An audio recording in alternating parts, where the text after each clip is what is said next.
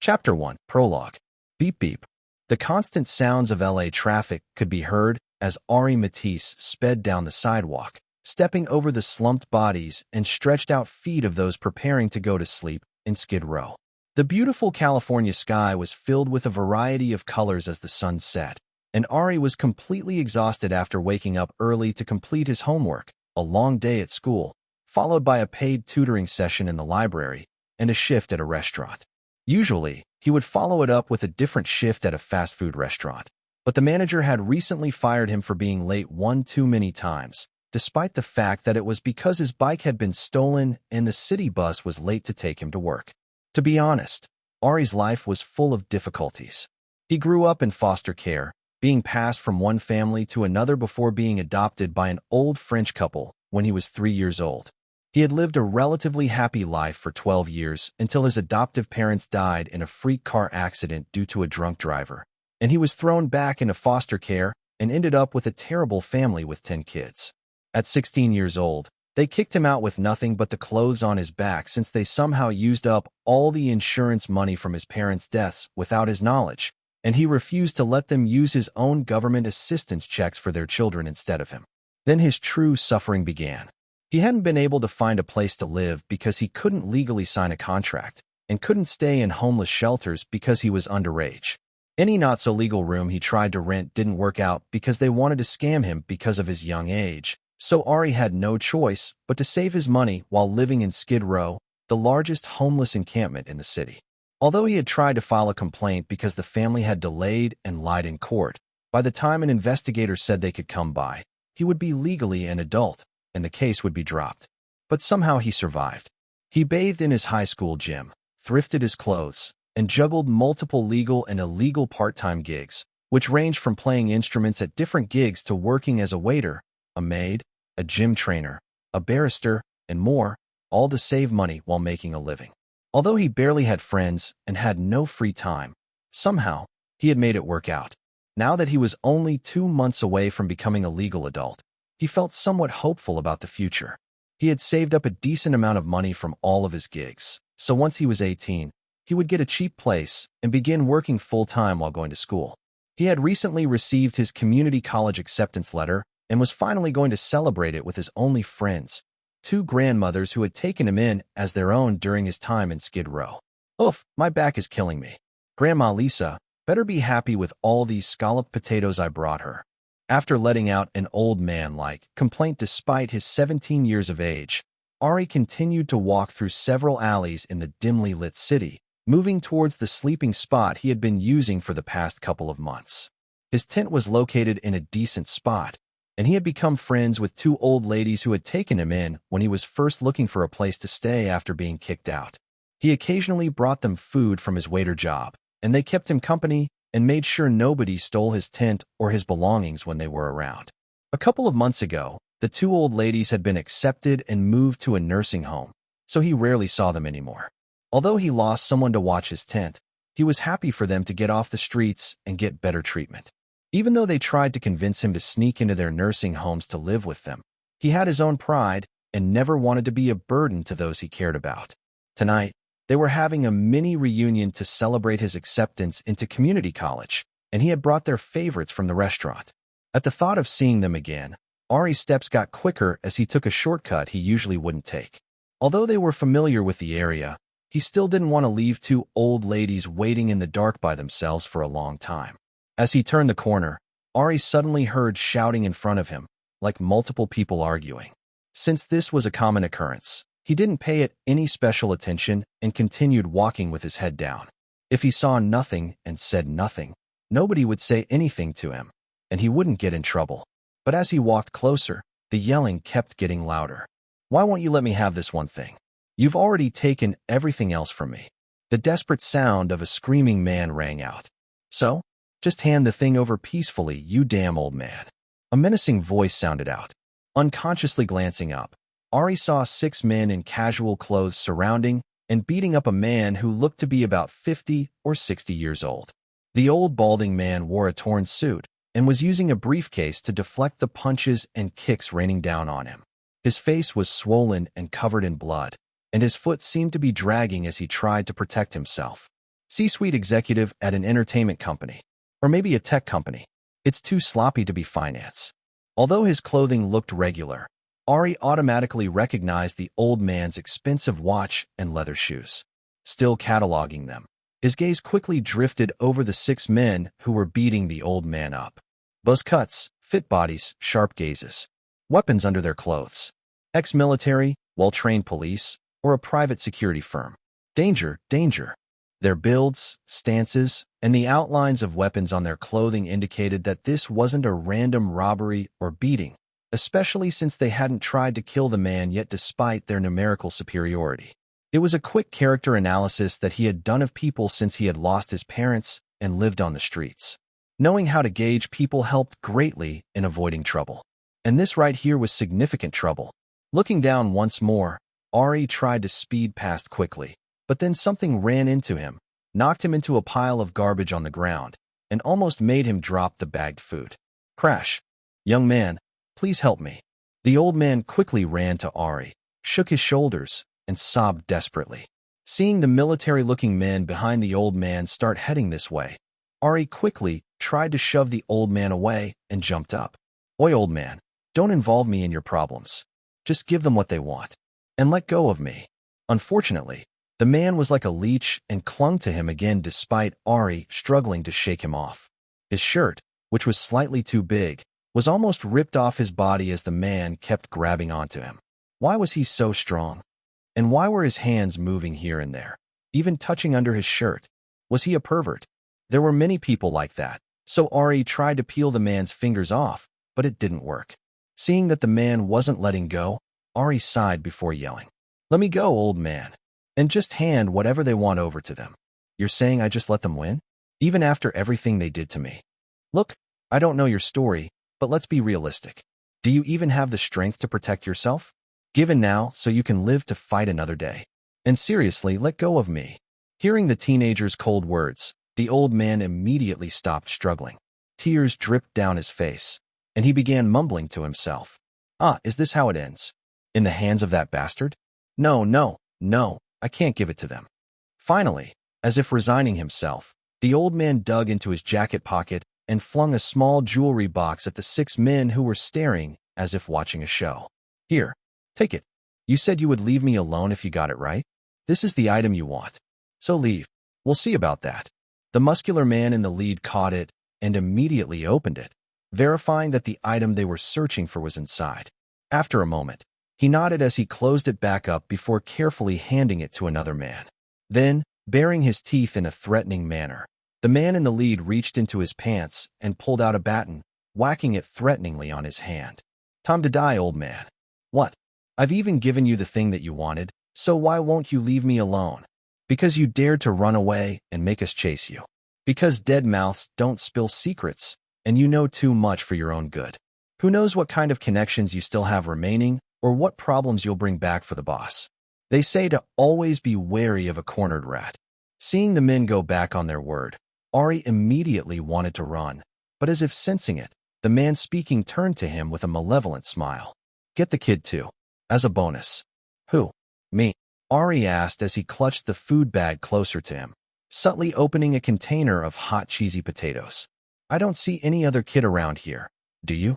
The man pretended to look around before smiling at Ari. Guess you're right. In that case, get wrecked. With no hesitation and his traditional smirk, Ari tossed the hot food at their faces before grabbing the old man's arm and beginning to run. Arg! A pained scream could be heard, but Ari ignored it, pumping his legs faster. Chapter 2. Garbage Boy. It was time to get away. Wawa dash. Be quiet and focus on running while thinking of any of your connections that can help. I don't want to die because you dragged me into your nonsense. As he dashed through Skid Row, Ari purposefully kicked the feet of slumped-over people to wake them up, dragged tents, and knocked over bags of trash, all to delay the men chasing him. Despite the irritated shouts from people who stumbled and tried to fight him, when Ari peeked backward, he could see 3 of the 6 men sprinting after him while knocking those people down.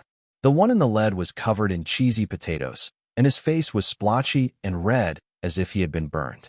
TSK. Too bad it didn't make him blind, too. Huff. Huff. Ari was panting hard as he did the double work of running and pulling the old man along. The sound of his strained breathing, the backpack slamming against his back, and his footsteps on the pavement sounded out. "Slow down. Huh, I'm tired. Call the cops, old man." "No, how? Phone." "Fine, I'll do it." As he ran, Ari pulled out his old cell phone to dial 911, but the old man somehow got a burst of energy and slammed it out of his hands into the ground, where it shattered into pieces. "No. Huh? Calling." Tisk. With no time to stop to try and retrieve the pieces, Ari continued running. As the old man began slowing down while completely out of breath, Ari briefly considered abandoning him before his conscience twinged. Although it was the old man's problem, ultimately, he had gotten himself involved by not avoiding that alley while trying to take a shortcut. Besides, how could he leave an old man to get killed like this? And what was the guarantee that they wouldn't come after him once they got the old man? It was better for both of them to escape and for the old man to owe him something. Resolving himself, Ari continued to drag him through the alleys. He was trying to lead them toward a busy area where there were sure to be pedestrians. Clearly, these guys didn't want to draw attention. Otherwise, they would have used the guns Ari could see underneath their clothes. If he made it to a public area, he could maybe figure things out from there or at least disappear in a crowd. The old man knew something of value and had connections like the guy mentioned. So if Ari saved his life, he would most likely help. Even if he didn't, once they were in the public eye, he could figure something out or disappear by himself and let other people take care of the old man. Surely, people walking around wouldn't just let an old man be kidnapped by 6 large men, right? Come on, old man, just a little bit more. We're almost to the main street. Even if you won't let me call the cops, there should still be one walking around. That should deter them at least. Cops. They're useless, but let's go. I have 1 or 2 friends that I can reach out to for help. Good. Let's speed up again, okay? Even though the men chasing behind them had disappeared, Ari still had a bad feeling. There was just 1 more street to cross, and then he had to turn the corner. After 3 blocks, he would be home free. Unfortunately, as Ari tried to turn the corner, an unknown object slammed into his face, knocking him flat on the ground. Before he could take a breath or figure out what hit him, hits began raining down on his body and especially his face. He could dimly hear cursing and shouting, but he couldn't understand the words as his ears kept ringing. As his eyes swelled up and a foot pressed his head to the filthy ground, shards of sharp glass digging into it, he somehow heard sharp, distinct footsteps through the dirty alley. Ari saw pure white sneakers stepping over the dirty ground and walking toward a briefcase in the distance, and a crumpled body beside it. When the person wearing the white shoes was far enough, Ari finally saw the face of the owner. Pale skin and neatly cut blonde hair, piercing blue eyes, and a handsome face that somehow gave off an innocent charm without being babyish. He would be the perfect prince on a white horse in a movie. The man was dressed in a black tracksuit with the sleeves rolled up, which emphasized his tall, lean build. Combined with expensive-looking yet restrained jewelry, it was clear that the man knew how he looked and how to maximize the benefits. From beginning to end, the handsome blonde-haired youth didn't bother to look at Ari as he picked up the briefcase from the still hands of the old man, flipped through it, and pulled out another jewelry box that looked similar to the one the old man had tossed at the men who were beating him. "The one he gave you was fake, but since you caught him, I'll let it slide just this once." The blonde boy had a calm, refreshing voice with a slightly posh accent. Not foreign, but an East Coast Boston accent. "Boss, what should we do with the kid? He knows everything, and even tried to help that old man escape. He even burned my face with a chemical attack and tried to blind me." Ari could hear the respectful voice of one of the men who had been chasing him. "When did cheese and potatoes become a chemical attack, you bastard? I don't even know what is going on, ag." The foot on his head suddenly stomped hard, which cut off his words, and despite his attempts to protest, Ari was thoroughly ignored by everyone. Since he likes to blind people, pluck his eyes out, make his death look like an accident, and dump the body somewhere. Homeless trash like him die all the time. In his next life, he'll be careful who he tries to help. "Yes, sir." The foot stomping Ari's face into the broken concrete pressed down even harder, basically grinding his face into the ground, and then, kook. A heavy impact hit the back of Ari's head, and as more hits slammed into him, his vision went black. Integrating the system with the new host. "Please wait." When Ari woke up, he had a strange blue screen in front of his eyes. He was lying on uncomfortable lumps, surrounded by a disgusting stench, in a dark, humid room. As he tried to get his bearings, beep, beep, beep, the sound of the garbage truck was heard, and suddenly the room he was lying in began to shake. Clang, clang, beep, beep, beep. Hearing the sounds, Ari immediately understood. No way. You've got to be kidding me. Wait. Somebody is in here. Despite his screams as he pounded on the metal, the dumpster was picked up and dumped into a truck. He briefly saw the light as the lid opened, and then, thud, thud, thud. He was dumped into a garbage truck, and trash was falling all around him. Chapter 3. Sis, Bro, Nova. Hey man, stop doing drugs. That way, you won't get beaten up like this and left for dead in a dumpster. You're lucky I had no furniture in this hall. If it had dropped on you, you'd be dead. The garbage truck driver who had unwillingly fished Ari out of the garbage truck clicked his tongue and left after lecturing him. Ari paid him no mind as he stared at the strange floating screen in front of his eyes, which had been slowly updating with unknown text that he couldn't understand, no matter how many times he rubbed his eyes and read it. His mind was completely confused as to what was going on. He had seen an old man getting mugged, running away, getting beaten, killed, and then what? Thrown in the trash? Resurrected? Was he a zombie now? Was this the afterlife? Ari glanced down at the few patches of skin that weren't covered in garbage and strange juices. Pale skin with the slightest hint of golden color indicating that he would tan instead of burn in the sun. It was definitely not zombie gray. He could feel all the aches and pains in his body, and he could clearly feel his pulse. He didn't feel like a zombie, and he certainly didn't want to eat the garbage truck driver's brains. So what was happening? As he was trying to reason out possible situations or come to the conclusion that he had been drugged, the text on the blue screen floating in front of his eyes suddenly changed. System integration complete. Congratulations, Ariel Matisse, on being selected as the host of this great system. Blinking slowly, Ari stared at the screen before turning to a couple pulling money out of their pockets and placing it in front of him. He pointed to the air while making eye contact and spoke. Hey, can you see this screen in front of me? It's floating while congratulating me and telling me strange things. I am not telling you strange things. I am speaking the truth. What? The woman, putting down the cash, was confused. Oh, now it says it's speaking the truth. Can you see it? It's right here. Ari waved his hand hard, but it kept passing through the floating blue screen. Stop that. Stop what? That. What? As Ari asked in a louder voice, the woman backed behind the man with a frightened expression, and the man spread his hands defensively. I told you we shouldn't stop and give him money. All these damn homeless people do is lay on the ground and do drugs. He's clearly on drugs right now and completely covered in filth. Ugh, let's go, Karen. As the man grabbed the woman's hand and dashed off, the woman gave him an apologetic look before turning away. Sighing to himself, Ari sat back down and stared ahead. The screen was still there, blinking as if waiting for him to speak. Sighing again, he whispered, I think I've lost it. Stress has finally gotten to me. I don't believe you had any sense to lose in the first place. Pay attention. Right now. At the sharp words on the transparent blue screen, Ari rolled his eyes before regaining his calm. If he was crazy, so be it. He would just see what this thing had to say. Who or what are you? Why can I see you? What's going on? I thought that you would never ask, pathetic human. You may call me Jarvie Dash. No. Ari quickly interrupted. Pick a different name. You may call me Core Dash. Rejected. You may call me Tar Dash. Absolutely not. These are names of entities similar to myself. I am trying to make a familiar connection so you, as the host, can understand. I said no. Choose a different name.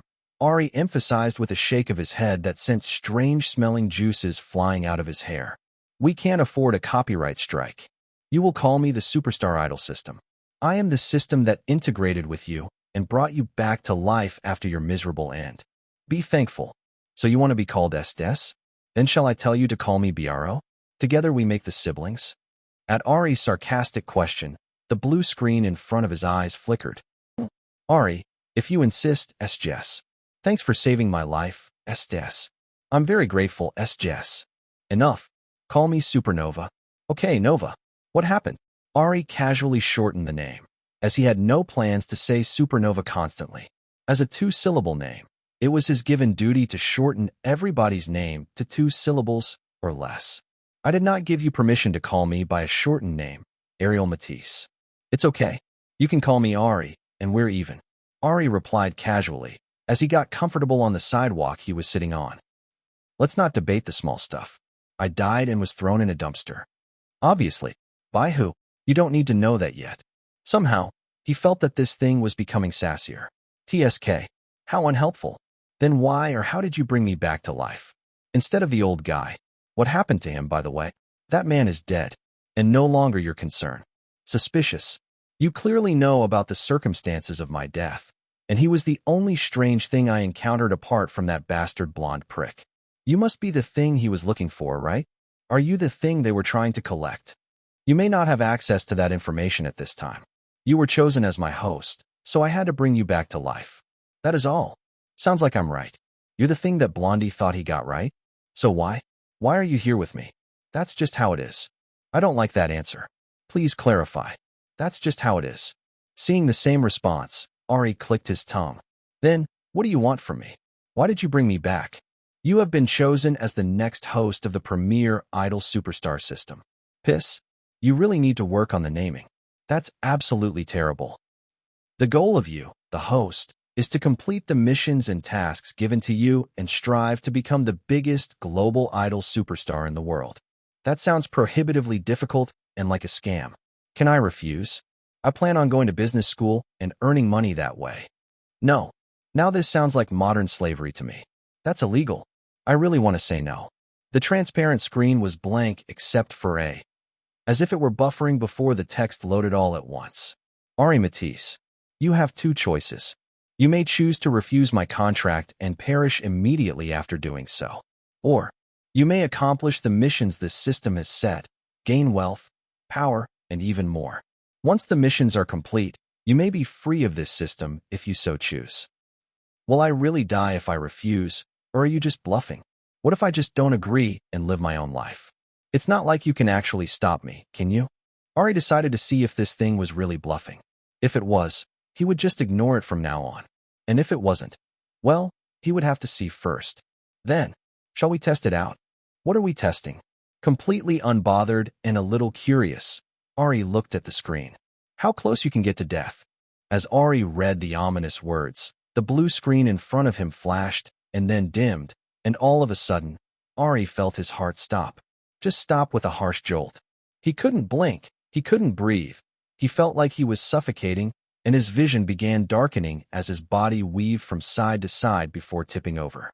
As he lay on the cold, hard sidewalk, through his dim vision, he could see footsteps passing him by with no hesitation, as if not a single person cared about his existence.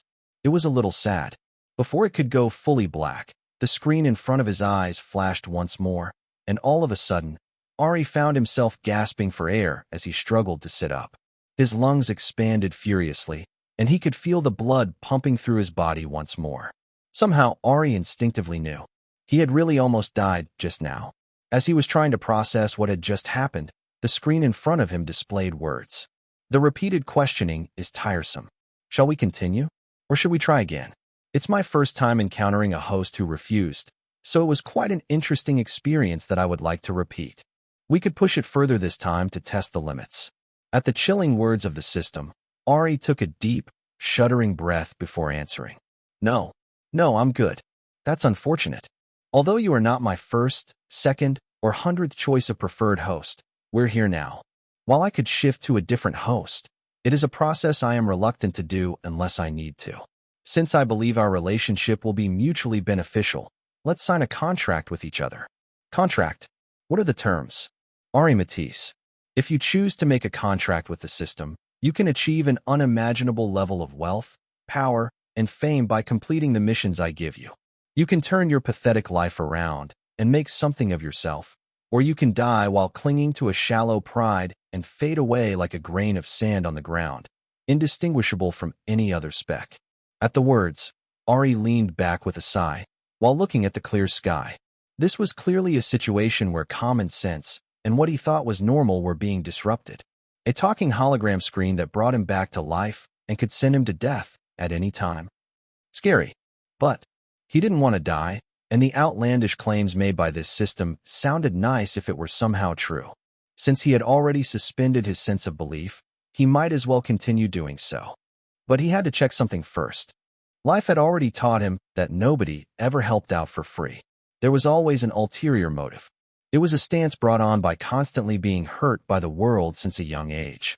Everything was about give and take, so he needed to know what the opposite party wanted. Wealth and power, huh? While that sounds nice for me, what's in it for you? I don't believe in random acts of kindness. What are you getting out of this? You're unqualified to know that. However, it will bring you no harm. Believe it or not. The choice is yours. Ari closed his eyes and thought about it. An idol superstar.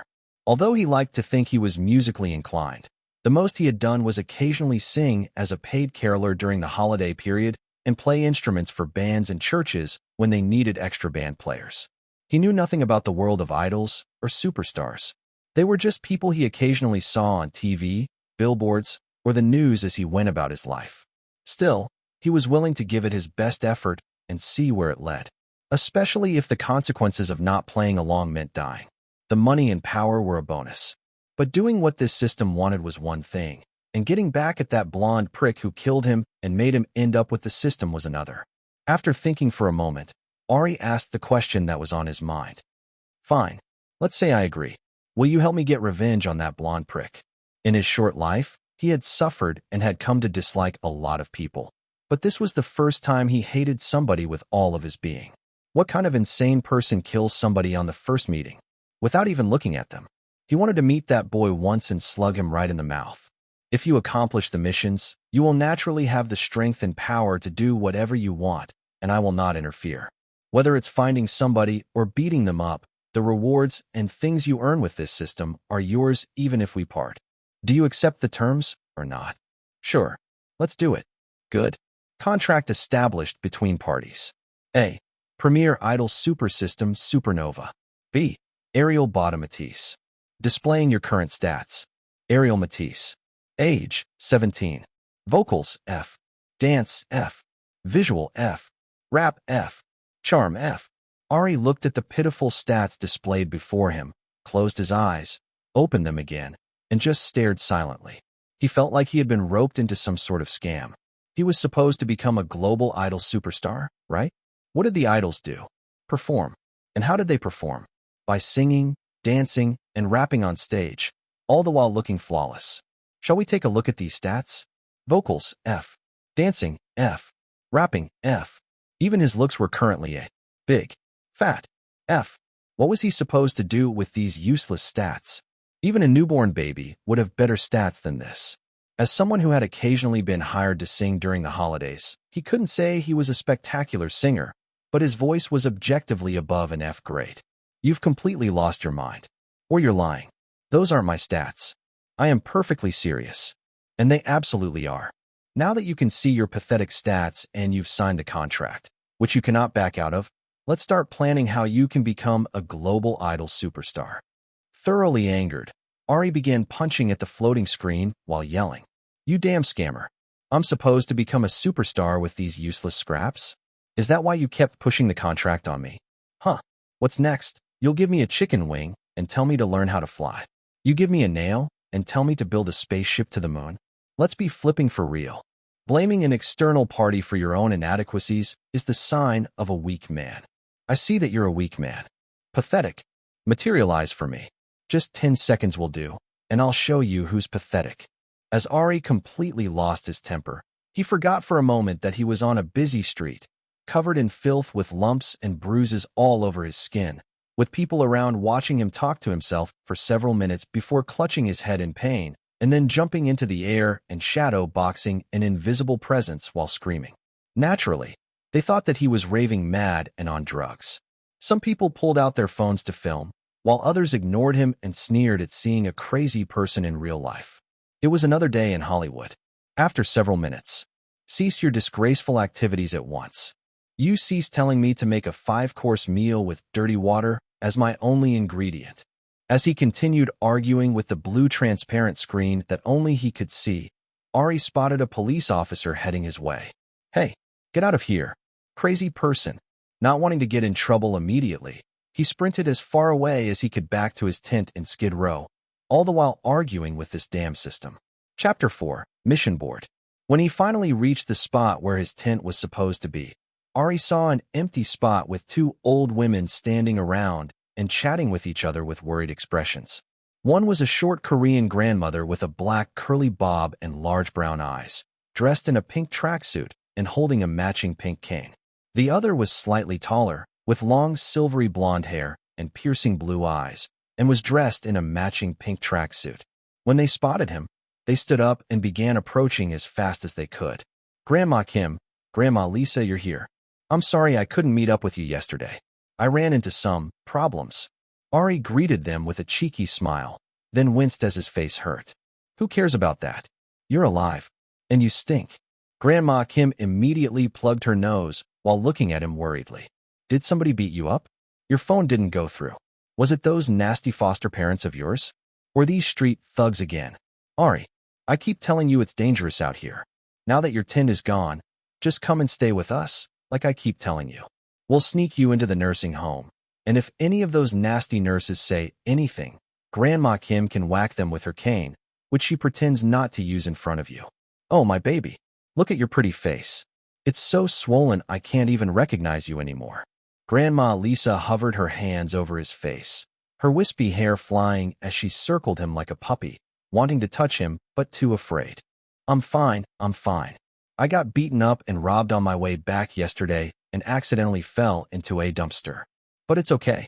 I'm fine. You ladies should head back. I'll need to get cleaned up and figure out what to do about my tent and stuff. Giving them a wan smile, Ari pointed to the empty space where his tent was supposed to be. Everything was gone entirely, leaving behind the flattened patch of ground. Ari, just come and stay with us. It's our fault for not waiting long enough for you to come back and letting your tent get stolen. If we had spent the night here. No, it's not your fault. These things happen, you know. Don't worry about it. Grandma Lisa stared at him with watery eyes, about to cry. Then, at least let us put you in a hotel. No, thank you. I'm fine. Fine. I'll lower my standards. A motel. No. Just for the weekend. No. A day. I'm fine. It's fine. As Grandma Lisa childishly stamped her feet, Ari looked away with a stubborn stare. He wouldn't argue with his elders, but he wouldn't cave in either. Although he appreciated the two older women, and they had gotten close, he didn't want to burden them and refused to accept their money. He had been kicked out with nothing on his back and survived, and he could definitely do it again. Ari. Grandma Kim called his name in a slightly harsh tone, but Ari continued to avoid looking at her. Ariel bought a Matisse. Look at me. I'm not listening. La la la la la la. Childishly covering his ears with his hands, Ari stared up at the sky. He knew he was weak to people who took a tough stance like he did and harmed themselves in the process of doing what they wanted to do, especially when trying to take care of others. In an argument, Grandma Lisa could give up if he were stubborn enough, but Grandma Kim would argue back until she was in pain from her arthritis, and eventually Ari would have to give in and do what she wanted. The fights that the two of them had had over the past months had ended just like that, and it reminded him of the relationship he had with his parents before they died. He just didn't want to be a burden, especially to women who had just settled in and lived on a small fixed income. Although it was small and had been broken often, he had his own pride, too. He would figure this situation out and continue to move on by himself. Suddenly, a cane whacked him lightly on his butt, and he stared at Grandma Kim in disbelief. You are so stubborn, you know. I know. Grandma Kim stared at him quietly for a moment before handing him a plain business card. Disobedient kid. Fine. Since your school is closed today, you can't bathe there, so try going here. It's the place I always tell you to go to since the service is pretty affordable. Is this another one of your tricks to get me into some troubled youth help program that will ship me away? I told you I'm not doing it. It's not. Are you sure? That's what you said last time. And then I woke up in Nevada with the driver crying over my life sto dash. Whack. The cane smacked his butt again as Grandma Kim sighed in irritation. I said it's not. It's just a bathhouse since you smell so bad and can't shower at school. They have clothes too, so you can change, and it's near Koreatown, so there's lots of food. Lisa and I will leave for now and come back another day. Lisa, let's go. Grandma Kim quickly replied, and turned away. But Dash, you have our numbers, Ari. Call us if you need anything. And make sure you go to the bathhouse today. Otherwise, next time I see you, I'm going to whack you extra hard with my cane. After leaving those words behind, Grandma Kim grabbed Grandma Lisa, who was complaining, and dragged her away. Kim, we can't just leave him here. Where is he supposed to sleep? Teenagers. He has his own pride, so let him be. Besides, Grandma Kim whispered something while pointing at him, and Grandma Lisa brightened up immediately. Bye, my baby Ari. See you at your new place, Suuf. Grandma Lisa was sharply elbowed in the side by Grandma Kim, who began walking faster and dragged them along. The two of them quickly disappeared, and after waving them off, Ari slumped down to sit on the curb. Mentally, he was completely tired, and the day was just beginning. He had to purchase new clothes, a tent, a new phone, a book bag, textbooks, and more since it was all gone. That would cost money that he had been religiously saving up, but he couldn't avoid it. Looking at how high the sun was, he was already late for his server job, and to top it off, he smelled bad. And he still had to deal with this stupid system and these terrible stats that were floating in front of his face without disappearing. Vocals, F. Dance, F. Visual, F. Rap, F. Charm, F. Remembering his anger once more, Ari began complaining again. What the heck am I supposed to do with this, huh? Please explain yourself, Nova. What should I explain? It's exactly like you see it. A failure across the board. Yes, but why? I know for a fact my visuals should not be an F. This face of mine is quite handsome when it's not injured, okay? These are your stats after I brought you back from death. They had to be utilized to heal your body, which was beaten to a pulp, had several broken bones, a snapped neck, a pierced lung, and had been blinded. If your original stats were higher, perhaps your current stats would not look so pathetic. Rather than complaining, you should be saying thank you for not only bringing you back to life, but for healing you to a state where you can move around with no issues. Seeing the extensive list of injuries, Ari snapped his mouth shut. That blonde bastard was really crazy. If what the system said was true, he should be in a morgue right now. It was a miracle that he could move around. But that was that, and this was this. What kind of global idol superstar could he be with these stats? It was all Fs across the board. Or maybe the F stood for fantastic. He could only hope. Glancing around and seeing nobody paying attention to him, Ari opened his mouth and sang a little nursery rhyme. Mary had a little lamb whose fleece was white as snow.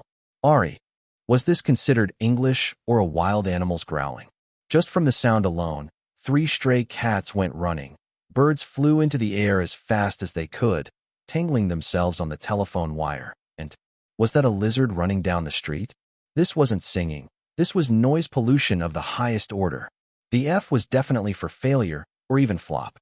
One more time, just to verify. Before Ari could try again, the system quickly cut in. Enough. Stop that racket at once.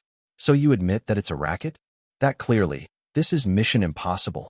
Where are my thanks for saving your life? Okay, thank you very much for saving my life. However, these stats, they're completely useless. I'm doomed, aren't I? Sigh. I wasn't even here for a good time, not a long time. I signed a rigged contract with the devil, and my soul is going to get devoured, isn't it? I will not perform an act as uncouth as that. Naturally, I will provide a way for the stats to be improved. You should have said that in the first place. All you said was, let's plan on how I can become a global superstar with your pathetic stats. Then you proceeded to mock me for 30 minutes. How was I supposed to know that there was more? Mockery builds character development. You should have waited patiently. I'm patiently waiting to punch you in the throat and build your character development. Ari muttered quietly, but was completely ignored. Silence. As the system that is bound to you, I will give you a mission board with relevant missions to aid you in achieving the goal of becoming a global idol superstar. When you complete a mission, you will receive stat points that you can allocate to improve your dismal stats. When you complete all the missions on the mission board will be refreshed, and you will randomly get a gotcha gift token to draw an item from a random item machine or a skill slots token to spin for a skill. When you complete your first mission board, you will unlock repeat tasks that reward you with stat points the more you repeat an action. As a one-time special deal for completing your first mission board, and to celebrate becoming the host of this amazing system, You will receive a skill selection ticket that will allow you to select a skill from 10 randomly selected skills. Do you understand it? Or shall I repeat it slowly?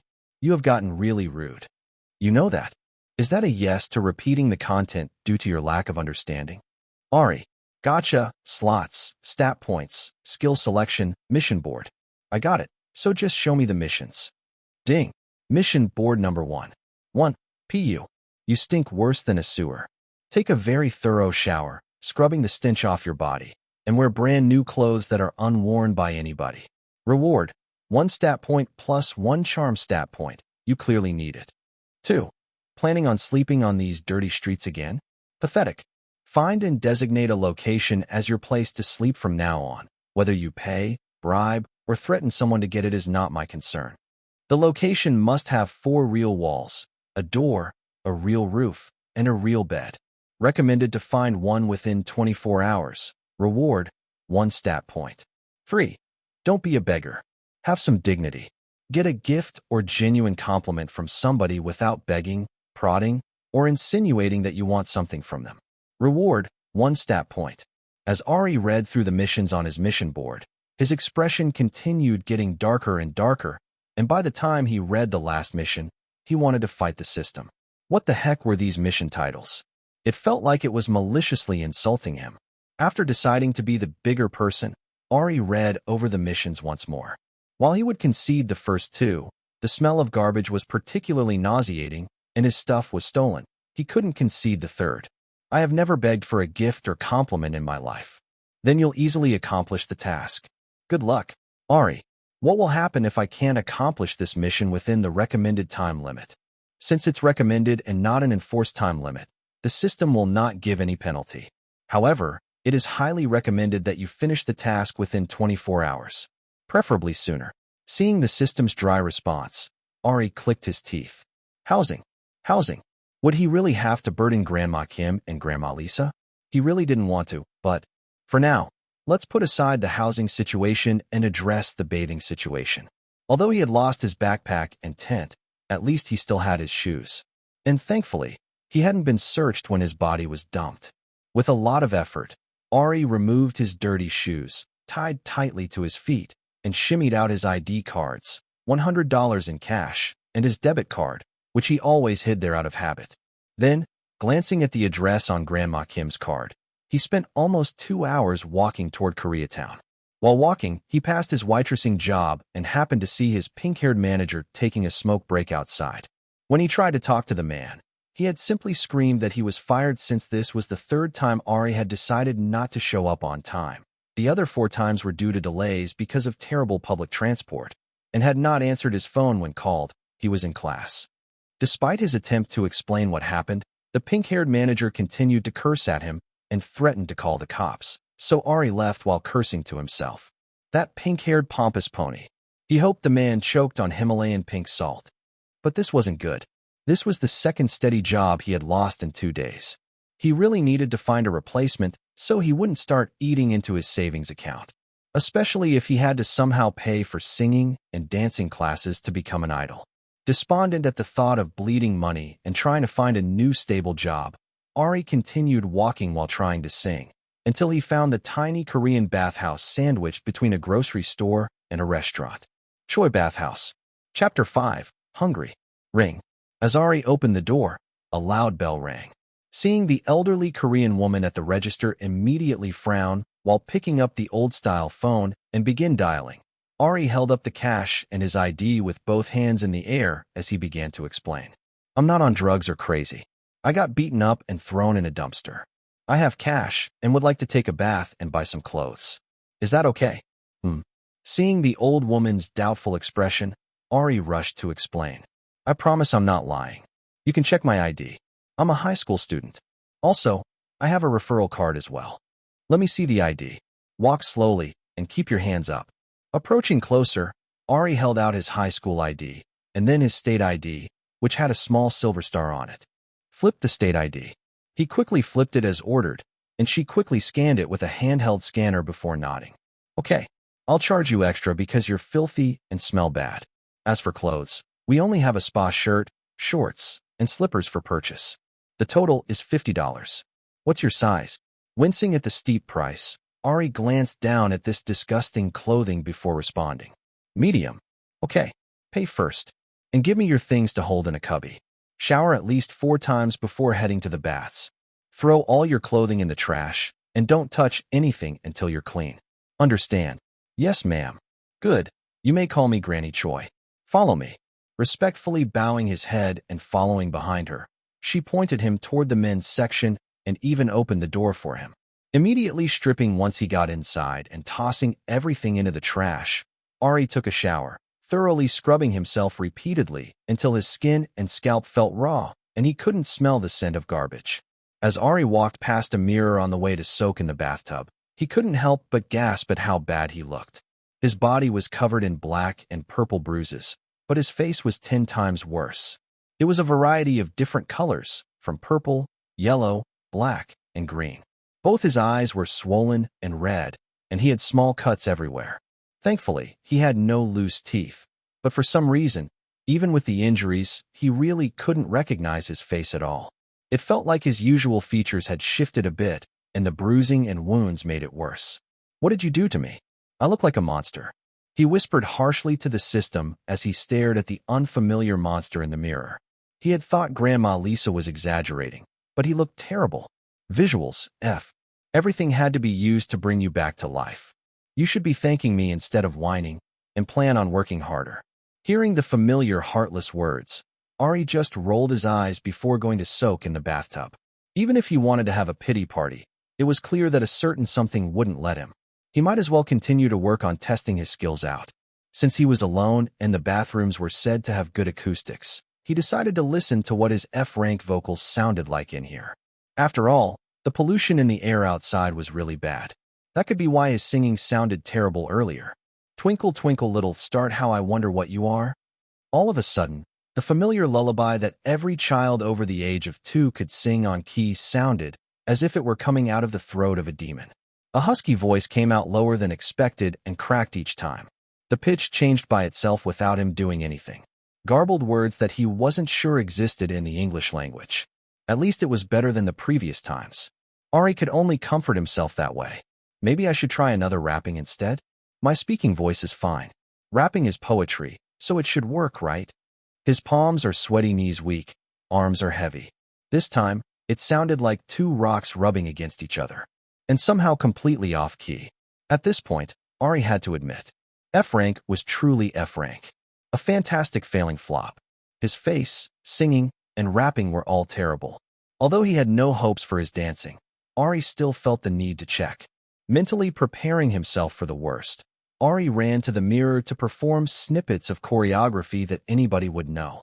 Single Women, Cat Daddy, Nay Nay, Irish Jig, Gangnam Style, Thriller.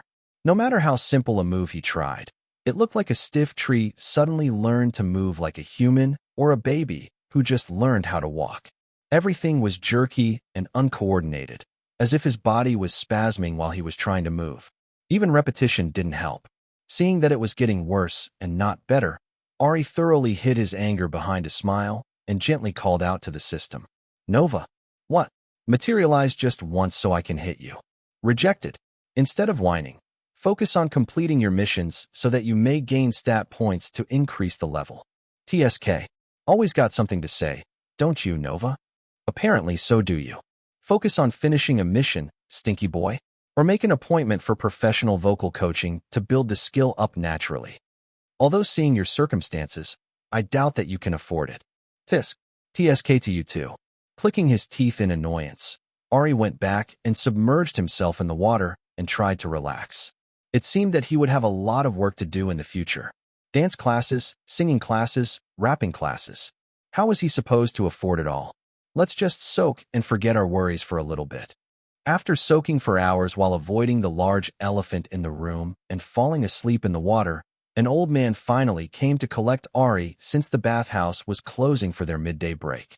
Feeling resigned to having to try to book a less than reputable motel at least for the night and waste money to accomplish the mission, Ari went back to the locker room and found mint green shorts, oversized short-sleeve shirts, socks, and slides lying by his locker. There was even a pair of matching boxers. Although he was a bit embarrassed about the boxers, he quickly put everything on. As he examined himself in front of the mirror, he noticed that the bruising that was previously covered by his long sleeves and pants was exposed. Ding! Pu. You stink worse than a sewer. Complete. Current rewards. 1 stat point and 1 charm stat point.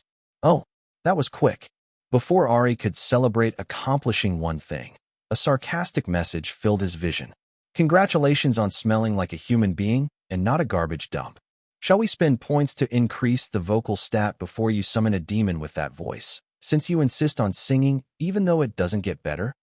Isn't there a saying that practice makes perfect? I'm practicing. There's also a saying about the blind leading the blind. Guess who the blind person in this situation is? It's the person who has this stat-vocals F and thinks that they can teach themselves to sing better with no experience. Ari, would it kill you to be kinder to me? Yes. Then die. Feeling his blood boil at the sarcastic response, Ari bit back what he truly wanted to say. Through gritted teeth, he spat the words out. Let's save the points for later. Ears all around the world weep at your choice and beg you to reconsider. Ari, shut up. When Ari arrived at the cash register, the old lady had his ID cards ready to go. As she held out his cards, she stared at his face, glanced down at his ID, then at his face, and down to his ID before sighing and rummaging through the desk drawer.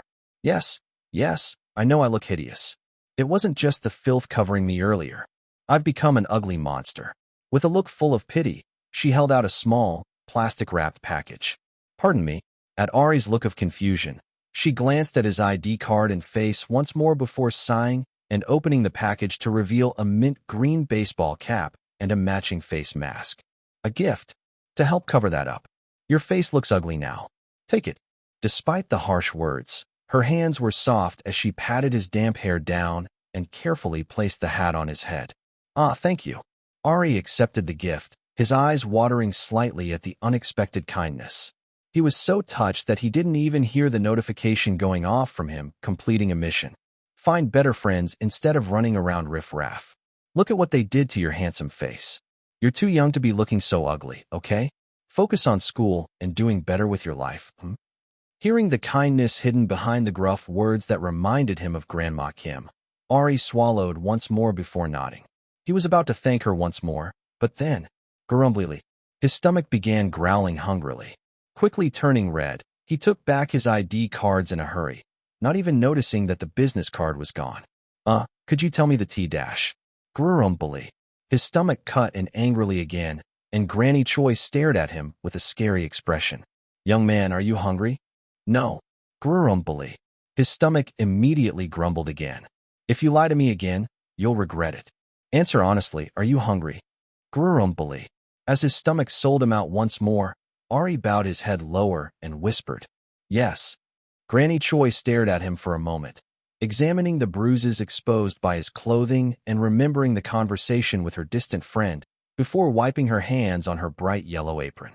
Then she walked over and opened an unobtrusive door to the side before yelling, Yobo, Grace, a hungry chick is coming, so put some meat on the grill and bring out some side dishes. And before Ari could say anything else, a small old lady grabbed his hand and dragged him through the door into a place that smelled heavenly. Chapter 6. New Home. I'm sorry, how much is this going to cost? I really can't afford all of this. Ari looked at the spread of meat and side dishes laid out in front of him before staring at the old lady, who was continually filling the table. Just eat. Granny Choi glared at him fiercely as she slammed a bowl of rice on the table. A young Asian girl with dyed blonde hair, who looked to be around his age, stared curiously at his masked face before putting down a plate of sautéed meat.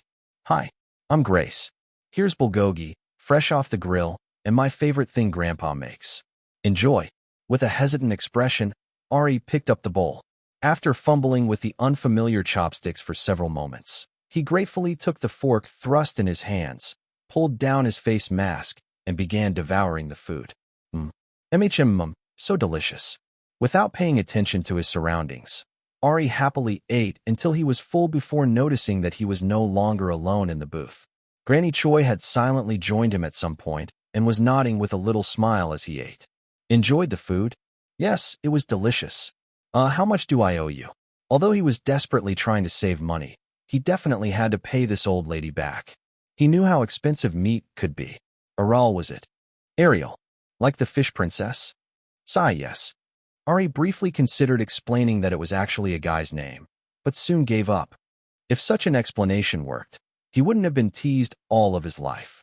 He just waited for the inevitable line of questions that usually came, but surprisingly, Granny Choi just moved on.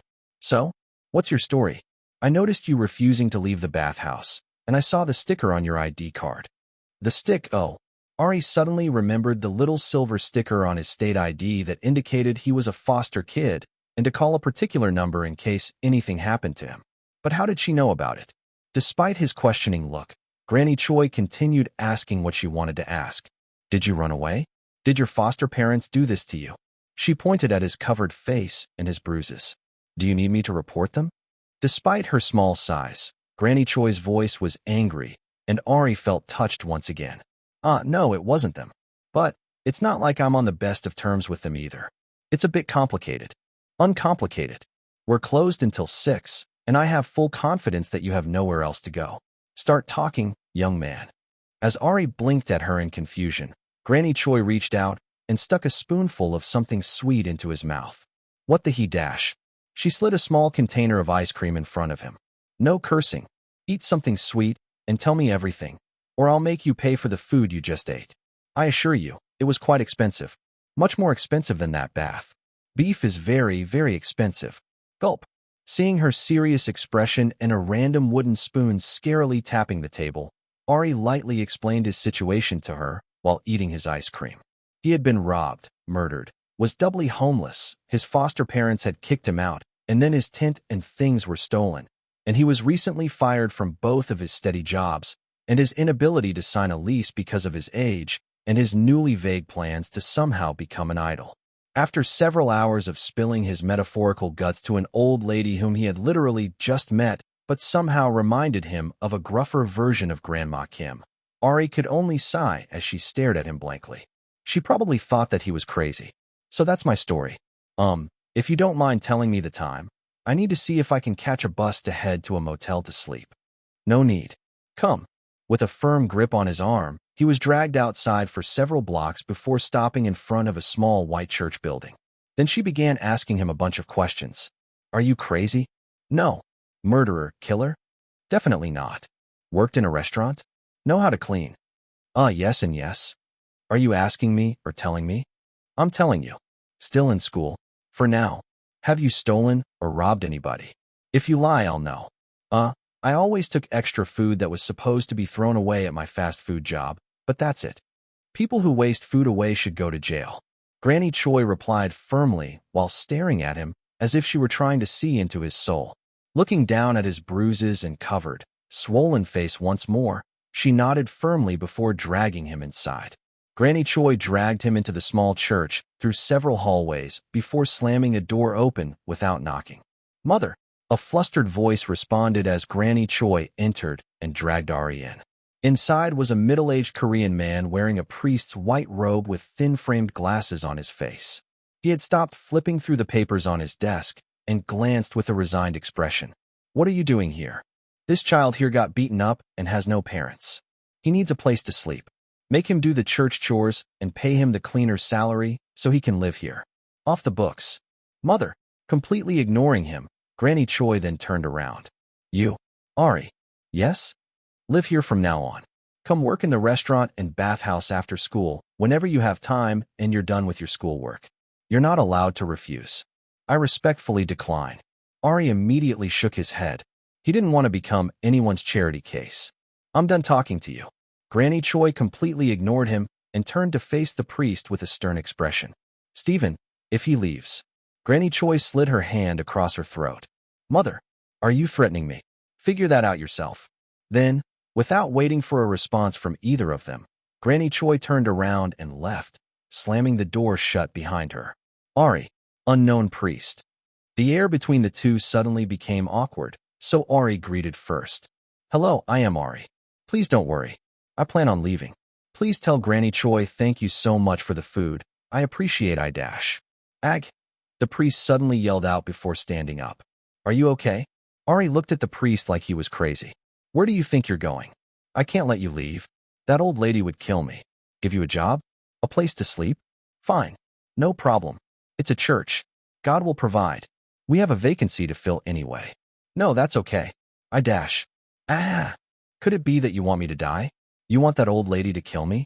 Do you not know the terrors of Korean grandmothers? No, I know. But I need to leave or dash. Ah, it's fine. I will take care of you. One way or another. You cannot leave. If you leave, when I get to heaven after being killed by that old lady, I'll make a special request to come find you and haunt you. As the priest yelled out a stream of words that made no sense, Ari slowly backed away from him. Was he in danger? Is this a cult? Trafficking operation? The priest sighed while rubbing his nose under his glasses before speaking in a much calmer tone. Please, Ari, was it? Consider my offer and stay here. I don't want to die before seeing my daughter get married. Ari, Priest Stephen Choi, no leaving. The church has a room, a kitchen, and I can give you a job that pays minimum wage with flexible hours. What do you say? If you don't agree, I'll take you back to Granny Choi, and you can convince her yourself. Ari thought of the slightly fierce look on the Korean grandmother's face before shaking his head. Okay, I'll stay and work. Phew. Good. Great. The priest wiped some sweat from his slightly red face before continuing. Sorry about my outburst. Each time you spoke about leaving, my life began flashing in front of my eyes, and I started seeing the light. Since we agreed to your staying, please follow me. Okay. As Ari followed the priest down a hidden hallway, the lights began flickering, and it continued getting dimmer and darker. He began to get nervous, and his footsteps slowed down, creating some distance with the priest in front of him. BZZT. BZZZT. The light kept flickering. Was it just him, or did the air suddenly become colder? As he was rubbing his shoulders and legs from the chill, the system decided to interject. Is this how you die again? Following a stranger in a church down a dark hallway? Never to be seen again. Who knows what will possess you this time? Or if you'll come back to life if you die again. You shut up. Pardon me. The priest turned around, and as the fluorescent lighting shadowed his face in a creepy manner, Ari took a step back. No, sorry. I was asking what your name was. I don't think I caught it earlier. Oh, my name is Stephen Choi. I'm that bossy old lady's son, can't you tell? People say I have her eyes.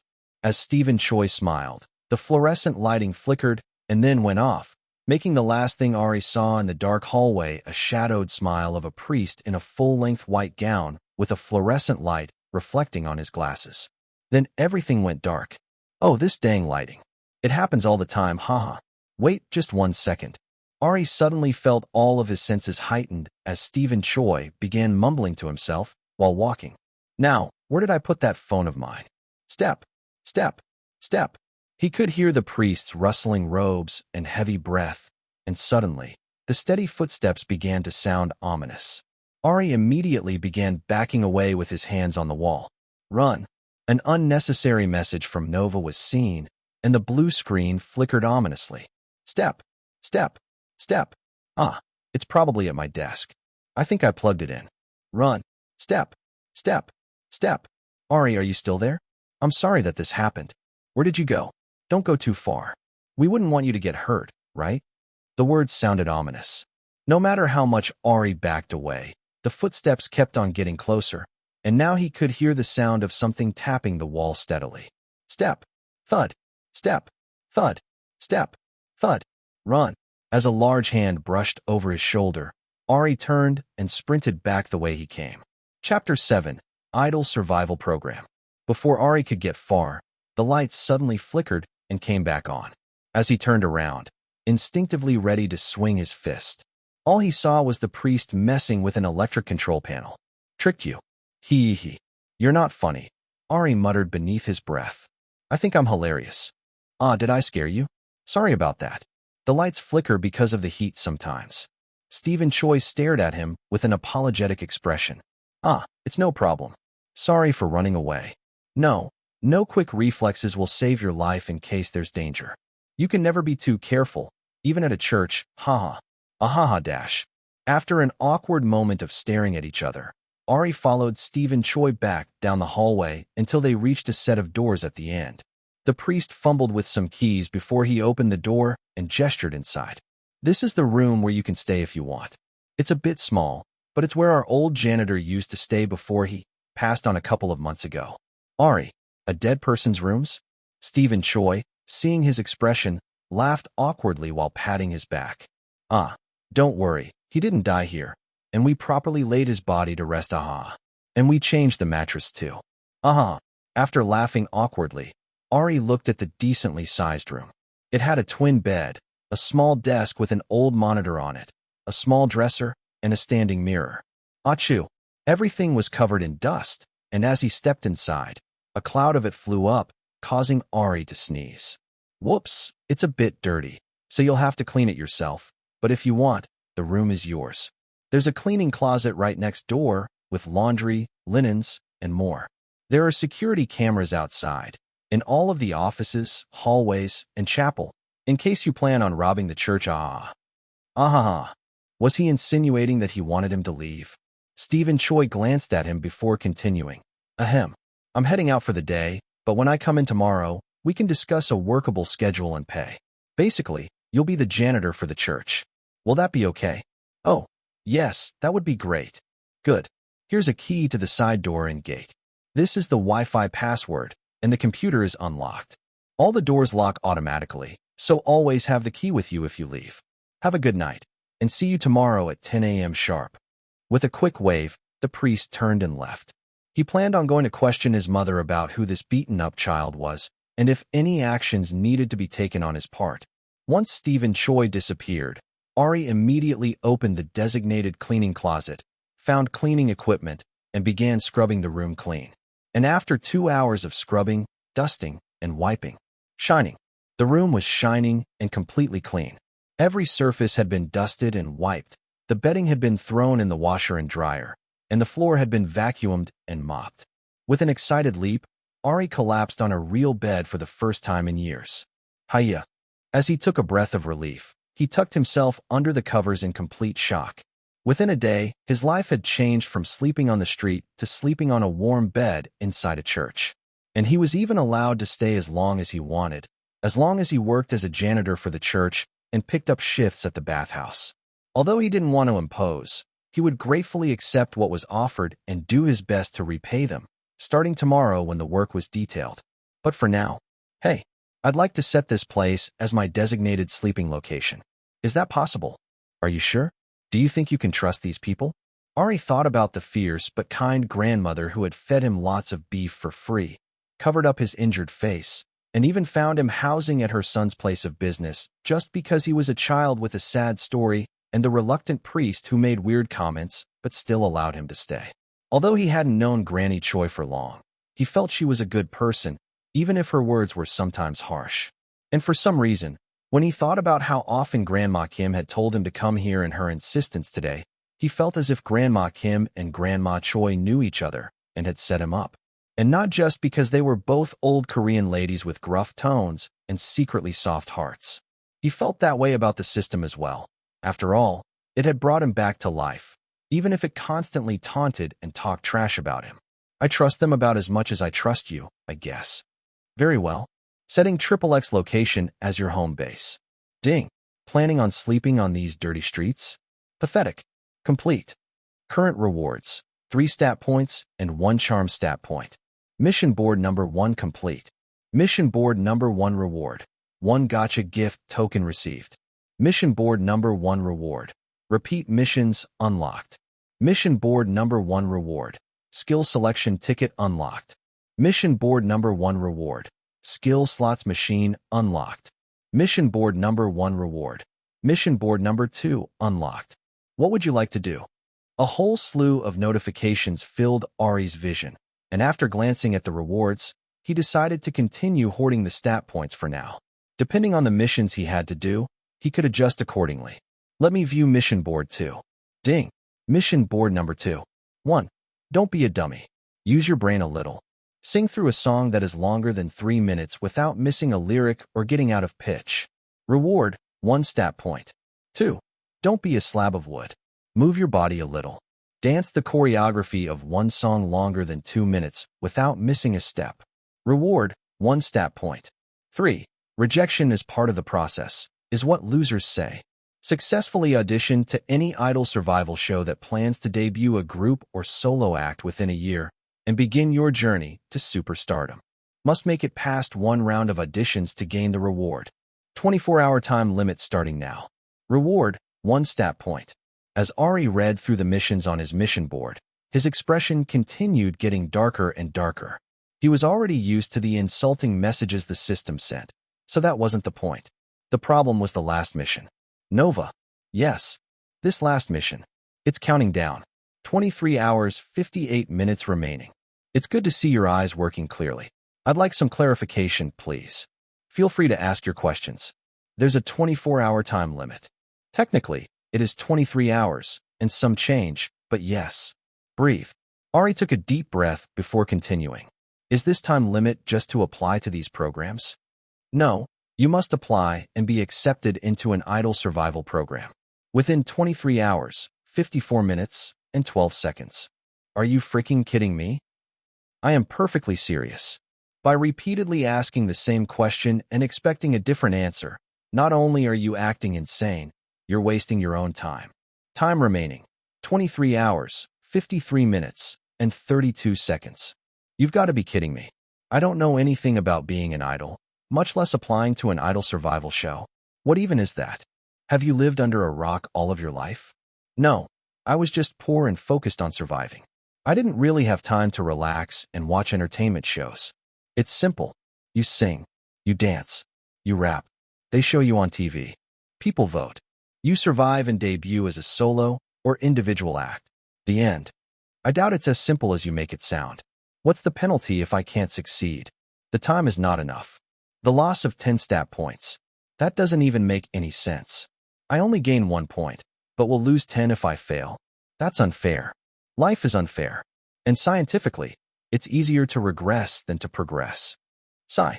Ari stared at the cold words before sighing and laying flat on the bed as he stared at the ceiling. This was a cold, cold world. Go ahead and fail the mission. Every stat is already as low as it can go. There's nothing else to lose. Incorrect. Since the lowest stat point is F-, you can always go lower. Warning. If your stats drop below F-, you will perish involuntarily. Your current stat count is 9, including the unused stat points. It's recommended that you try to achieve the mission or strive to gain more stat points to offset the deficit for failing to complete the mission if you choose to do so. However, your path to global superstardom will become infinitely more difficult. Although he could just complete the 2 other missions, the thought of his stats dropping below F rank rubbed Ari the wrong way. And he certainly didn't want to die. But an impossible situation was an impossible situation. Even if he had the will, there was no way. How am I supposed to complete that mission? Ask yourself if you're not being just a tad bit unreasonable and unhelpful right now. Seriously, ask yourself. You want me to find, apply, and get into one of these without any knowledge or preparation? More than half the time will be spent researching. Indeed, it is quite unreasonable, especially with lacking skills like yours. Would you like my help? Ari decided to ignore the insult that was slipped in there for now. Obviously, noted, there is currently one guaranteed idol survival show that can allow you to complete this mission. If you agree, I'll give you the information to apply right away. Of course, passing the audition is entirely up to you. So it was a setup from the get-go? You wanted me to try to get on this survival show. Obviously, at the straightforward reply, Ari glared angrily at the system, but it continued in an unbothered manner. For further context, the person who killed you is participating in this idol survival show. If you don't want to complete the assigned mission, that's your choice. But, are you sure you want to fail the mission and let the opportunity to get close to your enemy and find out more about him slip you by? You had a big speech about revenge. Do you plan on giving up like this? When you have the opportunity to see the face of your enemy up close and use your skills to crush him and find out his motives? As he read the words, Ari felt himself getting angry again. It was true that he wanted to punch the blonde prick, but he wanted to punch this system at least once, too. He felt like he was being dragged around, and everybody but him knew what was happening. The system had already told him he wasn't qualified to know the information when asked. So the only other culprit was the one who killed him. And now that he had a lead to that bastard's location, I'll do it. What did you say the program was called? Pop Star Academy. Project 777. Say less. With burning eyes, Ari quickly pulled up the appropriate page and scanned through the details on the computer. Blondie, wait for me. A flying kick is coming straight for your throat. Nova, you wait as well. A flying punch will be coming through this screen. Chapter 8. Preparation is key. Pop Star Academy. Project 777. 7 boys. 7 cities. 7 companies. Coming together to produce the biggest global boy group survival show in history. Ari read through a few websites to understand what an idol survival show was before heading to the Pop Star Academy website. It was filled with a bunch of bold claims, making the next hottest global boy group. Yada yada. Based out of Los Angeles, USA, Vegas, USA, and Seoul, South Korea. Yada yada. Training from top industry experts across multiple continents. Yada yada. Reality show filmed for YouTube, documentary filmed for Flixnet, and a weekly TV broadcasting slot as well. Celebrity mentors, expert songs, and the industry's best instructors. Yada yada.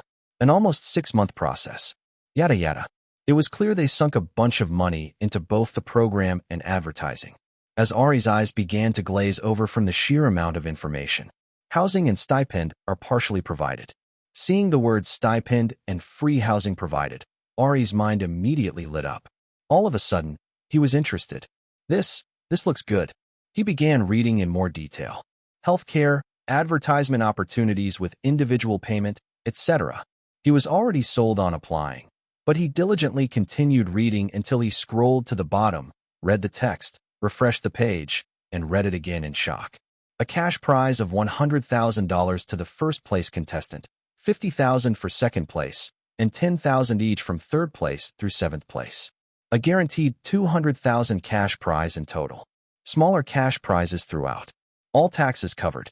Grand prizes will be paid immediately upon finishing the show as part of the debut group. Many cash prizes will be paid within the week they were won.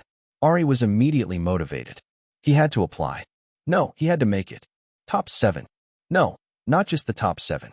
He needed to sweep every mini cash contest and properly aim for the $100K cash prize. Becoming a global superstar idol? That was a vague dream. Earning money directly from participating in the show? Count him in. With no hesitation, Ari quickly moved over to the application page. The online application closed at midnight the next day, and tomorrow was the last day for in-person auditions in LA. Registration requirements. Play button eligibility. Age, 17 to 23 years old. Gender, male. No restrictions on nationality. So far, he was in the clear. Audition. A self-introduction message for profile shots and video. 1 song of your choice to sing, minimum 1 minute per song. Perform 1 choreographed dance with your own background music, max 1 minute. Present 1 talent separate from the above requirements. Basic tuned instruments will be available on set: piano, guitar, acoustic, electric, drums, bass, acoustic, electric. If the participant is a minor, they should be accompanied by a parent/guardian. As he read the details and expectations, Ari immediately realized that even if he could fix his vocal skills and cover up his beat-up appearance, he had a bigger issue. He was a minor, 17 years 10 months. So he needed parental permission. Asking his foster parents? That was impossible. Ask Grandma Kim and Grandma Lisa? He didn't want to make them lie on the off chance he got caught. Since that was a bit difficult, he had to use some out-of-the-box thinking. After all, his $10,000 to $100,000 prize was waiting for him. Ari read through the requirements again, noting that they just needed an adult present. If that was the case, he opened a new tab on the website he frequently used to find an adult to take him places, aka rent-a-family.com. It was his go-to for situations like this since the person just needed to be there. If he made it through the audition successfully, by the time the show was midway through, he would be a legal adult. After reserving a mother figure for the next day, Ari quickly filled out the audition form for the final slot of the day, which was immediately accepted. Then, he began researching different songs that he could possibly perform with his current raspy, gravelly vocals and how he could package himself while hiding his beat-up face and body for an audition program. For his talent portion, he would just casually play something on a guitar. After 30 minutes of searching, he narrowed his song choice down to a rock song from an old popular rock band. The main vocalist was known for his raspy voice, and the song itself seemed relatively simple to learn, at least to his ears. Additionally, it was slightly over 3 minutes, which meant it could be used for his mission task to earn stat points. With a 3-minute song selected and his concept settled, Ari gritted his teeth before ordering the main items he would need for delivery first thing in the morning. He hoped it would arrive before Priest Stephen Choi came, but even if it didn't, he would apologize if needed. Then he ordered some snacks and drinks, a change of clothes, a prepaid phone, sneakers, and other miscellaneous things for immediate delivery through a separate site while crying at the cost. Usually, he would have gone to a thrift store, but right now, he didn't have the time. My precious $10,000. My precious $50,000. Although you're far-fetched, my precious $100,000. He continued chanting those numbers to keep his motivation strong as the money flowed out of his account. After that, he did a rough news search to see if any deaths had been reported in the area, but saw nothing about the old man. After making a mental note to check the news continually, it was time to deal with his stats so he could prepare for his audition tomorrow. The first thing he did was add all 3 stats to the vocal stat and added the free charm stat as well. There was no way he could audition for an idol survival program and not be able to sing.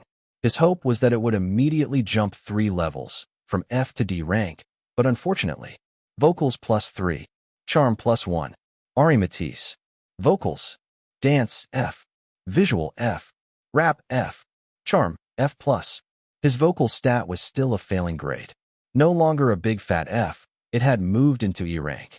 With his fingers crossed, Ari tried to sing his selected song, which was called Freak. It was a song about the world not understanding a person and the person still striving to do what they want in life anyway, even while being labeled as a freak. He felt that it somewhat fit his situation in which his world was forcibly changing, and he was striving for a goal he wasn't sure he would like. I used to wonder why I so cough. Ari immediately began choking as he tried to sing.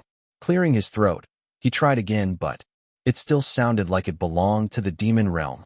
Even with 3 points added, it was still this bad? Forget memorizing the lyrics. He couldn't even find the right key to sing on.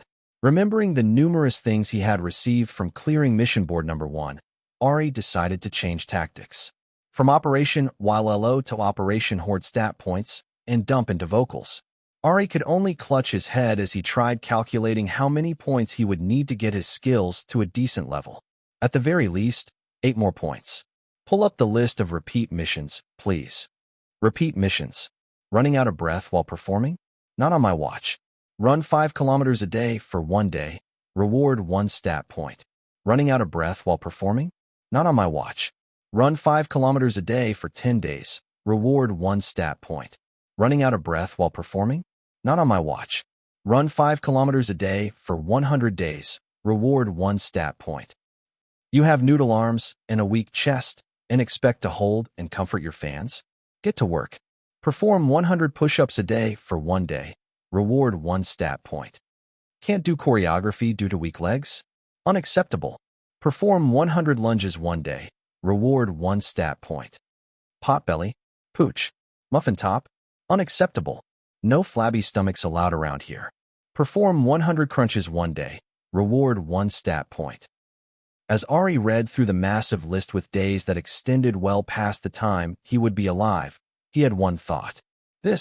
Wasn't this just a workout plan? Wasn't he supposed to become an idol instead of an athlete? Am I training for a marathon or to be an idol? And what is with your wording? And why so many missions? Run a 5K for 100,000 days? That's almost 300 years. Being an idol is similar to being an athlete. The stamina needed to dance while singing stably is immense, not to mention the marathon of physical exertion that is a concert. You think you can do that with a weak body and a weak mindset? You think that you can achieve anything without training? Just adding stats without effort? And your body will magically be fine? Answer me. Is that what you think? That it's a casual game? Is it not? For some reason, Ari felt like if he said yes, he might actually die. No. Exactly. So start training that weak body of yours and make sure to eat proper meals to build stamina. Otherwise, you're the one who will suffer heavily in the future. Although he was skeptical about how much training an idol really received since all they did was occasionally dance and sing on stage, there was no point in arguing. especially since he wasn't an expert. Ari just lay on the floor and began doing crunches as if he were in gym class. What he cared about right now was stat points. 1, 2, 3, 49, 50. When his abs got tired, he sat up and began trying to sing the song he wanted to use as his performance song. I used to wonder why. What could it be? How was that? Completely off tune. You're lucky that this is a church. Otherwise, a portal to hell would have descended on earth. Again, your words are as harsh as ever. Not harsh enough, apparently. Less yapping, more training. Ari sulked for a moment before lying back down and continuing his crunches. After 10 more minutes, while his stomach was burning. Ding! Congratulations on completing a repeat mission. Perform 100 crunches one day. Complete.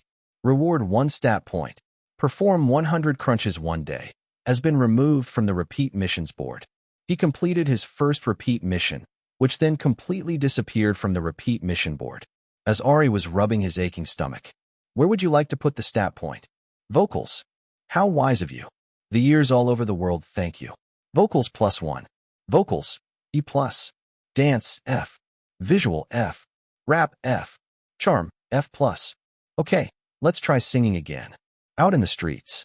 Talking all the heat. How was that? Is that a real question? Or are you deaf? Again. Tisk. After stopping himself from choking, Ari restarted the song, getting a bit farther along each time. As he sang, Ari truly couldn't say it sounded good, even with the generous buffer of thinking that it was a rock song that was supposed to be raspy.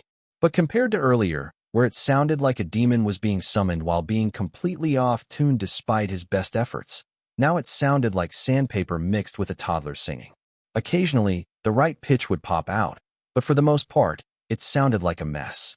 Still, the difference with and without the point was stark, so with renewed energy, Ari pushed through in completing the push-ups and lunges missions and immediately pumped the 2 new stat points into his vocal stat.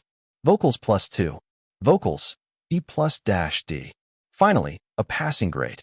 Pleased at seeing a visible change for his efforts, Ari smiled and did a little cheer. Okay, let's DD do it. D's get DD degrees. I will DD definitely get it this time. After cheering himself on despite his aching core, shaky legs, and jelly arms, Ari tried singing the song once more. Talking all the heat. How about now? I think you're DDD deaf. Sing in tune or DD drop, DD dead, and DD die. Again, Ari, let's just sing in peace without cheering, so that hater will stop messaging him insults. Chapter 9. I'm a freak. Do. I live my life without caring why. Without being shy. Whoa. Ari was making progress by brute forcing the song, line by line. Now, he had somehow made it past the first and second verses with no odd pitch issues, and his raspy voice was holding up. It didn't sound good, but he was making it through the song, without choking. Even the system had quieted down and seemed to be observing quietly, as he was rounding out the chorus leading to the final verse. Bang, bang, bang, bang. Delivery. I have your stuff. Somebody began banging on the side door. The items he had ordered were being delivered. After collecting the items, Ari sat down and tried to recall the good feeling he had before being interrupted and sang the song. Each day is filled with woes, and yet my dream grows. Cough. No, not like that. One more time. Live without caring. All of my days are filled with daring. Loneliness can't. Who cough cough. Once more. Cough cough. Again dash. I'm a freak. My dreams will grow cough. Despite trying more than 10 times, he kept failing. After sipping water and checking the time, Ari decided to change tactics. Operation Pour More Stats into Vocals 2.0 begin.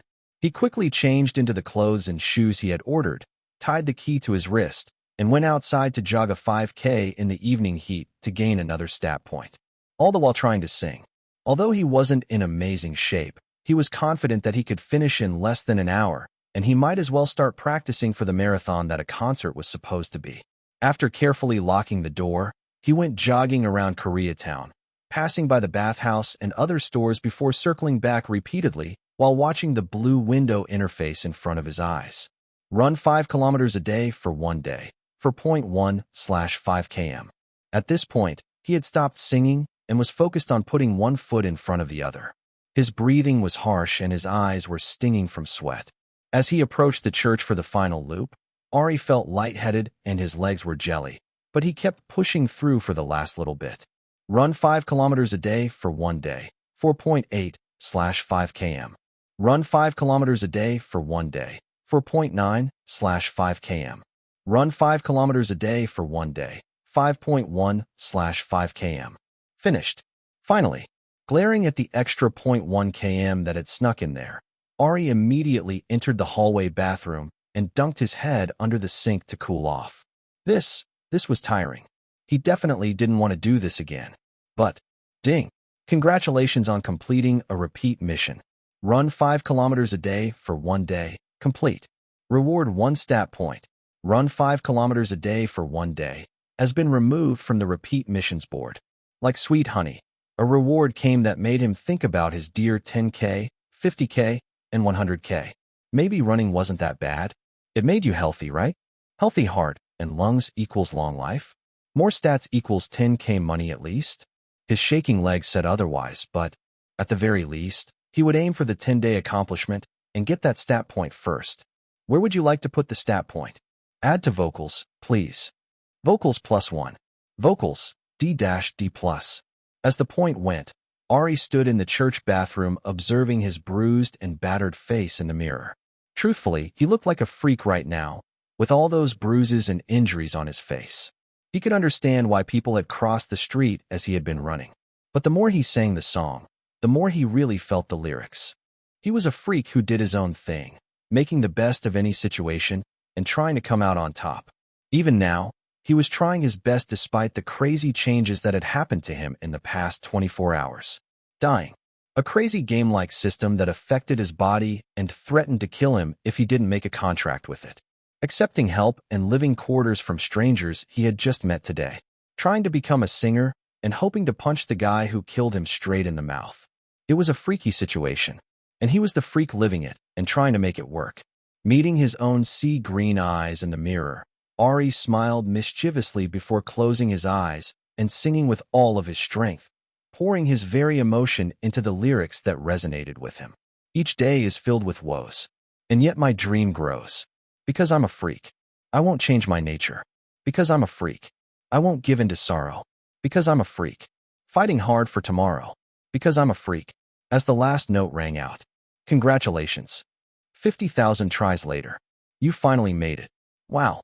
Finally, he finally succeeded in singing the song.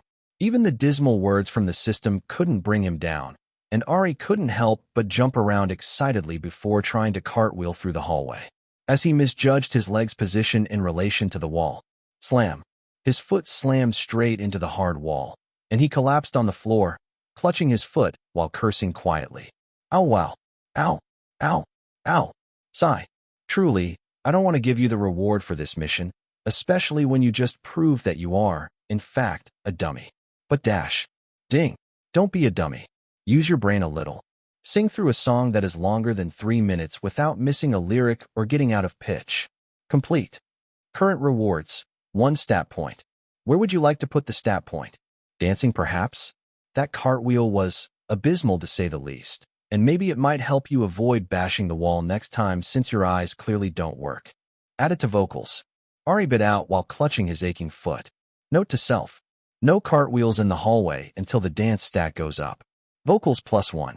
Vocals, D+-C-. Phew. Finally out of the failing class in 1 stat at least. If only I could repeat that mission again, that would be perfect. And as if the system were waiting, it sent out a message. Don't be a dummy. Use your brain a little. Added to the repeat missions along with its derivatives. Repeat missions. Running out of breath while performing? Not on my watch. Run 5 kilometers a day for 10 days. Reward 1 stat point. Don't be a dummy. Use your brain a little. Sing 10 songs that are at least 3 minutes long without missing a lyric or getting out of pitch.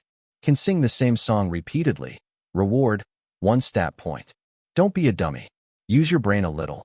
Sing 100 songs that are at least 3 minutes long without missing a lyric or getting out of pitch. Can sing the same song repeatedly. Reward 1 stat point. Seeing the newly added repeat missions, Ari began running calculations in his head. Freak was a 3-minute song. If he practiced the song and did it perfectly each time he sang it, He would be done in 6 hours and knock out 2 repeat missions for 2 extra stat points.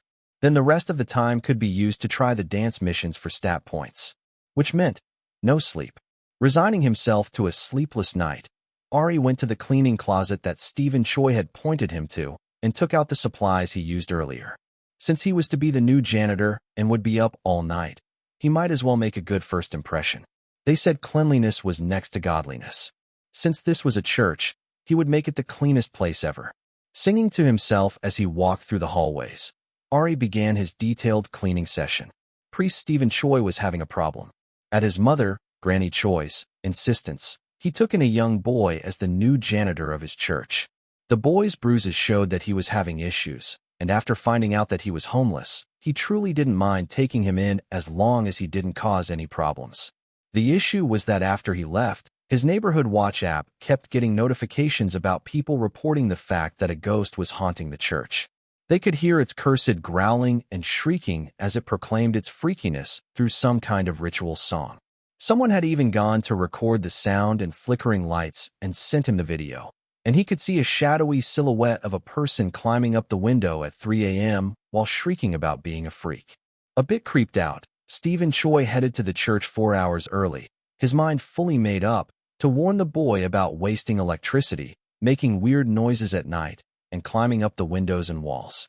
But when Stephen Choi opened the front door of the church, shining, he was almost blinded by how clean it was. The windows were sparkling like laser-cut diamonds. Every doorknob was polished until it glistened like chrome. The white lights reflected against the gleaming floor, almost blinding him. The wood of the pews was polished and shining, and there was not a speck of dirt to be found anywhere. As he walked, he could smell the refreshing scent of lemon. He felt as if the cleaning fairy had visited at night. As Stephen Choi walked through the halls to his office, he heard singing coming from one of the bathrooms. Although it wasn't the best voice he had ever heard, it certainly wasn't bad enough to be called demonic, and it sure didn't sound like the video he had been sent. Were the neighborhood kids playing a prank? Since he was curious and thought it was Ari, Stephen Choi boldly opened the public bathroom door to thank him for his hard work. Instead, what he saw was a young boy with bruises all over his body putting white and black makeup on his face. At the moment, the boy was using red lipstick to paint his lips as he sang. "I'm a freak, oh yeah." Ari suddenly stopped singing as he caught sight of him. Ariel, Stephen Choi. The two individuals caught in yet another awkward situation quietly stared at each other. Chapter 10, Gotcha. Meeting the surprised green eyes peeking out of a face covered in white paint, Stephen Choi nodded in a comforting manner. "I understand everything." "Pardon me." Ari quickly put the lipstick down and turned to the priest, who was backing away slowly. "Don't worry, son. Your secret is safe with me and the Lord." "What secret?" "There's no secret here. I can explain the situation very easily. Please wait." No need to feel burdened by doing that. You can take your time. I'll be in my office. And if you ever need somebody to talk to who won't judge you, just know that I'm here for you." Stephen Choi began shouting while backing away even more. "What is happening right now, Dash?" "Shhhhhh, it's okay, little lamb. The Lord loves all without judgment. I accept you for who you are." Before Ari could say anything else, the priest had left, shutting the door behind him. What kind of misunderstanding is he having? Ari was completely confused. After the awkward interaction of being caught trying to practice painting his face for the audition, Ari quickly wiped it off and went to find the priest to try to explain what was going on, but he was quickly waved off. The difficult discussion of employment and living here that he thought was going to happen also didn't happen, as Stephen Choi seemed to have made an important decision overnight. In fact, Ari was given an overly favorable deal. The priest would be satisfied as long as he cleaned the bathrooms once a day and did a deep clean like he did twice a week. If he couldn't do it, he just had to notify the man in advance, and it would be fine. As for pay, his room was free, he was paid an hourly minimum wage for however long he cleaned weekly, and he was allowed to use the church's kitchen to cook and store his food. It was way too generous, and Ari said as much. But despite his protests, the priest insisted, saying it was what the church did for the community. The previous old man who had died had the same opportunity, and now it was Ari's turn. If and when he left, it would go to somebody else brought by his mother. Feeling it was only the right thing to do, Ari confessed about his plans for auditioning and following his fake dream of being an idol, which caused another round of concessions from the priest and his insistence on being the guardian who would personally take him to the audition instead of the person who Ari hired. As a priest, he was considered a father and could be a guardian in a pinch. Very thankful for the man's kindness, Ari made a personal promise to himself to clean the church daily and to help at the bathhouse and restaurant when he could. Completely in a daze, he went back to his room, canceled the Rent-A-Family Mother for Hire, and continued practicing choreography for his presentation. While mouthing the words to the song, Ari was doing his best to follow the kindergarten-level choreography with a serious expression. Hand over the head and run around in a circle. Dramatic spin here. Both hands thrown out. Wave, wave, wave. Wiggle, wiggle, wiggle. Wiggle, wiggle, wiggle. Kick, kick, kick. Run around with your hands on your head. Floss, floss, floss. Crazy legs, crazy legs. Crisscross, crisscross. As the music played at 0.25 speed, Ari slowly followed along until the end of the song. Ding! Don't be a slab of wood. Move your body a little. Dance the choreography of a song longer than 2 minutes 10 times. Complete. Reward, +1 stat point. Dance the choreography of a song longer than 2 minutes 10 times. Has been removed from the repeat missions board. Current rewards, 4 stat points and 1 skill selection token and 1 skill token. Finally, that took way too long. As Ari sighed in relief, the system couldn't help but add. Although it was a childish song, it seemed you used your brain well to select it and reduce the speed, so it was that slow. Although it would be better if your skill improved, even ants find a way to survive, I guess. Thank you. Ari was completely pleased that his trick of slowing the song down to compensate for his non-existent dancing skills had worked. Thanks to that, he had gained several stat points over the course of the night. What would you like to do with the stat points? All in on vocals. Understood. Vocals +4. Vocals, C, B. Phew. Okay, let me view all of my stats. Ari whispered as he sat down and chugged some water. Ariel Matisse. Age, 17. Vocals, B. Dance, F. Visual, F. Rap, F. Charm, F+. After staying awake all night while singing, he successfully sang a song 10 times and then 100 times, which granted him 2 stat points. The rest had come by dancing slowly to kindergarten-level choreography 11 times, which had somehow taken 3 hours. He wanted to gain the point for practicing 100 times, but he doubted he would make it since he had to begin his makeup prep and leave for the audition because of traffic. Since that was the case, it was time to use the other 2 rewards he had gotten. There was 1 gotcha gift token and 1 skill selection ticket. Since what he needed right now wasn't gifts but stats or skills, especially in singing. Nova. What? I'd like to use the skill selection ticket. For the first and only time, you may personally select an attribute instead of leaving it to chance. Please note that this opportunity will not happen again, so choose wisely. A list written in green text appeared. 1. Pen pal. 2. Pitch machine. 3. Bendy. 4. Circular breathing. 5. No STSD stuttering. 6. Not a robot. 7. Greedy fingers. 8. Power hungry. 9. Sticky. 10. Needy. Can I get details on what each of those skills does? No. Will I ever be able to see any details? When you select it. Obviously. TSK. How helpful. This system was getting sassier and sassier. But, looking at the names, Ari felt as if he could somewhat guess what they did. Pen pal was maybe lyric writing. Circular breathing was for instruments. Pitch machine would involve singing. Not a robot or Bindi was maybe dancing. No stuttering was probably rapping or singing diction. Maybe public speaking? As for the 7th through 10, they looked like nonsense just thrown in there to make up the numbers. Since none of the skill names were calling out to him for now, let's save it for now. I'd like to use the gotcha gift token. If you insist. As Ari watched, the blue screen in front of him transformed into a gumball machine with hundreds of rainbow-colored balls inside. The little animation of a coin entering the slot played, and the silver turn key cranked 5 times to the right before. Pop! A lime green ball popped out of the opening, into the air, and fell into his hands. Good to know. Never use that in front of people. Ari turned the little green ball around several times, but since he couldn't see anything special about it, he split it open. 1 half of the ball disappeared, and the other half turned into a large, ugly, green and brown plastic face mask in the shape of a snail and its shell. With a rounded top and long green horns, it looked like a swamp monster or a hideous alien. Ari wondered what the heck this was and if he had been duped. Nova automatically provided a description. Reusable snail, snot face mask. Use. Just wet it with water and stick it on your face. Hang to dry when not in use. Performance. Boosts moisture, heals and repairs skin damage, eliminates acne, dark spots, eye bags, fine lines, and wrinkles. When worn on the face, it will permanently increase your visual stat by 0.05 points for every 12 hours worn. Oh, it was a stat increasing item, which was nice. But why is it only increasing by 0.05? Wouldn't I need 100 days to go from F rank to C in visual? You should be pleased since your current visual is less than pleasant to observe.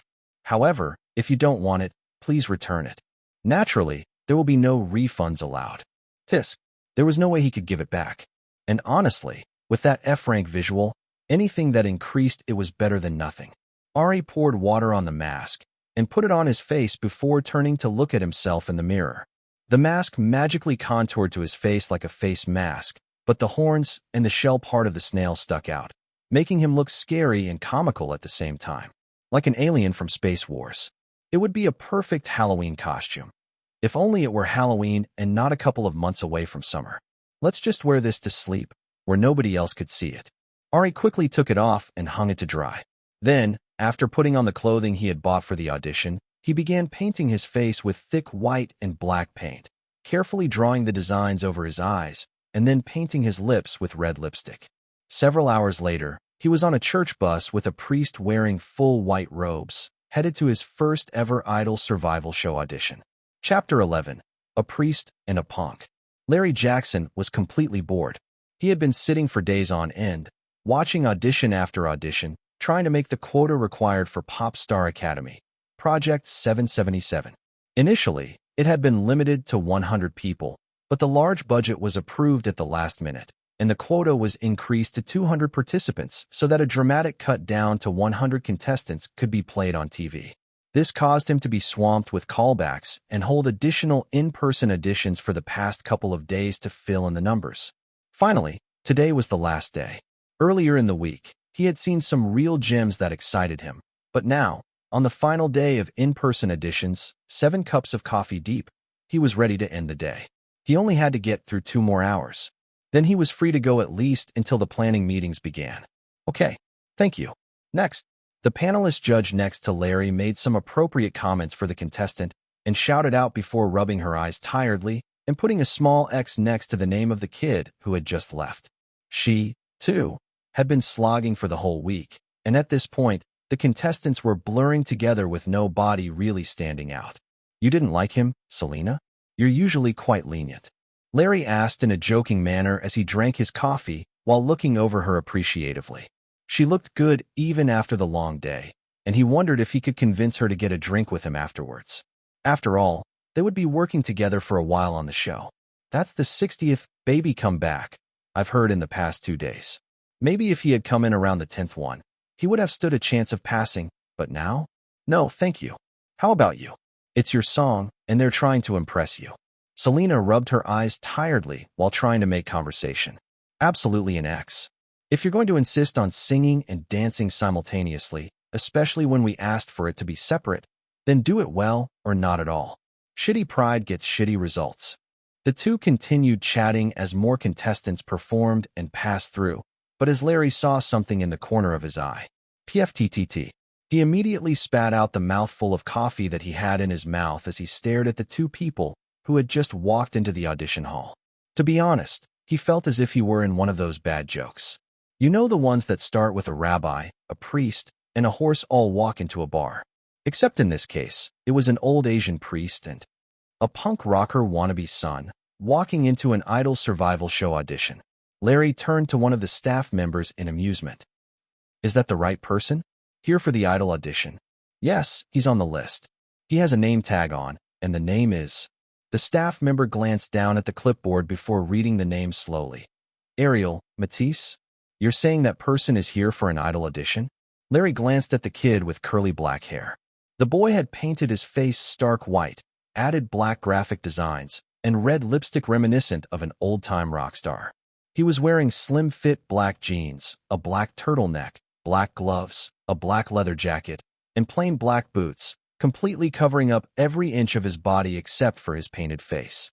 In fact, he was a walking stereotypical punk advertisement, and Larry wondered how he wasn't sweating in the heat from the sheer amount of black things he wore.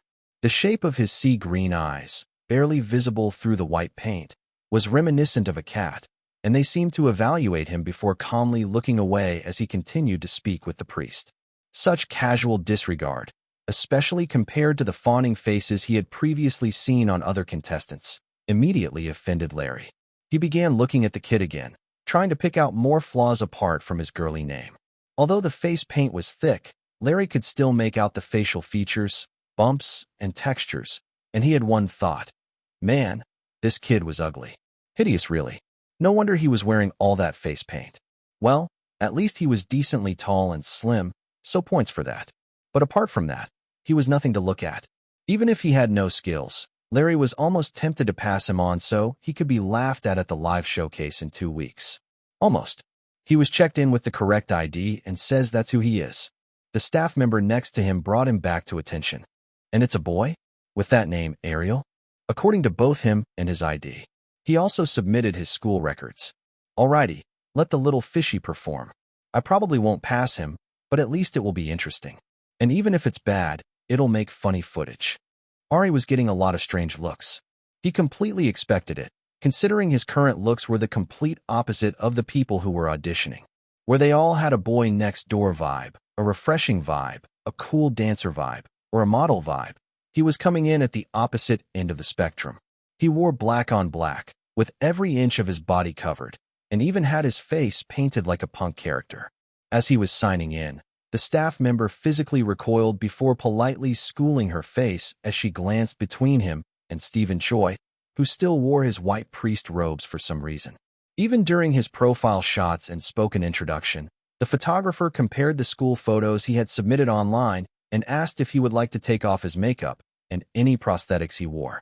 After declining several times, Ari took the photos, was assigned his name tag, and went into the audition room with priest Stephen Choi when he was called in.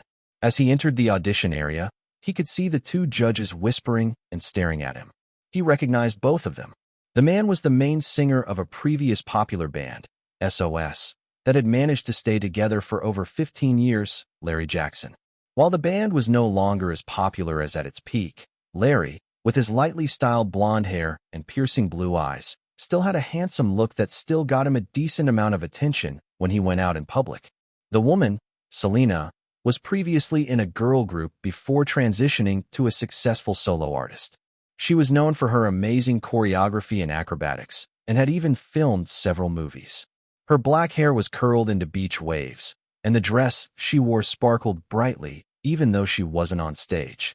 Even somebody like Ari, who didn't have social media and the time to watch those things, vaguely knew about them. So it was clear that the Idol program was sinking a lot of money into the whole process, including the auditions. The 2 judges were looking at a clipboard probably filled with his information, and Ari could hear the laughter in their voices as they looked at him, then looked down at his name, before laughter again. So you're contestant Ariel? Am I saying that right? Ariel. Larry started the audition off with an amused smile on his face. Yes, that's correct, but I go by Ari. Ari replied with a tired sigh, already picturing how the conversation would go in his head. He hoped that since these were professionals and they worked in an industry where people had all sorts of stage names, they would quickly move on. But that hope was doomed as Larry began laughing once again. First, they would ask, like the mermaid princess? Larry, ahaha, really? Ariel, like the mermaid princess? Yes, that's correct. However, I go by Ari. Then, isn't that a girl's name? Did kids tease you? Selena, Ariel, isn't that a girl's name? Were you teased as a kid? I noticed that you have a slight accent as well. You have quite a lovely voice. Before Ari could respond, Larry jumped in with an obnoxious laugh. Oh, it's definitely a girl's name, and I'm sure he gets teased a lot. I know I would have teased him in school. In fact, I would have bullied the mess out of him. And his last name sounds like a dog. Phew, I'm weak. Your parents must not love you, huh? as Larry began enthusiastically laughing while saying odd things about his name, and Selena laughed along at first. Ari stared at both of them with a polite smile. But as Larry continued ribbing him about his name for over 5 minutes, the jokes getting stranger and stranger, he first tried to interrupt politely. But since that didn't work, he brought out the card that was consistently successful against weird adults like him. It's actually a boy's name meaning lion, and historically, it has always been a boy's name as well. As for teasing, whenever they try to tease me about the name, I just tell them that both of my parents are dead, and this is the only thing I have to remember them by, and that usually stops it unless the person is actually insane with no respect for the dead. As expected, both of them stopped laughing and had stiff smiles on their faces. Oh, a dash, as the two stuttered. Ari gave them a small smile, which made them flinch as it looked a bit scary coming from a face painted corpse white with red lipstick and black graphic designs. I'm kidding. Well, not about the dead parents. But now that I have your attention, shall we move on from my name to the main event, which is my audition? I'm sure you're both busy, and I don't want to keep you. Selena actually looked a bit remorseful, but Larry's neck was slowly turning red with anger as he frowned. The fact that a 17-year-old was mocking him when he was just having a little fun irritated him, especially when that 17-year-old was ugly as sin and was hiding it behind makeup like a girl. Didn't he know that in the industry, you respected those who were more successful than you if you wanted to go far? He was the judge who had all the power in deciding whether Ari moved forward from here or not. Just as Larry was about to correct the young man, Selena cut in with an embarrassed smile. Well, Ariel, haha. You certainly have an interesting look, an interesting name, and an interesting personality. Why don't we just skip ahead and get started? It says here you'll be singing, playing the guitar, and dancing. Yes, that's correct. Okay then. Feel free to proceed in whatever order you like. I hope your performance is as good as that cocky attitude of yours, Ariel. Ah, what a funny name. Wiping tears away from his eyes, Larry finally stopped laughing as he looked at Ari's bland expression. Sure. I'll sing first. Taking a deep breath to calm his nerves, Ari gestured to the staff member who started his music and handed him a handheld microphone. As the bass and drums sounded out, Ari began tapping his feet to catch the beat, keeping the time like a drummer. Then he began to hum along to the music, his raspy, low tones overlaying the bass line. Dun dun, dun dun dun dun dun dun, dun dun dun dun dun dun. Then, as the guitar chords sounded out, he began to sing. Chapter 12, Audition 1. I used to wonder why. When I was walking by, they used to talk about me. I asked what it could be. They said I was a freak. Whoa. A surprisingly husky yet clear voice rang out as the boy sang the pained words with a blank expression. Ari had a relaxed, cat-like air as he tapped one foot to the beat while the other stood still. One of his hands waved in the air as if tracing the beat, and his piercing sea-green eyes stared straight ahead, as if looking into your soul. At the suddenly intense gaze and direct eye contact as the intensity of the song picked up, Selena found herself blushing as she nodded along to the song while making notes. He was definitely an amateur singer. Although his breathing and pacing were terrible, he had his strong points as he belted out the song. Specifically, that unique tone of voice that could hit lower raspy notes before soaring to a mid-high level and coming back down again. His unique tone was like an earworm, scratching an itch in the brain, but unfortunately, his technique was lacking that final pizzazz that would fully draw you in, immerse you in the song, and make it stick. In some spots where the song should be filled with emotion, it was rather flat and one note, which created a sense of dissonance between the lyrics and his delivery, and in others he clearly ran out of air, which made the notes airy and breathless when it should be strong and forceful. If she were to grade it, the performance would be somewhere around a high C, low B. He was not a spectacular vocalist, but with some solid training and that unique tone, he could become something respectable and fit in with the group they were building. The issue was something else. Apart from the elephant in the room, which was the thick layers of face paint and what possibly lay beneath it, his stage presence was just off. Appearance-wise and vocally, the boy looked like a member of a rock band. He even imitated certain mannerisms she had seen in popular bands. From the languid way he spoke to them earlier, his voice a delightful mix of the California accent with a hint of a French tone threaded throughout, to the lazy stance, the tapping of his feet, the intense, direct eye contact, and even swaying hands. They were mannerisms of somebody who was at ease on a stage or had been copied from someone who had been on stage a lot. With his lacking skills, Selena thought it was the latter. Unfortunately, the more she looked at him, the more his bizarre face paint and stiff movements seemed slightly odd and discordant rather than having the charm and cool factor of those bands he was probably imitating. When she closed her eyes, the vocals were good enough, and that discordant feeling went away. She could enjoy the boy's raspy, slightly breathy, yet clear voice that caught her attention, but when she opened her eyes and looked at him, the charm disappeared, leaving her unsatisfied. Maybe it was the face paint? As Selena thought it through while looking through his documents, the singing continued. I won't give in to sorrow, because I'm a freak. Fighting hard for tomorrow, because I'm a freak. Thank you. The boy's languid voice sounded out, and as Selena opened her eyes, she spotted the corners of the painted red lips curving upwards in a cheeky smile and couldn't help but smile in return. That voice of his was a little too charming, especially when he stared intensely with those green eyes. Before she could give her feedback, Larry rudely cut in. I hope you don't think that was good, right? I don't think it sounded particularly bad, but I'd appreciate any pointers experts like the two of you have to give me. Ari replied calmly to Larry's aggressive question. Since these two were experts and the system had suggested he get vocal training, maybe their advice would give him a free stat point in vocals? He could only hope. As if he had been waiting for the opportunity, Larry began spewing words out.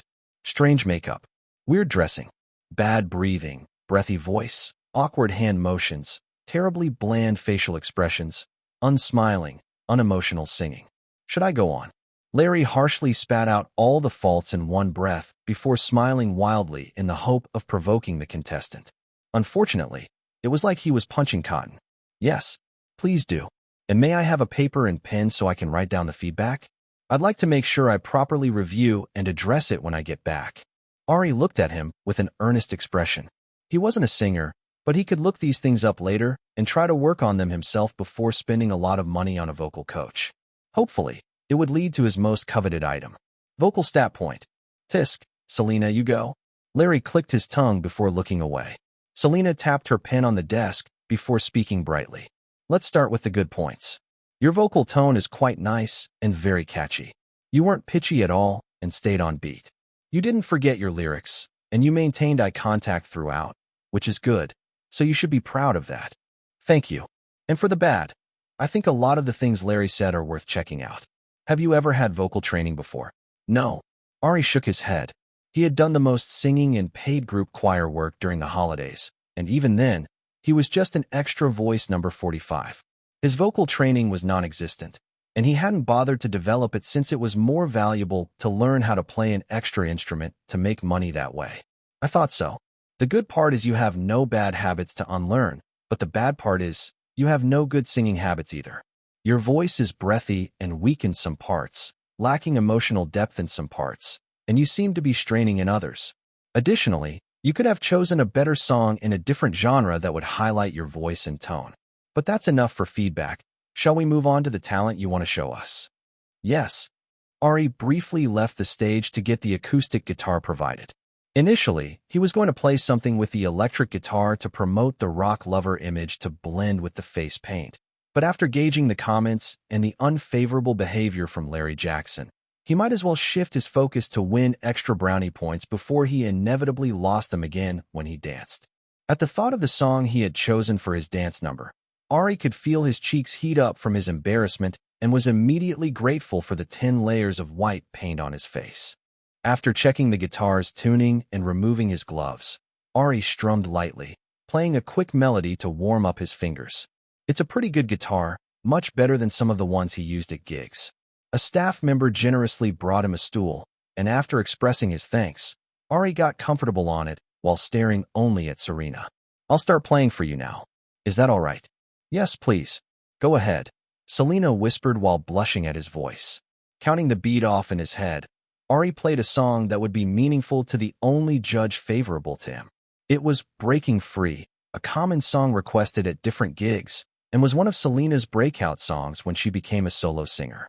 Keeping his eyes completely focused on Selena and trying to keep a pleasant smile on his face, Ari played the song on the guitar. He didn't take liberties or add any flair. He just played it cleanly from beginning to end, staying true to the original song. The 1 minute passed pretty quickly, and since they didn't stop him, he played the entire thing. When he finished, Selena burst out in applause as she stared at him with a bright smile.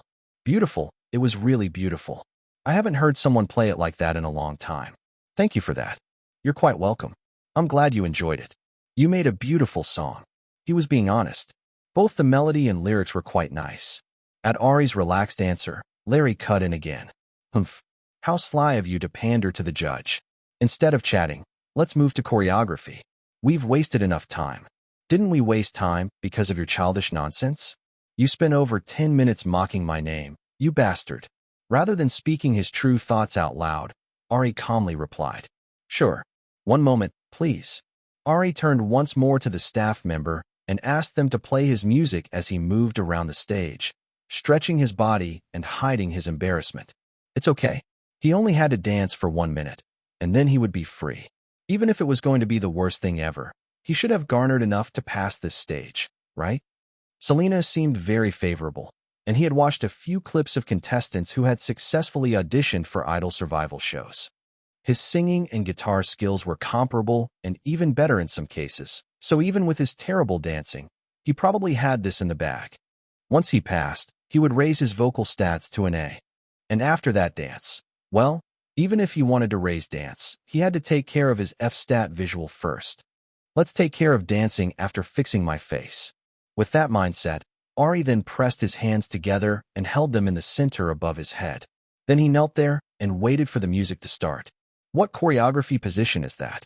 Larry whispered to Selena as he saw the contestant he disliked doing something strange. Why are you asking me? Selena whispered back as she watched Ari moving around oddly before kneeling down in a strange position. Aren't you the choreography expert? Or don't tell me this kid created something the amazing Selena has never seen before. Why don't we wait and see? It seems like he's about to start. Selena turned to watch the boy who was nodding to the staff member from his kneeling position. Then the sound began. Dun dun, dun dun, dun dun dun dun dun dun dun dun dun. The familiar sound of a shark in water rang out. Oh, you've got to be kidding me. Larry yelled out, but the music continued playing. Selena's eyes immediately widened at the childish yet familiar intro, and she couldn't help but whisper, "Oh no, please no, not this song." She was hoping with all of her heart that it wasn't what she thought it was, that it was a different song. But unfortunately, Chapter 13, Dance of Despair. Infant shark do, do, do, do, do, do. Infant shark do, do, do, do, do, do. Infant shark. Mother shark, shark, shark, shark. The bright, cheerful pop song for children filled the air, and the young boy wearing black clothing with his face painted white began doing a childish dance that kindergartners would do with a serious expression. Pretending to swim like a shark with his hands on his head, using his hands like fins, spinning around, and hopping. It was clearly childish choreography that belonged in a preschool. In fact, Selena had definitely seen her 3-year-old niece try to imitate this dance thousands of times at this point, and even presented at the preschool talent show with the rest of her toddler classmates. The issue was that her 3-year-old niece was actually performing the dance better than the young man in front of her. His legs kept getting tangled. He almost tripped on air 3 times, and he was as flexible as an iron pole in Antarctica, completely rigid and looking as if he would snap. For a few seconds, Selena thought this was a humiliation dare the kid had been put up to, but he seemed serious. His green eyes were focused, and he was sweating hard while performing the steps to the dance with a lot of force and energy. The white makeup was even smudging in some places, making the face paint look even more bizarre. When the music finally stopped after the most excruciating 1 minute of her life, the boy, Ari, was panting and bent over while holding his knees, as if he had exerted all of his energy completely. Larry, who was sitting beside her, began clapping slowly and sarcastically before beginning to laugh. Wow, wow, the amazing Ariel. Dance extraordinaire. I've never seen anyone as unique as you are. Pwaha. Thank you. A calm response came back from the panting boy, and Larry pointed his pen at him in anger. You know I was being sarcastic, right? That was terrible. Probably with the worst dancing I've seen in my life. Oh, well, thank you for watching anyway. I'd appreciate any feedback you have to give me. Ari politely bowed his head despite the man constantly antagonizing him. Mentally, he was just treating Larry Jackson as air and letting his words run through one ear and out the other. The guy was clearly strange and had some type of problem with him, which was odd because they had only knew each other for about 10 minutes. He would continue to be polite, but that was just in hopes that he would pass the audition and a stat point would fall out of the sky. As their eyes met, Ari could see Larry's neck turning red again while his face remained the same color. This man, what was his problem this time? Tisk, Selena, what do you think of this terrible dance? With an angry sound, Larry turned toward the female judge. Well, Serena looked up at the sky, trying to withhold her laugh and find a diplomatic way to express it. Seeing her struggle, Ari relieved her burden. Feel free to laugh. I know it was bad, but I did my best. Ha ha ha, thank you. Well, to put it mildly, that was really bad. I have video evidence that my 3-year-old niece can do a better job. There's no constructive feedback I can give in the limited time. So if you make it to the next round, I suggest you begin some sort of dance practice and stretch routine immediately. You are amazingly stiff and uncoordinated. Understood. Thank you. Seeing that he didn't deny her harsh criticism toward him and took it in stride, the smile on Selena's face became warmer. Good. Now, in regard to you passing the audition, I see potential in you, so I'll give you a yes and admit you into the program. How about you, Larry? He gets a no from me. Absolutely not. No way in hell. At Larry's vehement denial, Serena turned to him in surprise. Sure, Ari's performance wasn't the best they had seen, but his vocals were solid, his guitar playing was good, and the dance, well, it was there. Once the kid decided to remove the strange face paint and prosthetics, in return to the appearance she could see from his submitted photos, with that voice and laid-back attitude, he was sure to be a hit among teenage girls, which was the core audience of a boy group. Even without that, she and Larry had given a pass to other kids with weaker skills than Ari. Since they had to fill a quota of at least 200 decently talented people, it was inevitable that the high standards had to be lowered a bit so they could find a gem in the rough. Once the Pop Star Academy properly began after the next round, the program planned on training the contestants from the basics onward during the 6-month period. So potential was a big thing that they were looking for. And Ari had potential. His voice was good and catchy. He could play an instrument, and he was confident. Maybe unnecessarily confident when looking at his skill, but it didn't come off as rude or cocky. He gave off a vibe that nothing could really faze him, and that he would roll with whatever punches came his way. That was a great mentality to have, especially in a survival program with different contestants, judges, trainers, and most of all program directors who could edit contestants however they pleased. Since many kids had been passed who didn't quite meet the cutoff but had been sent to the next round, Selena really couldn't understand why Larry was being so difficult. She turned to try to convince Larry, but seeing the stubborn tilt of his lips, she sighed before turning to the young man, who was looking at her face. Ari, please back up and give us a moment. We need to discuss. Sure. Although Ari's tone was calm, internally, he was quite flustered. Had they run out of slots, even though there was an extra 24 hours to the online application? Or was Larry's dislike of him that strong? As he peeked at the two of them, he could see Larry and Serena having a fierce discussion. The conversation seemed to be about him since they both glanced over and pointed multiple times with Larry's arms and neck becoming redder and redder. When they finally called him back, Selena had an apologetic expression on her face. Chapter 14, Bluff. When Larry and Selena called him back over, Ari was quite nervous. He had thought his performance was solid, so the fact that he might fail was quite shocking. Hiding his nervousness, Ari focused solely on Selena because if he glanced at Larry, the person who was denying him a passing evaluation, he might glare angrily. Ari, is there any other skill you can show us to demonstrate another talent, like rapping? Maybe music production?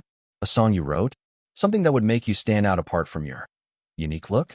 After discussing, as of right now, you would not make the cut, and I would really need something to push you over the edge and send you to the next round. Selena's solemn voice sounded out as she stared apologetically at Ari. Although she said, a quick glance at Larry's smug expression made it clear who had made that proposal. Ari stared at Selena as his mind began to whirl. Show something else or fail? He had squeezed his brain and body, staying up all night to practice just to come up with what to perform during this audition. What other talent could he display at this moment? Rapping? Immediately eliminated. He might really summon a demon into this dimension or make the two judges deaf. That would definitely pass him to the next round. Not. Acting? Obviously not. Firstly, his visual stat was F, and even if he wanted to look pitiful, his face was painted a scary white with graphic designs on it. If he had known this would be asked, he would have looked up mime videos and practiced. A song he wrote? What if they had him sing or recite lyrics right now? He had no confidence in lying or coming up with something on the spot. What would be a plausible lie? Think, Ari, think. You see, he's just a one-trick pony. He can't dance. He can barely sing, and his guitar skills are mediocre. Even a homeless person on Sunset Boulevard could do better and has more potential than he does. Let's just fail him. Seeing Larry smiling smugly at him, Ari just decided to bluff his way with one of the options Selena had given him. Everything was possible and could be learned through the power of the internet, right? And if it weren't, he would squeeze the system that had forced him into this audition with no time to spare. I actually produce songs on the side. I make the beats, the lyrics, and everything else. I originally wanted to perform my original song, but it wasn't fully done, so I decided to save it for round 2. Ari smoothly lied without his voice changing a bit. Internally, though, his heart was pounding, and he hoped he was using the correct terminology to sell the fact that he made songs. Lie. Hearing the words, Larry snorted derisively. Whatever. Everybody says that they're a producer these days. My question is, were you so confident that you would make it to the second round with those pitiful skills? Rather than confident, I would say I was very hopeful that the judges would see the potential in me. Ah, so you're potential man. So full of potential. Somehow, you think that your self-composed song is good enough to show to the world? For the second round of this program? Of course, since I poured my heart and soul into it, I'm very confident in my song. I think that everyone will enjoy and relate to it. Ari continued to confidently bluff about a song that didn't even exist yet. He could figure out the details later. For now, he just needed to pass this audition. At the laid-back yet cocky words, Larry glared at Ari as if trying to see if he was lying before he laughed. Fine, Mr. Potential Man. You're very cocky, but I'll let it slide. I'll give you a pass to the next round, on the condition that the song you perform is self-composed, and you'll have a solo performance. Although he wasn't sure why Larry was specifically mentioning a solo performance, he would readily agree. After all, wasn't the plan to perform solo anyway? Wow, your shamelessness knows no bounds. Ignoring the message from the system, Ari continued to focus on Larry's words. And when he finished talking, okay, I'll be sure to do that. Thank you for this opportunity. He bowed his head politely to the two judges. Then congratulations. Welcome to Pop Star Academy. You pass, I guess. Larry reluctantly said with an expression that didn't seem very congratulatory. Thank you. I'll be heading out then. As Ari turned to leave, Larry cleared his throat aggressively, causing him to turn back. Yes. That makeup. If you have it on during the next phase, you're out, got it? Ari stared at him silently before shaking his head no. Firstly, his face was heavily bruised and injured from the beating he got. There was absolutely no way he would show that and be accused of fighting, or being in a gang, or worse. Violence would probably get him immediately kicked out. And secondly, if not most importantly, he was ugly. That damned F-rank stat. Until he was required to show his bare face, he had no plans to remove it until his visual stat went up to at least a B and could somewhat look like the school photos he had submitted. He had specifically read through all the rules to make sure he could appear with makeup. So right now, Larry was just being a prick. I may have misread it, but the rules didn't say anything about not having stage makeup on, right? Or am I wrong? Ari asked as innocently as he could manage, watching the man's neck turn red once more. No, but as a judge, I am advising you not to wear it. There's a difference between stage makeup and that. Larry waved his hands while gesturing to Ari's entire outfit. Thanks for the advice, but until I'm required to be barefaced, I'll keep it on. Ari replied in as neutral a tone as he could manage. That response instantly got Larry angry again, and his visible skin, apart from his face, began turning red. Was this man a lobster in disguise? Are you ignoring advice? From me? A judge and successful senior in the industry. Not at all. I am just trying to follow in your footsteps and keep my makeup on. Ari replied blandly.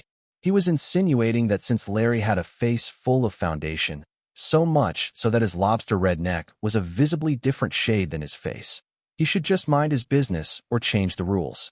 Seeing Larry's mouth twitch angrily and his hands also turn a deeper shade of red, Ari silently stared at him as if waiting. Luckily, Selena stepped in to stop the battle of wills. Ahem. I think what Larry is trying to say is that since this is a situation where your visual looks are important to those who will vote, judge, and support you in the future, it would be better to show off your face. And sooner, rather than later, the heavy stage makeup will have to go. He's just looking out for you. Understood. Thank you for explaining it that way. I completely understand and will consider it. Good. You've passed, so if you could please follow the staff member to exit, they'll give you details about the next steps. It was lovely meeting you, and I'm looking forward to hearing the song you've made. And Ariel is a beautiful name. I'm sorry if I made you feel like it wasn't earlier. That wasn't very kind of me. Selena gave him an apologetic smile, and Ari's impression of her immediately soared. It seemed that she was somebody who knew how to apologize when she was wrong and didn't have an explosive ego, unlike the man next to her. Thank you for your kind words. I'll take them into consideration. With a much more genuine smile that still looked quite scary, Ari bowed his head at her. If you are done, then get out, Larry ordered. Yes. Thank you again. See you in 2 weeks. With a slight wave, Ari turned and left, collecting priest Stephen Choi and leaving the room. Chapter 15, Audition 2. After collecting the additional paperwork and handing off his prepaid number to the staff, Ari entered the church bus along with Stephen Choi before sighing in relief. Good job, young man. I'm sure it was nerve-wracking, but you seem to have succeeded. Stephen Choi patted his back strongly before he began driving through the city traffic. Yes, I really have to say thank you so much. If it hadn't been for your help in providing me a place to sleep and driving me here, I wouldn't have been able to accomplish any of this. I really, really appreciate it. Not at all. It was clearly the talent you've been honing for years, and supporting the community is what I should do. Not to mention how good of a job you did in cleaning the church. Now I happen to hear that you're making a song. As I told you earlier, if you need to use the choir practice rooms or utilize the computer in the room, you're free to do so. We also have some instruments in storage, so take a look and let me know if you want to use anything. Ah, yes, thank you so much. This man and his family were really too nice. Ari decided to clean the church extra nicely, do some outdoor weeding, and help out in the bathhouse starting tonight. But first, he had another issue. As Stephen Choi focused on driving, Ari closed his eyes to think about the information he had just received. The second round of Pop Star Academy 777 was a live audience showcase of 200 contestants who passed round 1. The contestants would have to perform, and the audience and judges would rank them from 1 to 100 based on their performance. In other words, 100 people were going to get eliminated just like that. And in this performance, contestants could choose to be in groups or as individuals. Although an individual performance allowed you to control every aspect of your performance, in this scenario, a group was better. For one, a group performance has higher entertainment value, which would please the audience and fill up the stage. But secondly, it would allow contestants to showcase a more complete performance while still highlighting their strengths to the judges, who were looking to form a group with the program. Since there were contestants who had applied to the program together as a group, the synergy was already there. But Ari was stuck doing it alone, and to make matters worse, he was to do it with a self-composed song.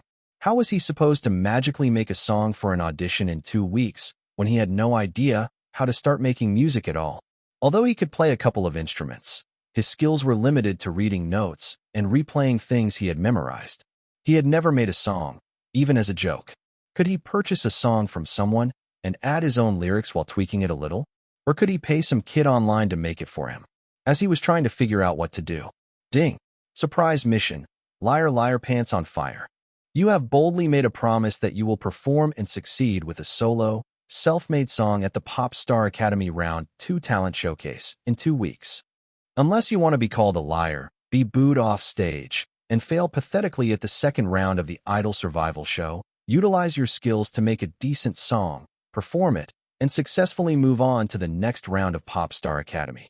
Reward: plus 5 stat points and 3 charm stat points, and 1 gotcha gift token. Failure, minus 20 stat points. Cannot be refused. P.S. You cannot purchase a song or lyrics and claim it as your own. Must create the song with more than 60% of the components coming from you. This includes the melody, lyrics, etc. What the heck is this? When did you start giving custom missions? Ari mumbled under his breath. Since you dare to lie shamelessly, I decided to enforce it just as shamelessly. Ari looked over the quest before clicking his teeth in resignation. How stingy. There goes his plan of just finding a cheap online demo on Fiverr and randomly writing some lyrics. He guessed it was time to utilize the skill selection ticket he had received. One of the skills was definitely related to songwriting, so maybe another one related to music production? He could only hope. Mumbling under his breath, he spoke to Nova. Are you sure I can't get a detailed summary of the skills? As previously said, a skill summary can be provided by 1. Selecting the skill, shocking I know. 2. Using 1 stat point to reveal 1 random skill description new. Since option 1 has been communicated before, would you like to proceed with option 2? I will use the stat points you've gathered to reveal the description of a random skill on the list. Hell no. Absolutely not. What was that? Nothing. Sorry for cursing. Ari quickly lowered his voice and turned to hide his face against the window. He wanted to groan while beating up the system, but instead whispered as quietly as he could to Nova. Don't you owe a completed mission? I got accepted into Popstar Academy. Where's the stat point? That's right. The dancing was so pathetic and the lies were so shocking, so I forgot. Ari. Ding. Rejection is part of the process, is what losers say.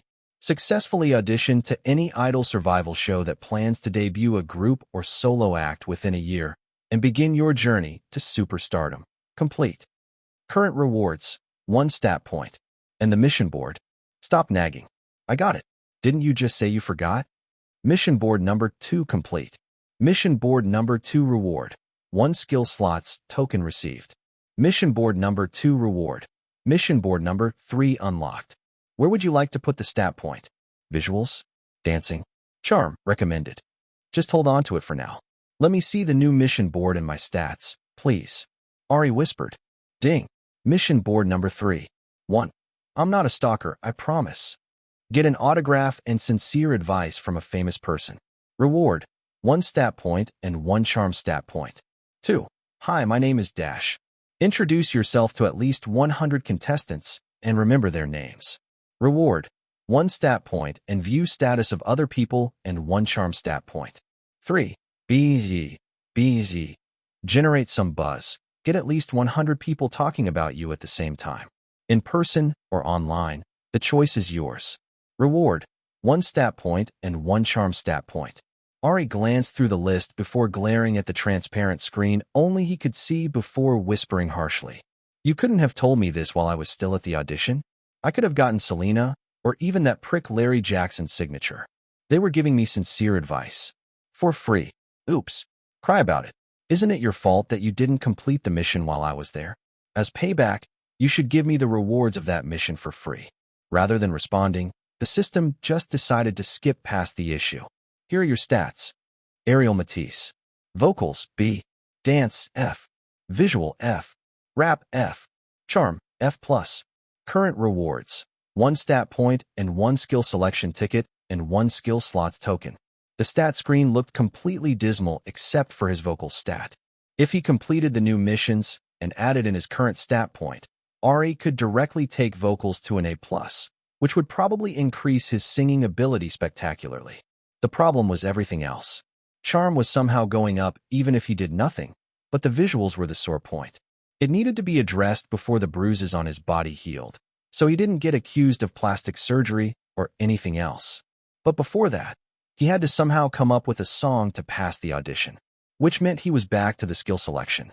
Since he didn't know what every skill on the list did, it was better to use the random selection slots token first and go from there. Let's use the skills slots token. Ari quietly whispered to Nova, as you wish. As he stared, the blue screen in front of his eyes transformed into a simple black slot machine with 3 slots, with a silver and red handle off to the side. Similar to the gumball machine, a gold coin entered the slot and paused as if waiting.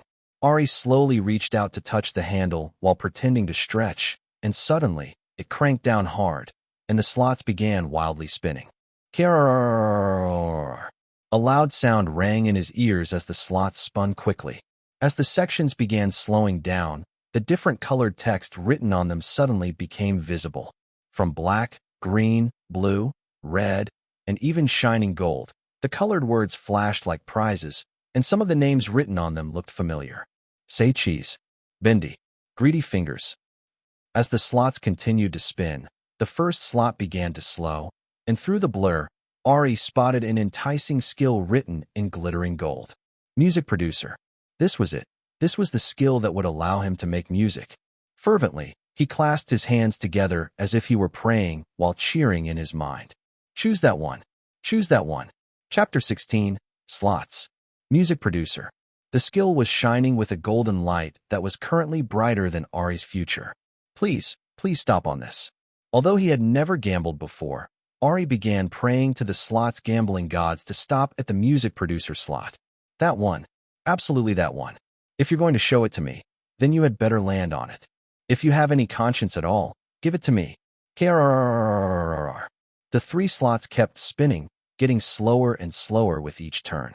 Finally, as the first slot made its final revolution, click, it landed on the golden words. Music producer, X. Yes, that was 1 out of 3. Ari couldn't help but pump his fist before putting it down as the priest glanced over before paying attention to traffic. A bit embarrassed, he brought out his phone and pretended to look at it while the second slot continued spinning.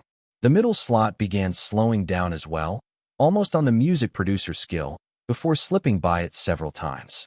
It continued rolling, and rolling, and rolling, until finally, click, the second slot finally stopped moving. Music producer, X.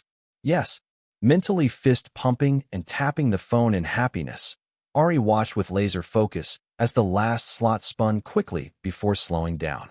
He was practically biting his fingers as he watched the slot move without blinking. Whoosh. It passed the golden music producer skill. Once. Twice. On the third time, having slowed to a crawl, it finally landed. CLI. On the golden music producer. F***CK.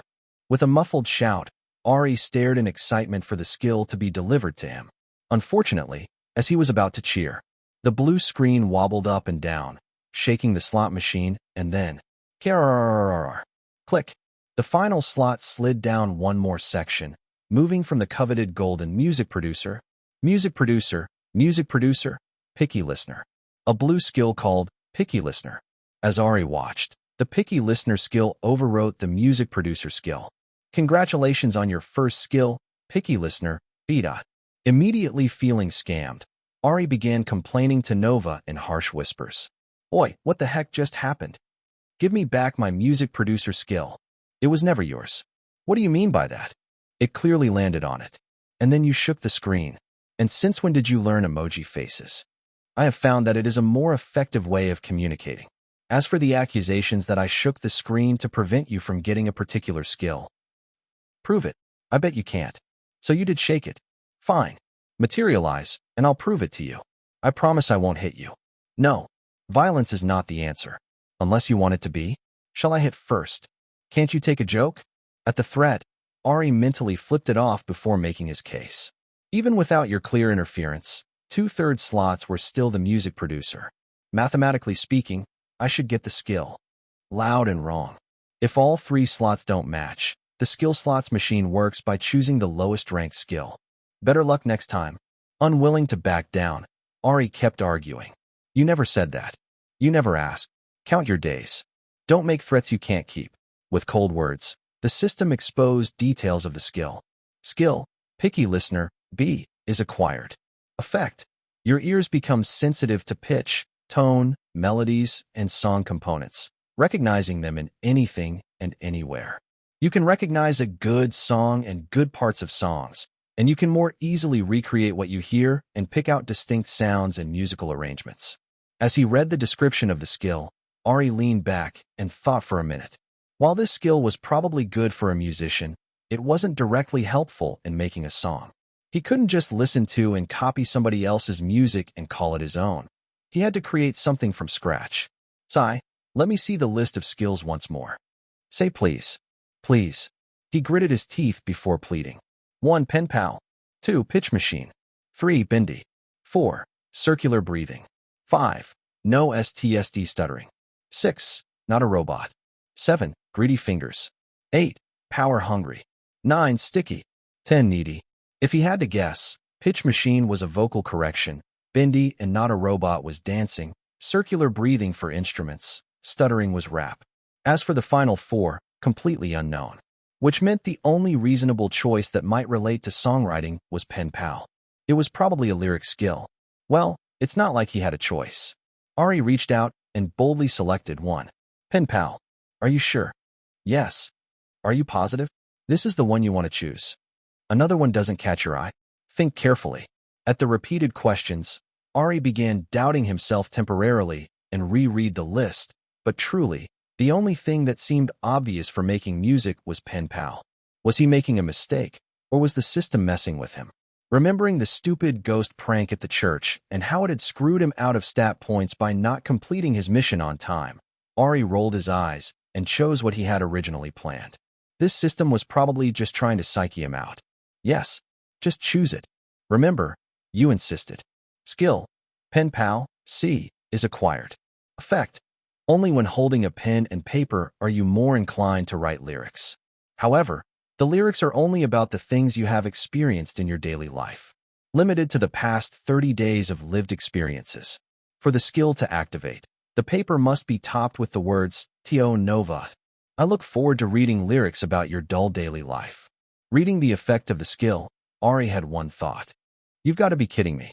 Even if he ignored the outdated pen and paper situation or the fact that he had to write Tio Nova on top of the paper, that he had to write about his lived experiences limited to the past 30 days? What kind of useless restriction was that? Unlike other people who had real lives, his schedule was waking up, doing homework, going to school, tutoring to earn money, working to earn money, hoping his tent was still there, sleeping, and repeating it all over again. Nowadays, he either walks or takes the city bus to his destination since 3 of his bikes have been stolen in the past year alone. Apart from that, there was little to no variation, and it wasn't a fun or pleasant life. Nobody would be interested in hearing about it, even through song. The only changes in the past 30 days were his dying and the system. Could he really write lyrics about that? To Nova. I got killed by a crazy blonde kid. Yeah. I got stuck by a system that talks in my head and shows me visions only I can see. Yeah. My skills magically improve when I do certain things. Yeah. I'm being forced to live a superstar dream. Yeah. If he dared to come out with a song like that, he would be thrown straight into a mental asylum or booed off stage with tomatoes thrown at him. But that was really it. His life was boring. There was nothing else really fun or relatable that he had lived through in the past 30 days that would make good lyrics to a song. He was royally screwed. No wonder the system had been laughing at him and asking if he was sure. There was probably another skill in that list that had what he wanted, but who could guess it with those shoddy names? And he certainly hadn't been willing to sacrifice a stat point on a single description when he was sorely lacking them right now. A bit frustrated, Ari began banging his head against the window. Thud, thud, thud. Chapter 17. Car music. Thud, thud, thud, thud. As Ari continued banging his head against the window in frustration, he closed his eyes, and suddenly his hearing got better. He could hear not only the air conditioning blowing, but also the low hum of the radio and the sound of car horns constantly being pressed as they crawled through the city traffic, which always seemed to be a constant background sound. Thud, thud, thud. His head slammed against the window rhythmically, unconsciously keeping time and forming a beat. Ta-ra-ra-ra-ra-ra. Several car horns blared loudly. Scree. Beep. The sound of the brakes being hit and tires skidding on the pavement before somebody slammed on their horns. Thud, thud, thud. His head bounced against the mirror once again. Ta-ra-ra-ra-ra-ra. Different car horns were blaring out this time, making a slightly different tune as people pressed their horns in a delayed manner. Thud, thud, thud, thud. Each time he banged his head, the car horns sounded out almost like a mini song, and Ari absent-mindedly tapped his finger to the little tune the car horns were making. Ta-ra-ra-ra-ra-ra. Ta-ra-ra-ra-ra-ra. Ta-ra-ra-ra-ra-ra. It was like a little noise pattern game that the car horns were playing with each other, and it soon got stuck in his head as he tapped his fingers on the window. When he thought about it, it was a pretty catchy little jingle and was pretty easy to remember. In a moment of inspiration, Ari brought out his little prepaid phone and recorded the traffic sounds while tapping his fingers on the window. Although he wasn't sure what to do with it, to his ears it sounded pretty good even with the bad playback quality. Since he had never done anything like this before, he figured that it was the work of a picky listener, making him find good sounds in anything. Now he only had to spend hours researching how to turn a jingle into a song and implement it within the next 2 weeks. As the church bus continued moving through traffic, Ari slowly dozed off, his mind constantly replaying the sound of car horns. When he got back to the church, after thanking Stephen Choi once again, he put on his snail mask and thoroughly cleaned the hallways and bathrooms. Then, he read through the details that the Popstar Academy team had given him, noting that he needed to head to the location a day before the actual audition to rehearse in 2 weeks. He also got information about a group chat that would let people who passed the auditions meet up and group together for the next audition. Since he was a solo act, he skipped past the group chat but bookmarked the document that would eventually have the profiles and pictures of everyone who had been accepted. He wanted to see if he could find that blonde punk who had gotten him killed. After that, Ari started his repeat missions, doing the push-ups, crunches, and lunges, and a 5K before cleaning up and heading to Korean bathhouse to thank Granny Choi and to help out as promised. All the while, he kept humming Tararara, the traffic car horn song. It was like an earworm stuck in his head. "Ring, you're here." Granny Choi's slightly strict voice rang out as she stared at the young man in all black clothing, wearing a familiar mint green baseball cap and plain face mask. As Ari walked in, the bell chiming behind him, his slightly swollen eyes curved in a gentle smile as we walked to the old lady. "Yes, I just wanted to say thank you again for offering me a place to stay. If you don't mind, I'd like to ask you a question." Granny Choi stared for a moment before wiping her hands on her duck yellow apron with a resigned sigh. "Ask, do you know Grandma Kim?"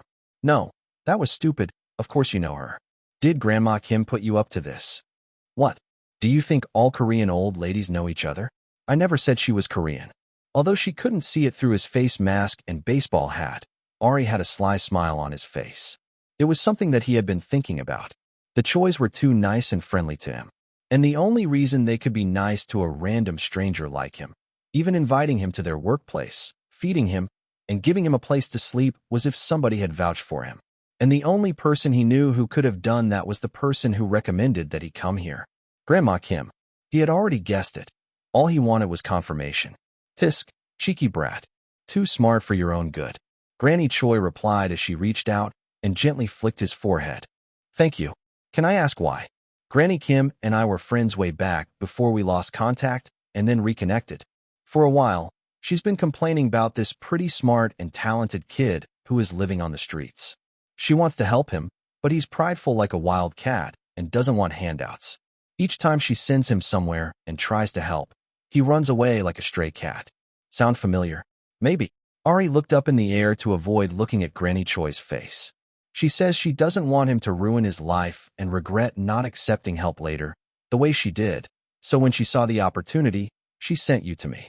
I'm used to dealing with prideful personalities like yours that like to pretend to be tough, but are soft and delicate inside. Granny Choi looked at him before continuing. "I don't do anything at a loss for myself, so don't worry your head about causing me trouble or this or that. Focus on healing, staying out of trouble, and helping out here and there when you can while going to school. If you want to quit, just let me know." I don't like handouts. For me, it's not a handout. Just like with Grace, I am using your young bones so my old ones can get a break. Come in the evening and help out when you can. If you don't work, you won't eat, and you won't get paid. Deal." As Ari hesitated, somehow, Granny Choi's magical wooden spoon appeared and began to threateningly tap on the cash register. "If you say no, I'll nag you every day and get Kim to chase you down and nag you too. Then I'll send Stephen to find and harass you. Do you know how much he's been raving about how well you clean that church of his? You have to stay." Got it. Got it. Good. Stephen tells me you signed up for a music program and passed the first round." At the sudden subject change, Ari blinked before sitting comfortably on a bench and responding. Yes. Are you going to win? That's the goal. There's money on the line. What's the name? Is it on TV? Popstar Academy, Project 777, and yes, in a couple of weeks. Okay, I'll ask Grace for details. Are you going to school tomorrow? No. At his response, Granny Choi frowned. Why? I have something to do. More specifically, he was going to go to the UCLA Music Library to get books on making music, borrow all the recording equipment he could rent, and ask for hands-on help if he could find it. To successfully make a song, it would be more efficient to spend the next 2 weeks focusing on it rather than going to class. He wasn't worried about his grades, especially since he had already gotten enough credits to graduate and received his acceptance letter to community college. He would just say he was sick with some contagious disease. What were they going to do? Call his parents? All he needed to do was cancel his tutoring job, and it would probably be fine. Unfortunately, Granny Choi opposed his thoughts. Don't skip class. Okay. Ari readily agreed, even though he planned on doing the exact opposite. His philosophy in life, developed by having been homeless for almost 2 years, was to ask for forgiveness, not permission. As if sensing his thought, Granny Choi typed something into her phone before nodding with a smile. I remember your school ID. Grace's school is too close to yours. Stephen can drop you both off together. No skipping school. Education is important. Ari stared at her for a moment before replying politely. He felt grateful for her help so far, but he needed to do what he needed to do. I don't need the ride, but if you insist, I don't mind, but I'll just take the bus from there to where I need to go. This competition is important to me, and I need to prepare for it properly. Granny Choi narrowed her eyes before beginning to bargain. You can prepare and still get your education. Half days at school, and I provide you breakfast. 1 full day at school, and I get breakfast. 2 half days a week. Breakfast, packed lunch, and dinner are provided for free every day. If not, you pay for your dinner starting now. Take it or leave it. Granny Choi walked over to the restaurant's door and began opening and closing it, fanning the scent of tasty meat and side dishes in his face. At first, Ari was a little dumbfounded at her actions, but then he began to laugh. You drive a hard bargain, Grandma. I'll take it. Ari solemnly shook Granny Choi's outstretched hands before wondering what had possessed him just now. Why was he bargaining about whether or not he would be going to school? He could just not go without any argument. Was he really being bribed by free food? Yobo, the pretty duckling is here for dinner. Put some beef ribs on the grill. He wanted to say something, but when he smelled the delicious scent of food as Granny Choi ushered him into the restaurant, Ari swallowed his words down along with his saliva. It wouldn't be so bad to show his face in school, would it? Just twice a week, half the day, and then he'd leave. Chapter 18, No Bullying. Completely in a trance induced by food, Ari was led to a table in the back and quickly ate some food that he grabbed from the kitchen. As he was gulping down his second bowl of rice, he noticed that Grace, the Korean girl his age he had seen the first time he came, had sat across from him and was staring at him curiously. Her face looked quite bubbly, and she had minimal makeup on. Her bleached blonde hair was pulled up in a loose ponytail, and she was wearing all black with an apron bearing the restaurant's name. As she stared at him for several minutes, Ari blinked before greeting her. Hi. As soon as he spoke, it was like a dam burst, and words came flying out at high speed. Grandma says that you're joining a singing show, and we're riding to school together, and you live in the church that Dad runs. Something like that. Are you any good at singing? What happened to your face? Can you dance? Were you scouted, or did you apply? Are you actually pretty like Grandma calls you?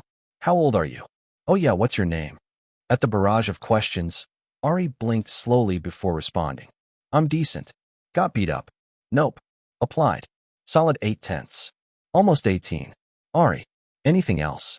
At his rapid-fire response, Grace blinked before smiling brightly. Wow. You actually kept up? Everyone says I'm a certified yapper and speak way too fast. They're not wrong. Bo, you're not supposed to agree. Anyway, what idol survival show is it? I Lily Land, P. 9999 Producer Valley. Pop Star Academy, Project 777. You might not have heard of it. Oh my gosh, no way. Of course I've heard of it. That's the new one, right? Have you met any other contestants? Did you meet any famous musicians so far? Did you see BTZ? Or Red Roses? Golden Generation? I don't know if it's new. No. No, no, and no. If I missed a question, the answer is probably no. Tell me everything about the whole process. Who did you meet? What did you sing? All of it. I don't think I'm allowed to do that. Ari replied dryly as he stared at Grace's crazed eyes.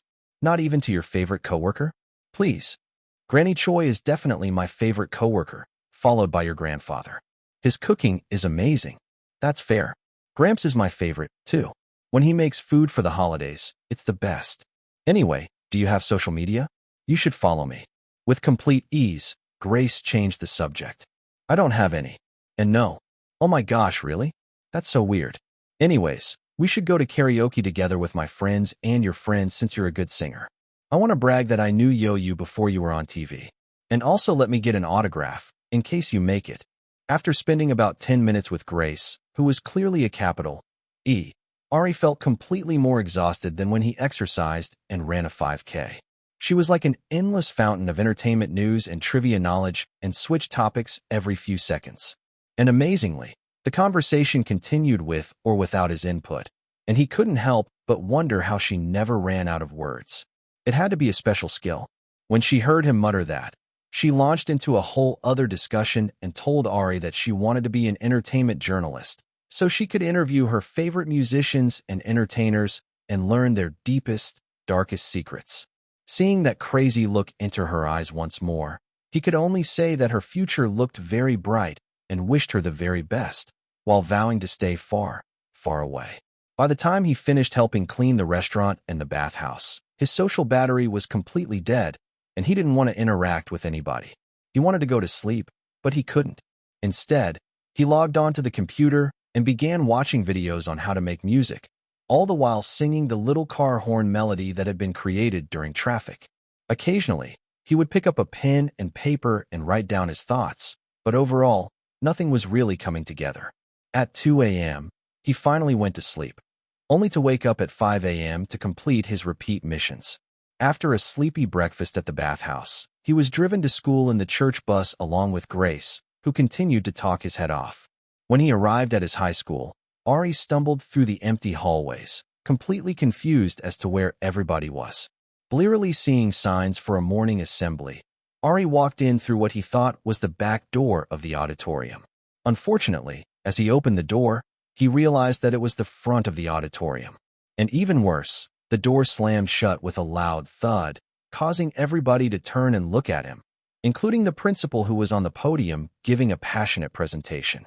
Before Ari could duck away, the students started whispering loudly and pulling out their phones to record and take pictures of him. Ah! Oh my goodness! Dang, look at his face. You think Prink got somebody to jump him to prove a point or... Loud voices continued to whisper as Ari blearily tried to find an empty seat, but they seemed to be all taken. As he made the decision to go out and come through another door, he was stopped by a booming voice. Stop right there, young man. Come up here. Me? Ari looked up and around, fully hoping that the principal was talking to someone else. Yes, you young man. Don't be shy. Come up here. Unfortunately, the principal was looking and pointing right at him. With reluctance obvious in every movement, Ari slowly walked onto the stage, hoping that somebody or something would save him. Instead, he was carefully helped by a teary-eyed female teacher to stand by the principal. The principal was a large man with a shining bald head covered by a pink fedora and a large handlebar mustache. He wore a tight gray suit that showcased all of his muscles, a pink bow tie, and matching shoes, making him look interesting. Ari glanced at the students sitting in the auditorium, at some female teachers wiping the tears in their eyes before turning to look at the presentation on the large screen behind the principal. Written in extra-large red letters. Prohibited, say no to bullying at LA Central High School. Prohibited.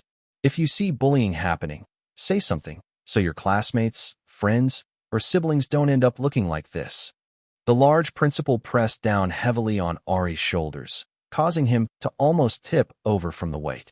As the students' whispering became louder and the flashes from the phone camera became bigger, Ari couldn't help but let out a sigh. This was one of the reasons he didn't want to come to school. Because of the no mask and no hat policy, he couldn't cover up his injured face. And there was no way he was going to paint his face white to go to school, but maybe he should have tried to. At least that way, he wouldn't be here. standing in front of the entire school and somehow becoming the poster child of an anti-bullying campaign. Chapter 19. BC. Ari stood in front of his entire school of 1,000 students, staring blankly with dead fish eyes as the principal continued to use him as a living, breathing example of the effects of bullying despite his protests and clear indication of not wanting to be there. Despite the staff's warnings, the students kept talking and taking pictures, and Ari could only imagine how many group chats and Twitter threads had his beat-up face in them.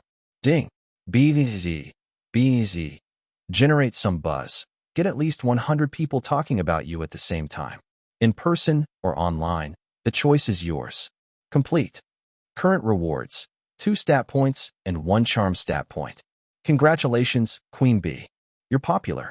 Even as he completed one of his missions, Ari just stared blankly ahead. Who would be happy in this situation? This wasn't how he wanted to generate buzz about himself. With a renewed mindset that he would not make a decision when being bribed by delicious food, Ari vowed not to come to class again until his face was fully healed.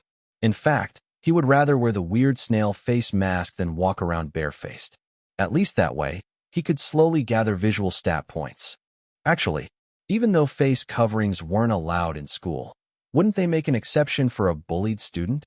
At the flash of inspiration, once the assembly was over, Ari grabbed onto the arm of the principal and put on his most pitiful appearance as he pulled out the snail face mask. Principal Matador, sir, I actually went to the dermatologist because of how bad the damage to my face was, and they gave me this snail mask to heal me. The dermatologist said that unless I wear it for 24 hours a day, I'll be scarred for life, and that trauma will remain deep inside of my soul, and every time I look in the mirror I'll hate myself. So if you could bend the school rules dash. Young man. The principal clasped Ari's shoulder with his iron grip as he lowered himself to look him in the eyes. Seeing that extra-large handlebar mustache approaching his face, Ari tried to lean back, but was gripped even tighter and pulled into an unwanted bear hug. Of course, you may wear whatever you need to heal, and if the bullying persists, come talk to me and any of the faculty. We'll handle the situation properly and fairly, okay? You are not alone. We're all in this together. When one person is hurt, the entire community is hurt. Ah, yes. Thank you for your help. We will get through this together. Yes, of course. Now please let go. This hurts. Of course, Ari didn't say the last part out loud. He kept a very thankful expression on until the principal released him. Then he immediately went to the bathroom, wet the snail mask, and put it on his face before going to class. Throughout the day, some students pointed and laughed at him, even taking more videos, but Ari just ignored them as he did what he needed to do. Bullying? Looking weird. He didn't care about what a single student had to say. He had no friends in the school due to being busy, and many of them had mocked him for being homeless and poor, but that was the extent of it. He just let it go through one ear and out the other. To Ari, wearing the strange mask all day and gaining an additional point for his visuals was much more valuable than whatever people might say. And in a city like LA, he might get some looks here and there, but most people would attribute it to Hollywood weirdness. Ari spent his lunch in the library, continuing to research how to make music, even transcribing the car horn melody into a free online sequencer, and researching books that he could use to help him accomplish his goal. From tomorrow on, he didn't plan on coming to class until Friday, so he told the school tutoring center that he no longer had the time to tutor, effectively quitting his last stable job. Since he had decided to do the system tasks, he might as well do them to the best of his abilities with his full focus. Of course, the teacher made a big fuss about the effects of bullying and invited Ari to come to her for help. After dealing with that, Ari left school when it was over, going to the thrift store and buying replacement clothing and other necessities before heading back to the church on the city bus. Once back, he practiced singing for an hour. Then he practiced his toddler choreography for dancing for 3 hours until he finally completed the dancing repeat mission. Ding! Don't be a slab of wood. Move your body a little. Dance the choreography of a song longer than 2 minutes 100 times. Complete. Reward: +1 stat point.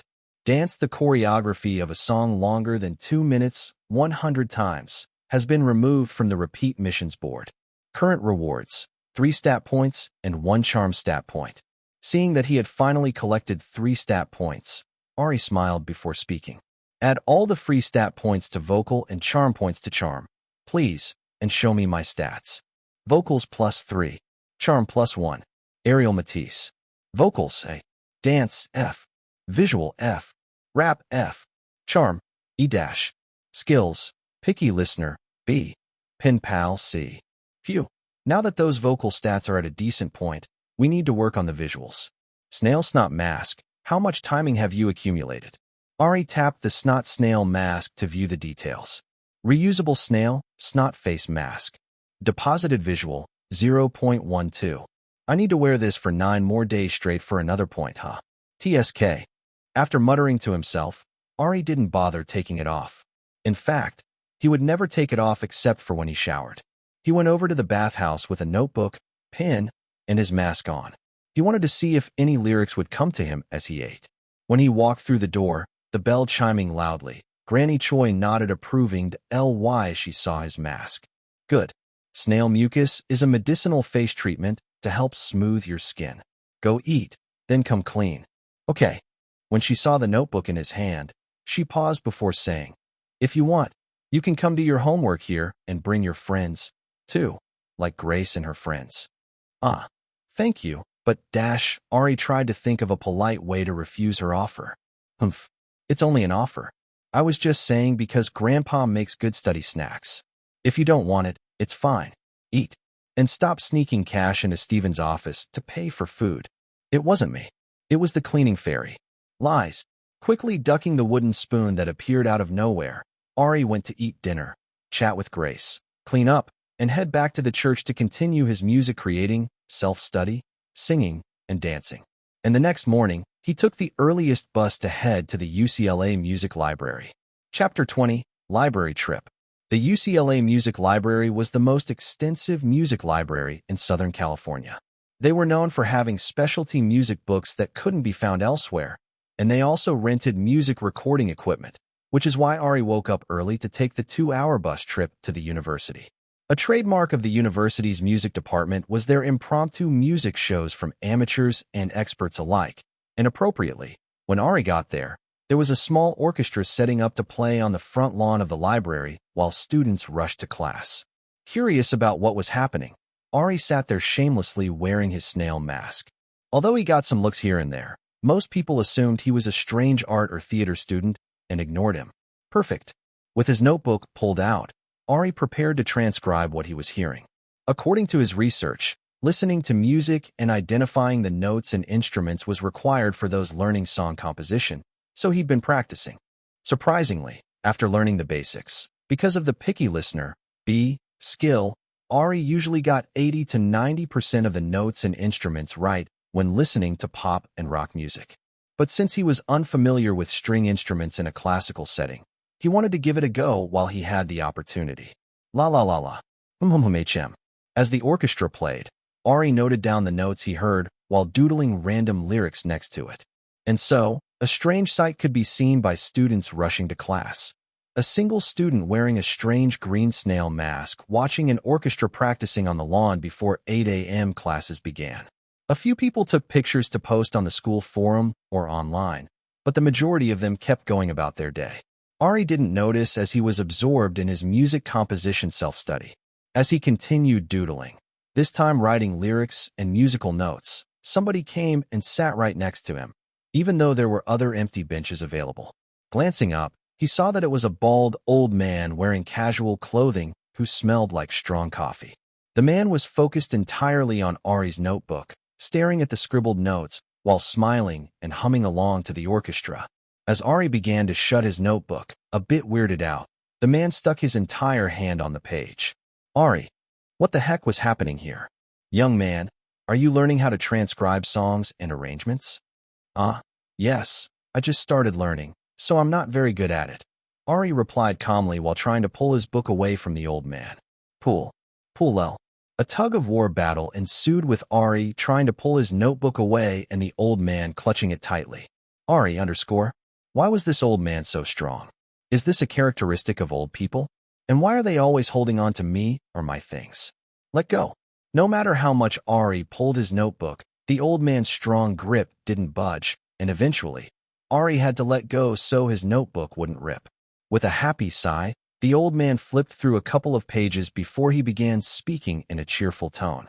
"Oh, you've been listening to quite a variety of music, I see. Actually, that looks pretty great. You did it almost perfectly except for this part here. If you're not familiar with the bass, it can be a bit tricky.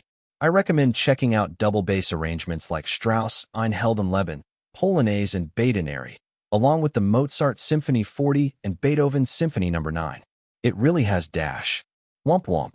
Womp womp womp womp. Womp womp."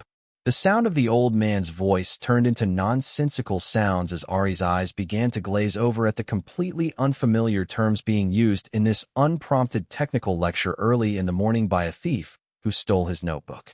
Truly, he was glad that the snail mask covered his entire face except for his eyes.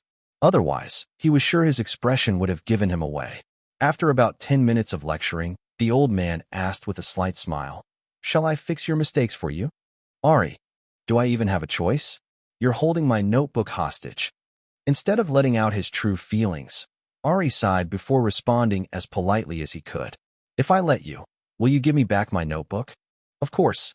It belongs to you, doesn't it? I'm not a thief. If you know that, then why did you take it?" The man quickly crossed out a few sections of his writing, scribbled some notes, and even signed his name in some illegible scribbles. "Make sure you don't sell it, ahaha. And enjoy the show, young man. You seem quite talented, so here's some advice. I suggest you continue doing what you're doing, listening to a variety of music and understanding what parts make the whole and how they combine. And soon, you'll be able to create something spectacular too." As the man walked away after patting his shoulder and giving some generic advice, Ari simply stared at him in confusion before muttering to himself, "Why would I sell it?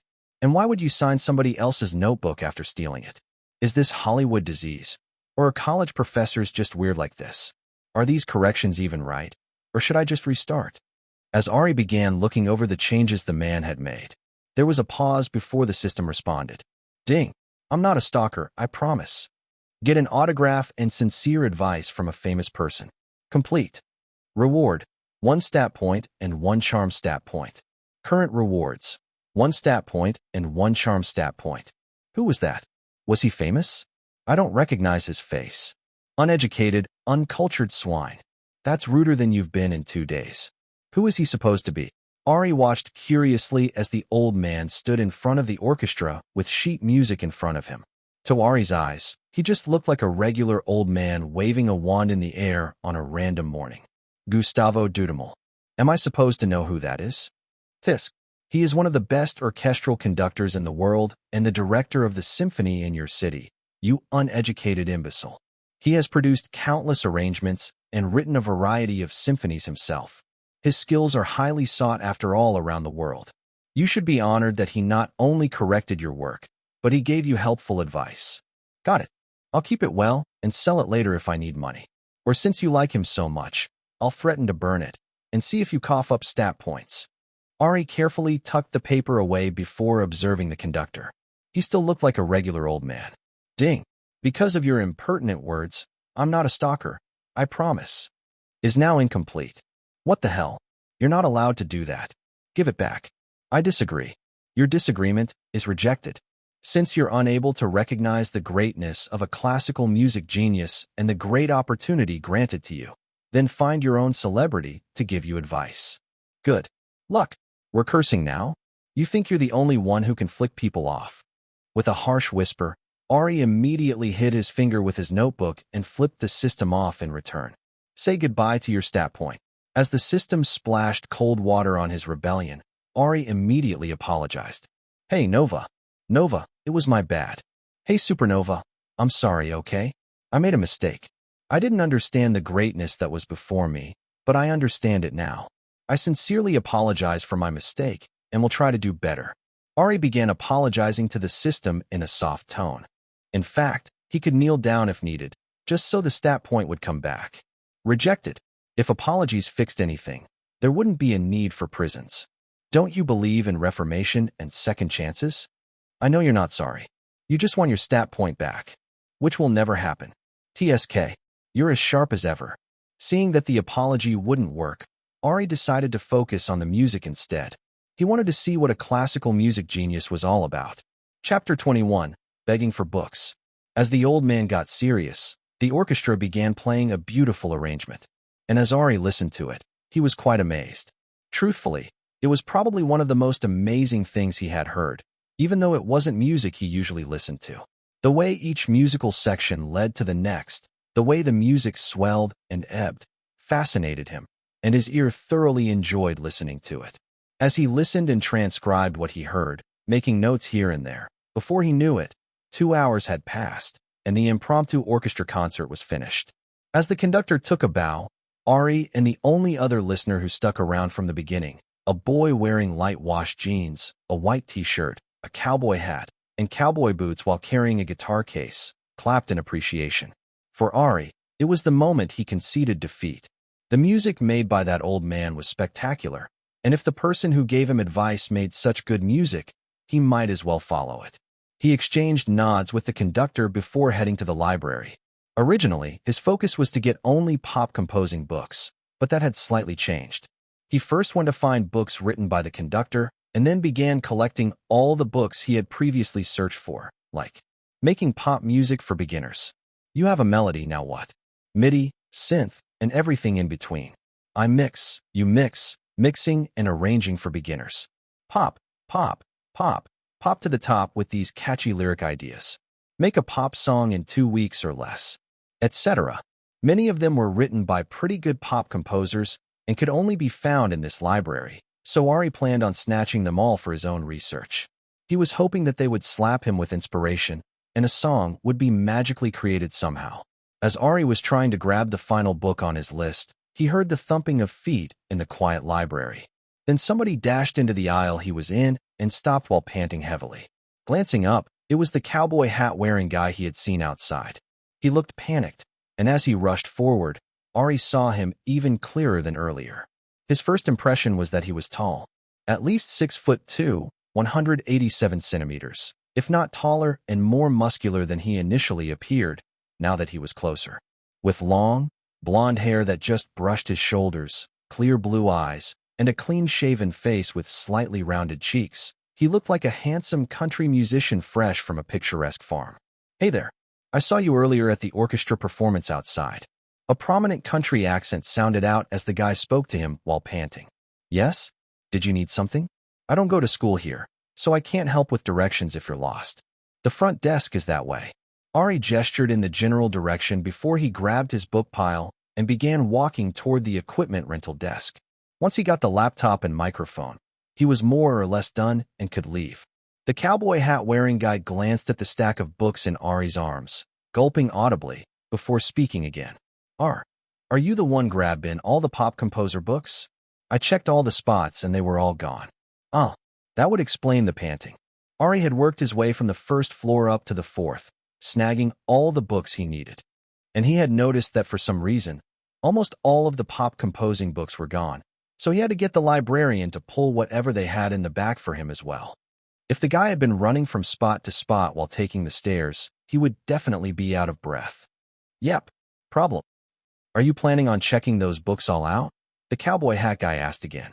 Despite his deeper voice and tall frame, the guy seemed surprisingly shy.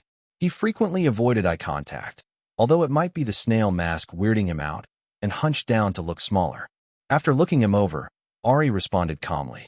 It is a library, and that is what one does when one comes here. Find books, check them out, return them when they're due. Is there an issue? The guy gulped once more, his voice getting softer and softer as he ducked his head down even lower. You mind letting me have the books instead? I really need him. It's real important to me. Large blue eyes looked at him with a pleading puppy-like expression. I'm sorry I can't do that. Ari shook his head. In theory, he wanted to help, but he needed these books for himself. Since it was first come, first served, he wasn't at fault for getting the books first. Gosh dang it. The cowboy hat-wearing guy swore softly and slumped downward like a wilted flower before staring wistfully at the stack of books in Ari's arms and asking in a softer voice. Are you sure you can't give them to me? Positive. Really? Yes. Not even one or two. Every book you see in my arms is very necessary to me. Then, do you mind sharing them with me? I mind. Instead of asking me, I suggest you try another library location since I have no plans on giving them up or sharing. Oh, seeing the large guy hunched over again like a kicked puppy with his sad blue eyes as he dragged his feet and walked beside him, Ari clicked his teeth before looking away. He found the books first. He didn't think he was doing anything wrong. But somehow, he felt like he was bullying a little kid. Is this what you've become?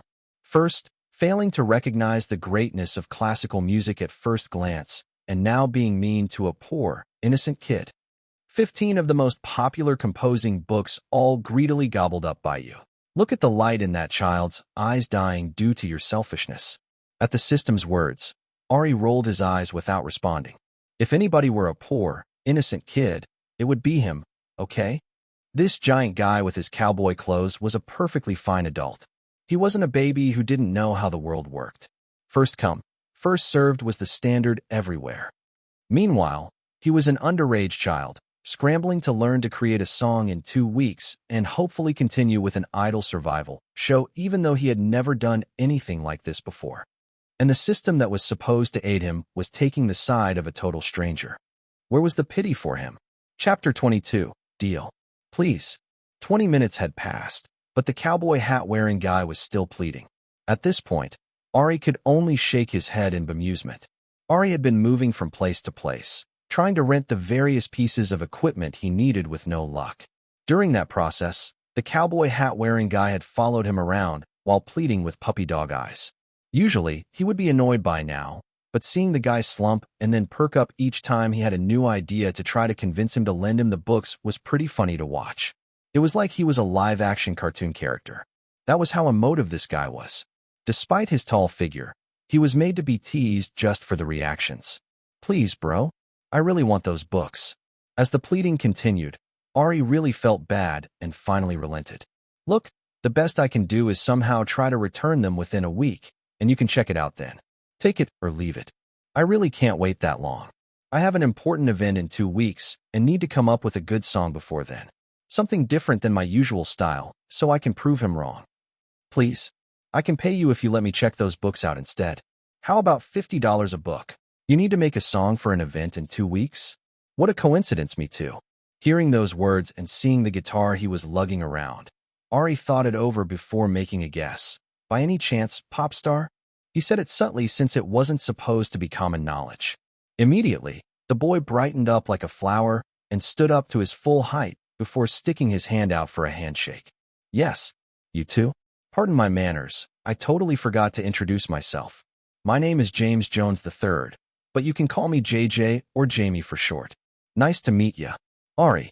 Ari shook the offered hand before he continued to walk away as he mentally checked things off his list, but Jamie continued to follow him, chattering with a much more relaxed tone as if they were close friends now that they had introduced themselves. Ari, I don't remember seeing your name in the group chat. And what can I do to make you share those books with me? Should I up the amount of money? Are you teaming up with anybody or working solo? Also, what's with the mask? You look like one of them scary aliens from the movies the way it stuck to your face. Seeing Jamie's apprehensive look as he tried to touch the mask, Ari began to feel slightly mischievous. Well, you nailed it. I am an alien. One who's annoyed by you following me everywhere. Now that you found out my true identity, you must die. Ruff, ruff, ruff, ruff, ruff. Ari jumped toward Jamie, pushing his masked face as close as possible while barking wildly. Gasp! At the shocked expression on Jamie's face, who immediately backed away as if teleporting and almost fell on his, but while clutching his guitar as a shield, Ari burst out laughing. His expression was just as funny as he thought it would be. Despite his large size, Jamie was really like a cartoon character and clearly very easy to tease. He looked so afraid, and how did he retreat so quickly? Even now his face was turning red from embarrassment as he tried to brush it off and look calm. Although Jamie had a cool-looking appearance, it seemed that he was really a scaredy cat. I'm not. Sure. I believe you. Ari lightly teased him while walking, and after a moment, Jamie moved beside him. I said I'm not. Right. Anyway, the group chat is an app, right? With my phone, I can't join it. And I'm a solo act. Are you really going to continue following me around? Of course I am. I want to convince you to lend me those books. Do you need help carrying them? They look kind of heavy.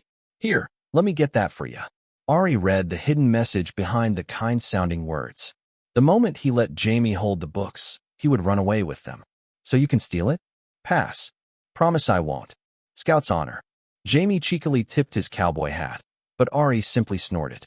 Do the Scouts still have honor these days? Well, you're not wrong, but even if they don't, I do. Well, I don't know you, so that's useless to me. No touchy. We've exchanged names, which means we're basically brothers. Allow me. As Jamie reached out playfully, his original shyness completely gone, Ari batted his hands away and began walking faster. Unfortunately, Jamie was taller than him, had longer legs, and wasn't offended in the slightest, so the country boy easily kept pace and continued making offers for the books. Thankfully, the large library was pretty empty. Otherwise, Ari was sure people would complain and kick the two of them out for being noisy. Excuse me, could I please rent the starter music recorder equipment and a laptop with audio recording software on it? It says that there were 2 more online, and I put my name down for one. Ari asked the equipment rental staff member while completely pretending Jamie did not exist. The blue-haired staff member nodded with a small smile. Sure, let me check. Sick mask, by the way. Where'd you get it? I was born this way. Ari replied casually. I'm very jealous. You gotta share that skincare routine. It's smoother than plastic. The blue-haired staff member laughed to herself before heading to the back room, and Ari turned to Jamie, who had raised the book prices to $100. Listen, I would love to accept the cash you're offering. Trust me, I'm tempted, but I'm not giving up the books. I really need them at least for a week. At the price you're offering, you might as well call the publisher and pay them directly. At his firm tone, Jamie hung his head like a sad puppy again, but Ari held strong. This was a competitor. No matter how sad and devastated he looked, or how easy he was to tease, or how much money he offered. $100 a book * 15 books equals. No matter how much money he offered, it wasn't meant to be. The most he could compromise for was a week, and even that was pushing it. $110 per book. As Ari felt his mind wavering over the ever-rising price to rent library books. Hey, sorry dude. I looked, but there's no recording equipment back there. The blue-haired staff member came back with an apologetic expression, but it said it was available online. I have the reservation code. Yeah, that happens sometimes, sorry.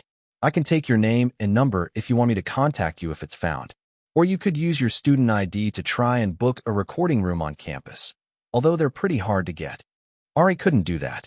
All he had was a public library card, not a university student ID card, and he didn't want to make this long, expensive bus trip until he had to return the books. Could you just check one more time? Please? It's really important. Although he felt bad about asking, he really needed that equipment. Otherwise, he would have to figure out how to record on his cheap, tiny phone or order equipment with money, which he would rather not do. Sure, I'll check, but I don't think it's here. After several more minutes, she came back while shaking her head. No bueno. It's empty back here. All right, thanks anyway. No problem. Here's the laptop. As the staff member went to the back room again, off to the side, Jamie had perked up like the Energizer Bunny once more. Bro, let's trade. I see that you're renting recording equipment. Do you know who happens to have unlimited access to a recording studio? At the excited question, Ari blinked before responding in a dry voice. Let me guess. You. Winner chicken dinner. Jamie nodded enthusiastically, his long golden hair swinging about as he smiled a pure smile and grabbed onto Ari's arm. If you let me borrow those books, I'll let you use the studio for free. Laptop, mics, instruments, equipment, software, whatever you want. I can even help you out when I have time. What do you say? Blue Eyes looked at him with a pleading expression, but Ari couldn't help but be grossed out to see a huge man beg like a golden retriever. Why are you so desperate for these books? There are plenty of other composing books in stores and online. And if you have access to a studio and money, can't you just, I don't know, hire someone one-on-one help? Seems more cost-effective to me. I have my own reasons. So what do you think? It's a pretty good deal, right? You come to my studio with your books? Seeing his face, Ari had one thought. Was this guy a sucker? In what world was studio time worth borrowing library books, or even that much money? Even if he had his own circumstances. It seemed a little too sketchy, Ari muttered. It's not sketchy. I'm not trying to set you up. Take a look. I really have a recording space. And it's legit. Feeling pressured, Jamie pulled out his phone and opened his TalkTick account, which showed him singing, mixing, and recording in a small studio space. I'm really not trying to set you up, I promise. I have my reasons, okay? Plus, we're in the same program, right? And might even end up on the same team. Just lend the books when you come to the studio for the next 2 weeks. You can take them home, and if you need them, you obviously have first priority. And we can call it even, okay? Ari stared at Jamie silently as he evaluated everything he had said so far. Part of Pop Star Academy, a composing soloist, wants to compose something with a different sound, in a personal recording studio, combined with his personal country boy style and accent. Analysis. Some type of country artist is trying to transition into pop, but he is too embarrassed to tell anybody around him and wants to prove a point to his dad. Although it didn't fully explain everything, he felt as if it fit for the most part. As Ari stared at the squirming Jamie, he sighed. You clearly know how to compose songs if you're trying to make something different from your usual sound. Throw in a tutoring session on the equipment in your studio, and a couple of hours of you helping me when I ask, and we have a deal. You can use the books while I'm in the studio and not using them. Deal. Deal. Let's go right now. Before Ari could say anything, Jamie carried the books with one hand and dragged him to the checkout with the other. Following strangers is how you died the first time. Are you really going to do it again? Shut up. Ari immediately hissed at the system. What was that? Jamie turned around with a confused expression, and Ari just shook his head. Nothing. By the way, do you have a car? I took the bus here. Chapter 23. Cold-hearted. Jamie did, in fact, have a car. He had a very fancy white pickup truck that he used to drive them to his recording studio, which was located in an entertainment company's building in downtown LA. This is a nice setup. Jamie beamed with a happy smile at the sincere compliment. Thank ya. I decorated it myself. Feel free to look around. Ari wandered around the studio, curiously examining everything since it was his first time in this kind of space. To one side, there was an electronic keyboard, along with guitars, basses, fiddles, a banjo, and a small drum kit. The opposite wall was split by a glass recording space with the electronic equipment outside, while the middle of the studio had a small couch, a coffee table, and a mini fridge with snacks and bottles scattered all over it. Sorry, I wasn't expecting guests, Jamie mumbled as he rushed around to clean the space up, his large form surprisingly agile in the small room. I've seen and lived by worse, so don't worry about it. Instead of wasting time, give me a quick rundown of what to use and how to use it, and we can split the books in half for now. Also, do you mind if I use a guitar or bass to test some things? I can do that. Then, let's start over here. This is the MIDI controller. It's used for over 2 hours, Jamie excitedly explained the things he had in the record studio. When asked for more details, he proudly demonstrated using examples of his own work, going into the nitty-gritty details of each part of a song. While chatting, Ari found out that Jamie was a pretty good composer who had been doing it since childhood, although his focus was only on country songs. He had written several songs for country artists that had done pretty well. Apparently, he came from a well-known historical family of country singers in Nashville, Tennessee, the home of country music. Since he was clearly talented, and Jamie didn't want to share why he was desperately looking for beginner pop composition books so much that he would give up his studio space, Ari figured he had his own issues and didn't bother digging into it. He wasn't interested in someone else's life drama when he had enough of his own to deal with. Instead, after his recording studio tour, he made himself comfortable on the sofa, with the laptop on his lap and Jamie's spare headphones on his ears, while reading through a chords book and testing them on the online piano to accompany his car horn melody. Every once in a while, he would walk over and record his voice to test some lyrics to the little melody that was growing, or ask Jamie a question before noting the answer down and continuing his own process. When he got hungry, he ate the kimbap Granny Choi packed him for lunch while continuing to work on the laptop, shifting things around, listening, and making notes until it sounded good to his ears. He wouldn't really call it a song, or say that everything worked together, but he had created some pieces together that he was trying to put over a very basic beat. On the other hand, Jamie had dragged the keyboard close to where Ari sat and was flipping through the books while occasionally playing some things on the keyboard or tapping away on his laptop. He was utterly focused and in his own world, but occasionally, He would look up and stare at Ari, his lips quivering, as if he wanted to say something, but then he would chicken out at the last minute and look away. Ari considered asking him what was wrong, but then shook his head. Jamie was 19 years old, which was basically an adult. If he wanted to ask something, he should have opened his mouth and asked. Harmoniously, just like that, the two passed the time until, rearing. Ari's phone alarm went off. Upon hearing it, he quickly packed his things and reached for the books James was using. Are you leaving? Jamie glanced up with a shocked expression. Jamie was used to living at the studio when there was a short deadline like now, so it was shocking that someone was leaving so early in the day, especially when they were preparing for the same event that could change their lives. For some reason, he had assumed that they would have more time together before he could ask Ari what he wanted to ask. He thought it was a joke since the younger boy liked to tease him, but Ari looked completely serious. Yep. Already? It's so early. I have stuff to do, so hand the books over.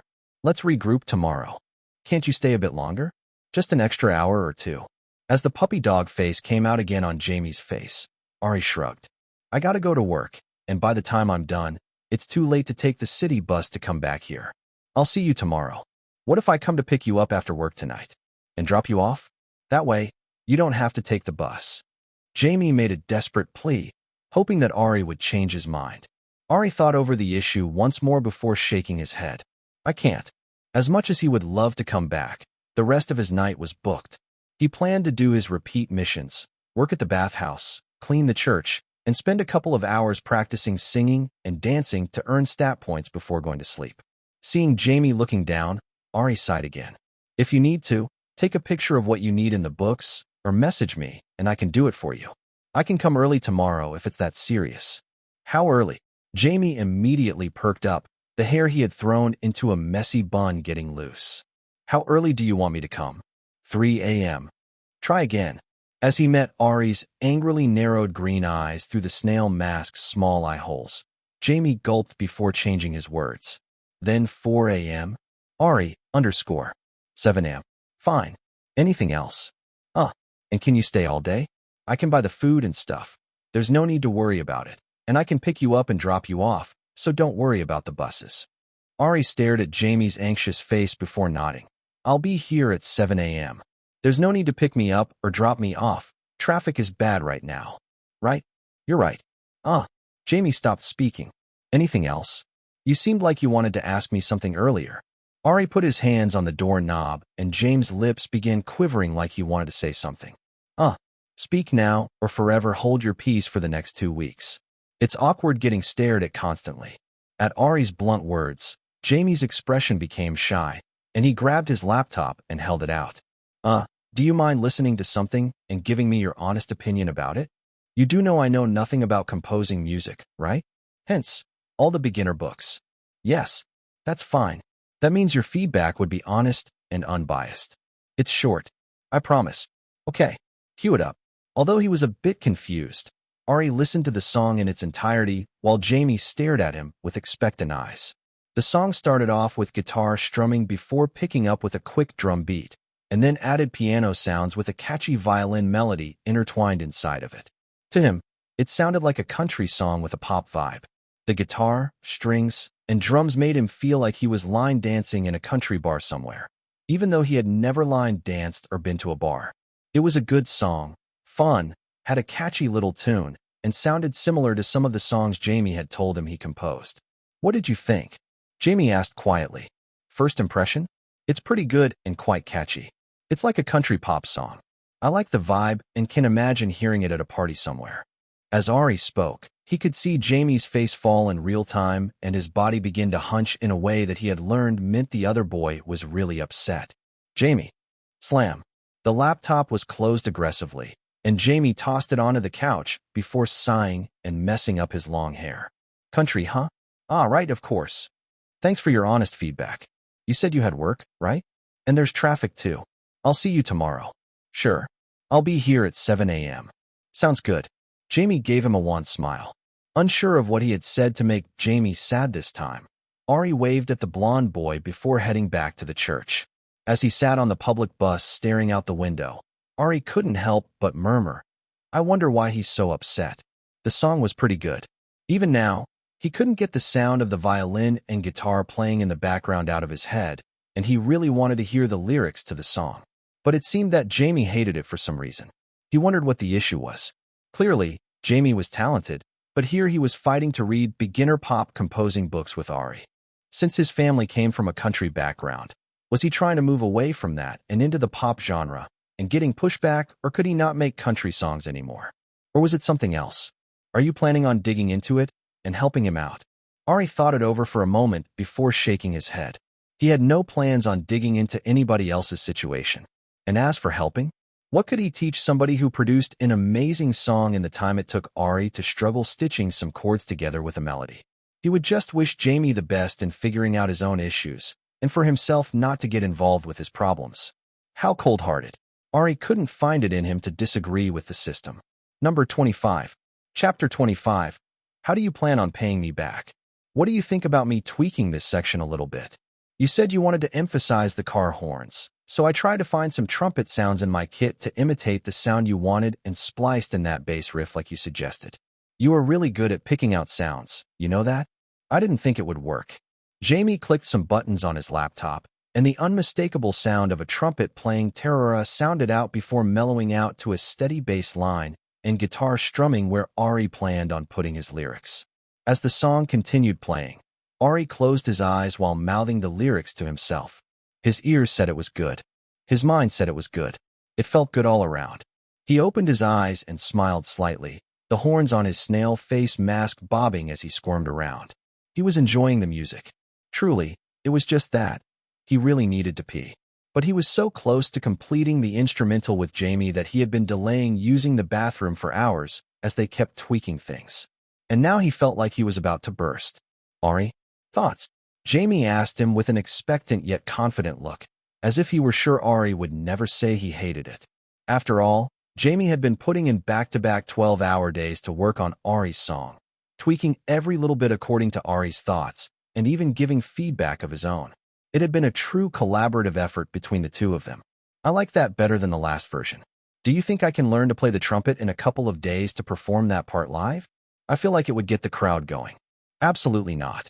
Jamie's expression was one of complete certainty as he expertly clicked around and saved the new version of the song tentatively called Traffic Really Sucks for 26. No, I'm a fast learner. It's only 6 notes. Trust me. No, it's much harder than you think to play a trumpet, even just 6 notes. Tisk. At the definitive answer, Ari sulked for a moment before sighing. Then I'll stick to the kazoo. But that looks way less cool. You can only be cool when you have the skill. I know you wanted to try to record some vocals to practice, right? Go use the bathroom before you take a leak on yourself, and I'll set it up for you. Yes, genius country music producer Jamie, sir. As you wish, sir. Ari pretended to salute Jamie before quickly running out of the studio. He really needed to pee. As Ari dashed through the hallway, he passed an older man with long brown hair who was wearing flared jeans, a cowprint leather jacket, and a cowboy hat. The man seemed very angry as he marched down the hall, but thinking the man might be related to Jamie, Ari waved but was completely ignored. Well, whatever. He probably thought he was a weirdo because of his snail mask. Ari quickly used the restroom, washed his hands, and headed back to Jamie's studio. And as he opened the studio door, he could hear the sound of somebody shouting over the backdrop of the song he and Jamie had been making. It was the man with the cowprint leather jacket yelling at Jamie with a heavy country accent. I've told you to stop dilly-dallying with the fake music and focus on the real stuff. You're out here wasting your God-given talent on this bullsh**T music, and it doesn't even sound good. It just sounds like fake country music because deep inside you know that's what truly good music is. You can't escape it. It's in your blood, son. Pops Dash. James Jones Jr. Don't you dare interrupt me when I'm talking to you. Not only are you continuing to make this bullsh**T music in a studio that I pay for while I was traveling, but I also find out that you went behind my back to sign up for some pansy show where you're going to sing and dance to soulless music? What are you darn kids calling it these days, an idol? Huh. As the older man yelled, shoving his face into Jamie's, Jamie was completely silent. You're out here bringing this trash into a place that I pay for with equipment I bought with my own money? Thud. The older man grabbed one of the books labeled, Pop, Pop, Pop, popped to the top with these catchy lyric ideas and flung it against the walls of the studio, causing part of the book to crumple and tear from the force. Pops, stop. Please, stop it. The withdrawn expression was back on Jamie's face as he rushed to try to pick up the book. Stop. I'm sick of your distracted nonsense, James. You keep wasting time on this garbage when you have the talent for greatness. You think your uncle and I, your grandfather, or your great-grandfather became Grammy-nominated by making rubbish music the way you want to. I've had it with you. Thud. Thwack. The older man continued throwing the books spread out on the table against the wall, not stopping until the table was clear and the wall was filled with dents. Then, in a sudden burst of anger, the man rushed forward, snatched Jamie's laptop, and began aggressively mashing the keys. The music immediately stopped. Pops. No. Stop. It's not mine. Jamie ran up to his father and kept trying to pull him back, but his father was taller than him and more muscular. It was like trying to pull back a wall. You think I'm falling for that nonsense again? I'm deleting this garbage. All of it. Traffic really sucks? This is what you're making in the studio that I'm paying for? This kind of garbage is what you're wasting your time making. Pops. Stop it. Jamie continued, yelling while trying to pull his father back from the laptop. He could hear files being deleted from his computer every second, and his heart constantly dropped. He didn't care about his things since they were backed up in the cloud, but this was his new friend's work. They spent hours collaborating and fine-tuning everything, and it was the most fun Jamie had had making music in a while. He couldn't let his father ruin it. As Jamie heaved with all of his strength, fully intent on stopping his father by any means necessary. Bam! His father's fist swung backward and hit Jamie in the face. Jamie immediately reeled back and clutched his throbbing cheek. There. That trash has all been deleted. You getting hit is your fault, James. If you hadn't tried to hold me, you wouldn't have gotten hit. I told you it's not mine. You shut up and stop making excuses. Don't talk back to me. I'm not done scolding you. As Jamie stared at his dad in an angry silence, a calm voice interrupted the tense situation. Knock, knock. Ari knocked on the wall to get the attention of both people and shut the door calmly behind him. When they turned to face him, Jamie looked a bit embarrassed, and the older man was red with anger. Who the hell are you? Strangers should read the room and not get involved. This is family business, the older man angrily yelled. Ari smiled faintly in return, although internally, he was boiling with anger as he saw the red mark on Jamie's cheek. I do apologize. I don't normally cut in on a family discussion, but it was getting a bit heated, so I decided to help break it up. You dash. As the older man tried to yell, Ari held his hand up to stop him.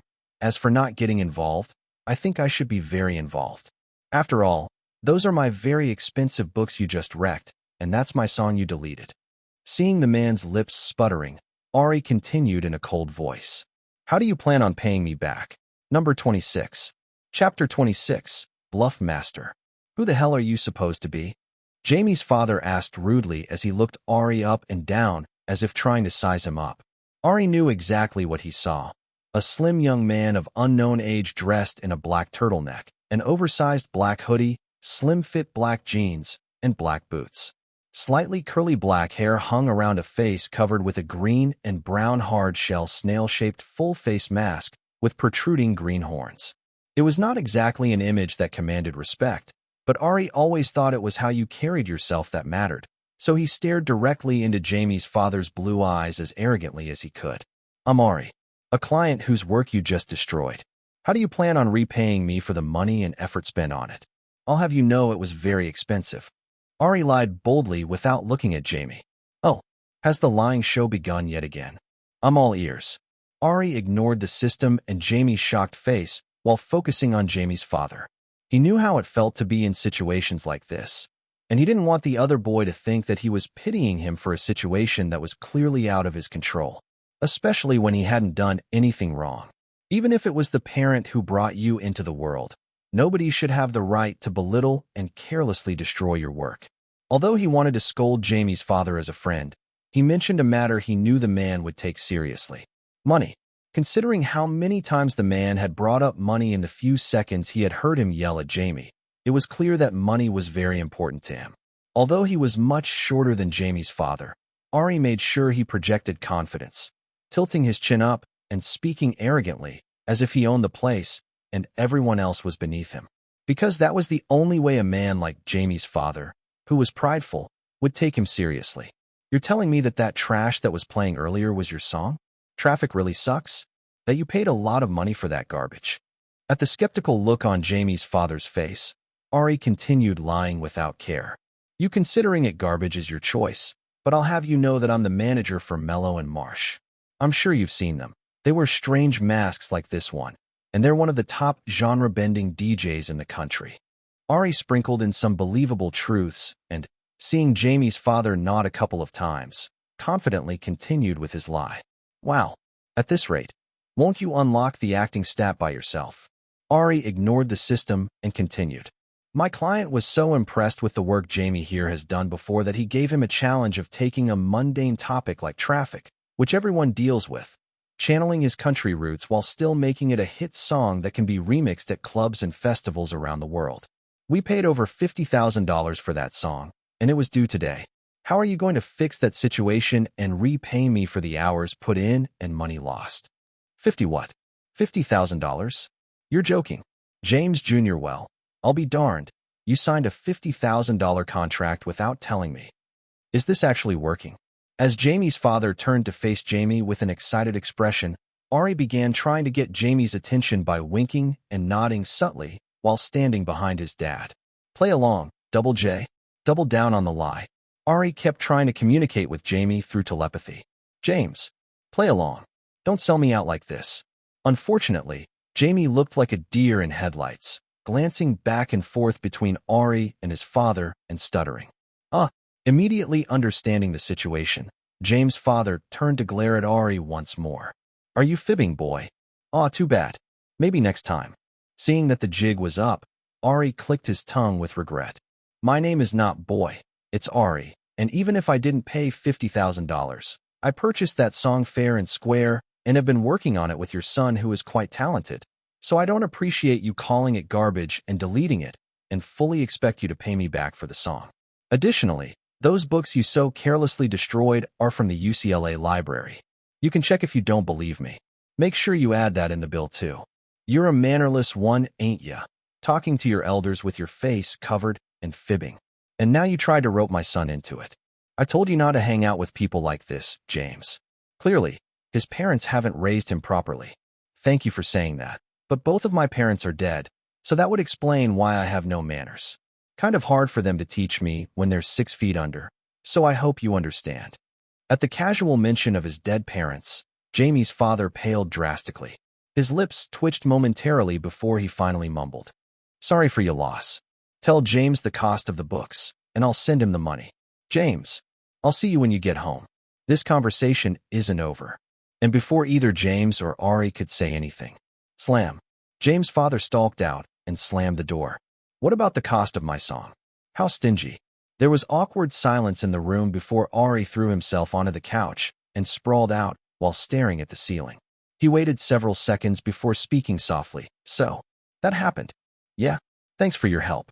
Sorry, I fumbled. I'm really bad at lying, especially to my pops. Jamie collapsed on his own chair with a sigh and dropped his head on the table with a bang. Ari observed him in silence for a while, wondering if he should say something or let him speak first before going to the mini fridge, wrapping some ice in a napkin, and, while smiling innocently, stuck a couple of ice cubes down Jamie's shirt. After cold. Cold. What the dash? Jamie began squirming and hopping up and down as he tried to get the ice out of his shirt. When he finally did and turned to glare at Ari with a betrayed expression, Ari shoved the makeshift ice pack against Jamie's red cheek. It being cold is kind of the whole point of ice. Hold that to your cheek so the swelling goes down. Thud. The ice pack was held to Jamie's face, and his head was immediately buried on the desk once more. Ari looked at his depressed figure before sighing. Want to talk about it? No. Okay. Shall we remake my song then? Or was it miraculously backed up and saved? Although it was a bit cold-hearted, Ari fully respected his decision and moved on to the main topic of conversation.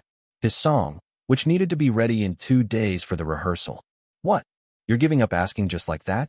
You're supposed to ask at least twice before I tell you my backstory. Jamie lifted his head to glare before slamming it back down. Ari, let's try this again. Ahem. Ari coughed lightly before putting on a baby voice. Double J. What's wrong? Tell Ari all your problems, Aquay. Blah. Please don't ever use that voice again. I have goosebumps. Then spill it, or forever hold your peace. Aquay Double J. After pretending to gag again, Jamie sighed before he started talking slowly. Number 27. Chapter 27. Pay me back. Jamie cleared his throat before starting. You know a little bit about my family. Country to the bone.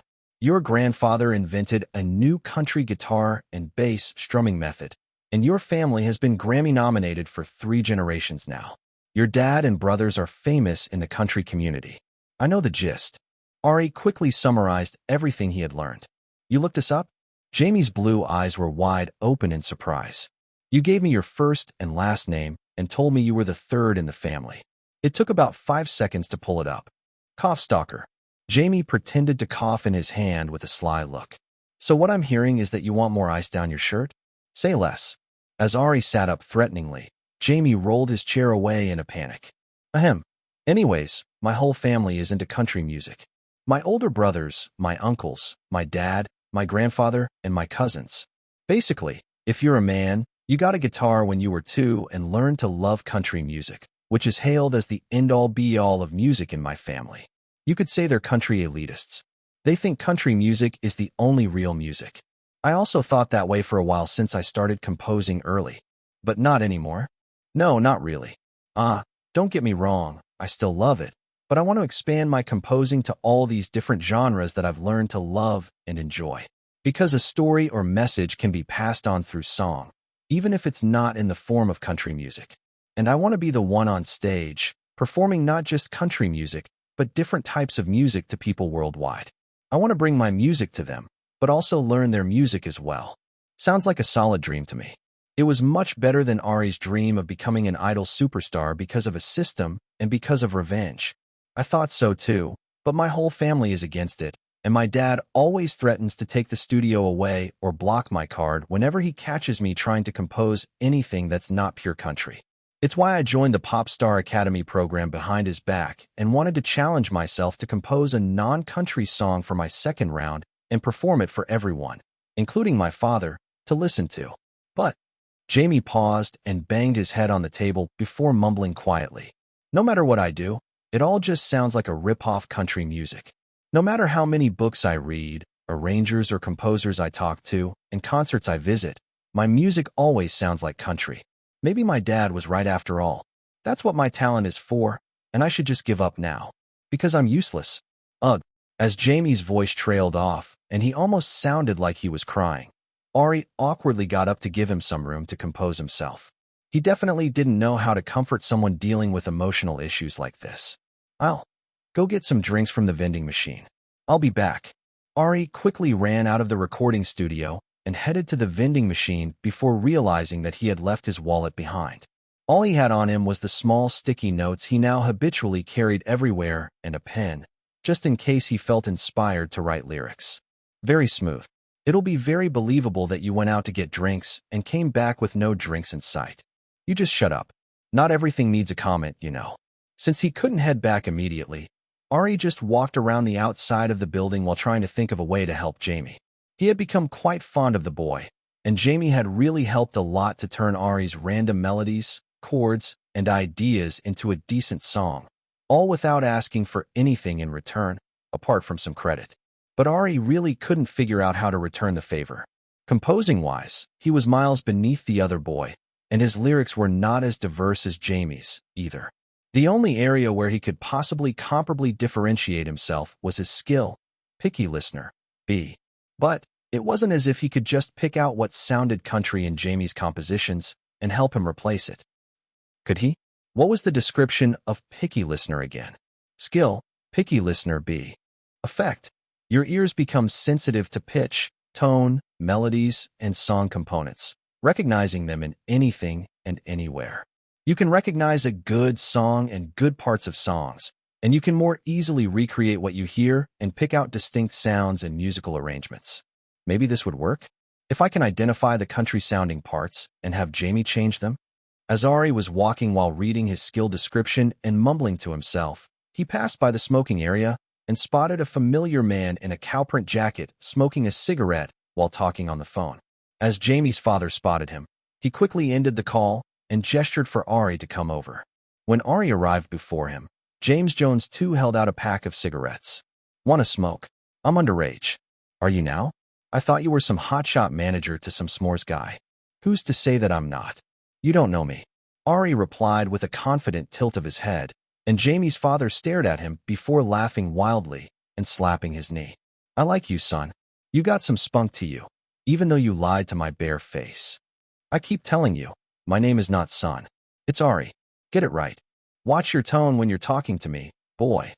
Jamie's father puffed on the cigarette, blowing it in Ari's direction before patting the space on the bench beside him. "Sit. Let's talk man to man. I don't like craning my head up to look at people." Ari looked the man up and down before fanning the air before his face and coughing obnoxiously. "If you want me to sit, please blow your smoke in the other direction. I have a competition in a few days and need to save my throat." "Cocky brat." Despite the muttered words, the next puff of smoke was blown off to the side, so Ari sat down and crossed his legs. "So let me guess, you joined that rubbish show that my son joined? The two of you seem tight as thieves." James Jones too began lighting another cigarette as he spoke. "I wouldn't call it rubbish, but yes, we're both in it." "And what? You planned on performing that disgrace to country music on that stage?" "That was the plan. Speaking of which, how are you going to pay us back?" "Personally, I take cash, card, direct bank transfer, and cryptocurrency. You can process Jamie's fees separately." "Huh, you're a riot kid. So flipping funny." Jamie's father began laughing once more, his hands pounding the back of the bench and shaking the whole thing. "It's not kid, it's Ari. And I don't see what's so funny," Ari replied in a deadpan manner. Although he had been calm in the recording studio with Jamie, he was completely furious with his father. First for hitting his son, then for messing up books that he would have to pay for, and finally for deleting a song that, although he had memorized the track from listening to it so much and it would take less time to make it again, he was pissed at the thought of having to repeat the process. Even though Jamie's dad kept laughing and thinking it was a joke, Ari was dead serious.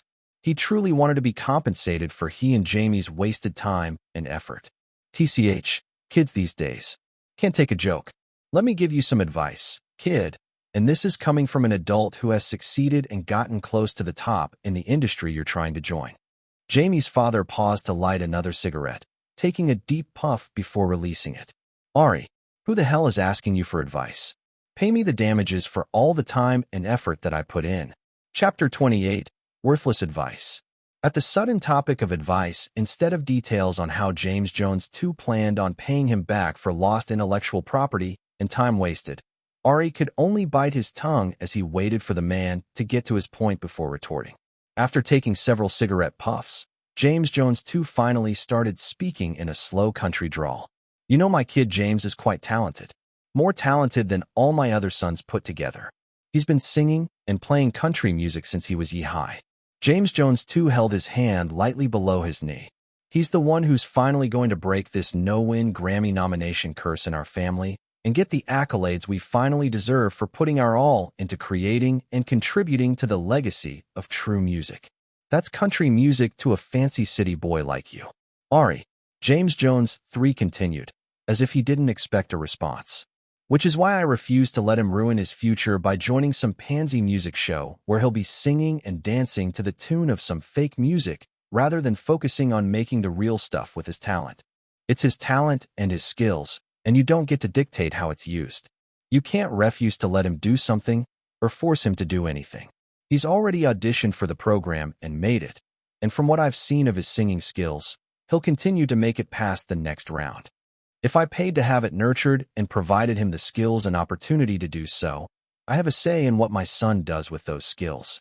What he wants and plans to do doesn't matter because he will never succeed on that show. I won't allow it."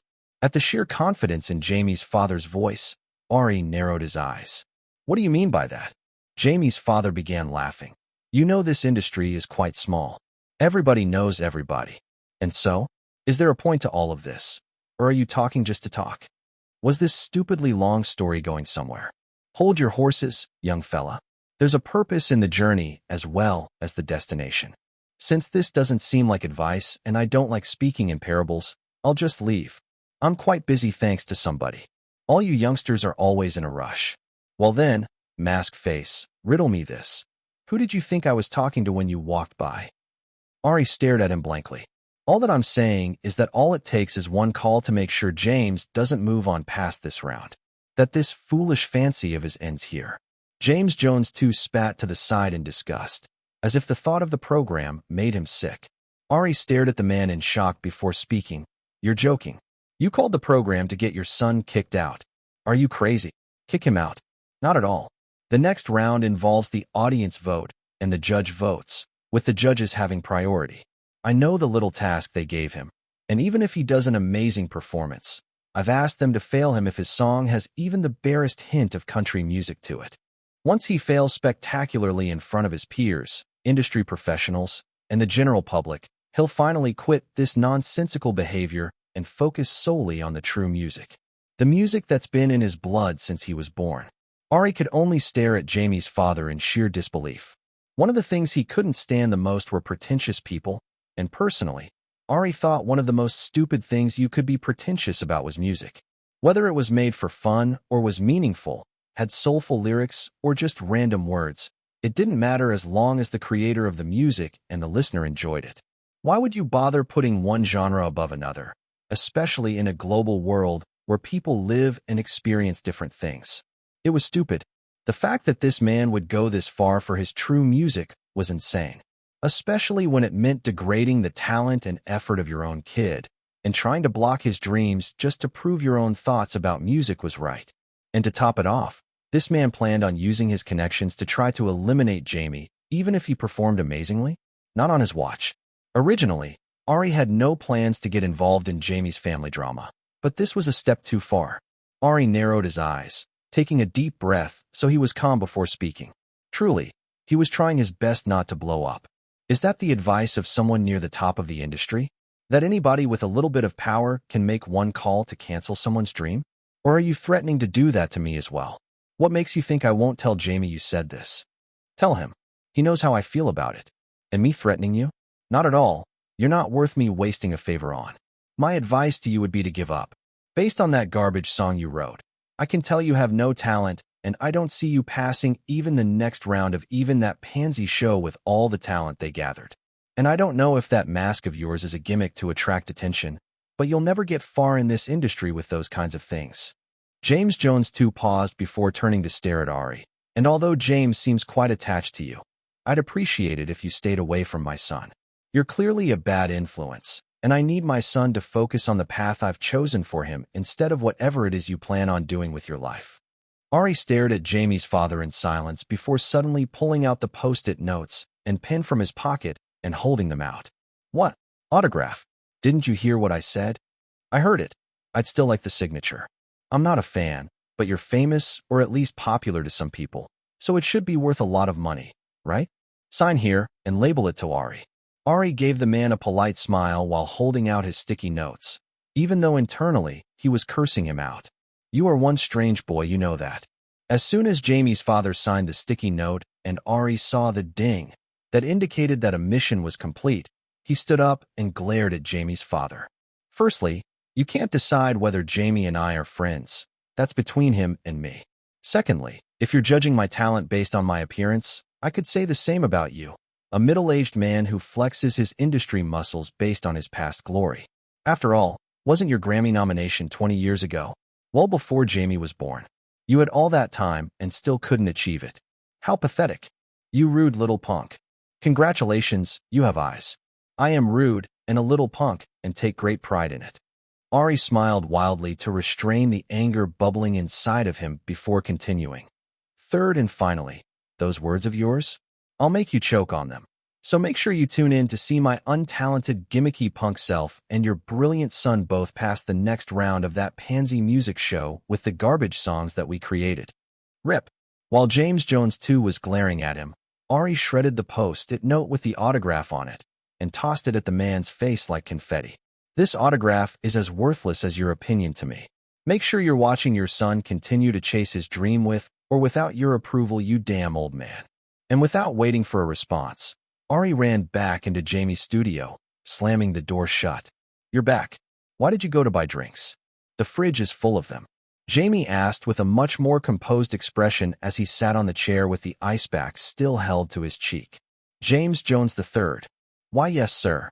For some reason, Jamie immediately stood at attention, saluting Ari like a soldier and holding the makeshift ice pack to his face with one hand. "Why are you saluting me?" Ari looked at the taller boy in confusion. "Whenever somebody calls my full name in that tone, it just feels like I should do so. My older brothers used to do this to me all the time. You are so odd. Whatever anyways. I hope you're prepared to stay awake and live in the studio for the next 2 days. Forget leaving, forget showering, forget that you have a home or a family. This is our war room now." "What? What?" Jamie looked completely confused as he halfway saluted and sat down. "Why else? We're remaking my song. Then I'm going to help you strip every bit of country from your music until you make a song for the program and prove your dad wrong. I hope you're ready." "Ready?" As Jamie stared at Ari in confusion, Ari just gave him an innocent smile as he messaged Granny Choi and Priest Stephen Choi that he would be missing for the next 2 days, so he wouldn't be able to clean or help at the bathhouse.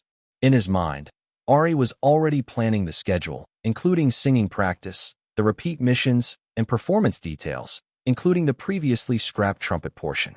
He meant what he said about shoving a fantastic performance with garbage music down Jamie's father's throat. Other skilled contestants? Who cared? He would focus on preparing the most amazing stage that he could with what he had now. He thought the song they had made was good, and he just had to remake it and make that performance shine fully so the audience and the judges loved it. And since Ari didn't believe in suffering alone, he would naturally include Jamie in the suffering. He meant bonding together. "All of your music has a country sound in it. I'll strip it all out and make you make it again and again until you're sick of it." "Hey Ari, why are you smiling like that?" "This? I want to beat somebody up, but I can't grin. It means we're going to compose and then practice until we die. You and I both are definitely going to make it into the top 100 and prove that damn father of yours completely wrong." "My pops. Did you talk to him? Are you okay? I hope he wasn't mean to you." Despite Jamie's worried questions, Ari just patted his cheek gently. "Don't you worry about him. Let's get started." Chapter 29. The Ick? Me? 2 days later. At 10 a.m., Ari arrived at the specified filming location for rehearsals 3 hours ahead of time. The instructions they had been given said that rehearsals started at noon, but from all the gig work that he had done, Ari knew that the production team would absolutely be scrambling and shorthanded in their preparations for 200-plus people, so he planned to go early for 2 reasons. 1. To complete the "Hi, my name is" mission to introduce himself to at least 100 contestants. 2. Find the name and face of the boy who had gotten him killed. With those 2 goals in mind, with a secret 3rd goal of punching the boy if he could get away with it, Ari confidently entered the building.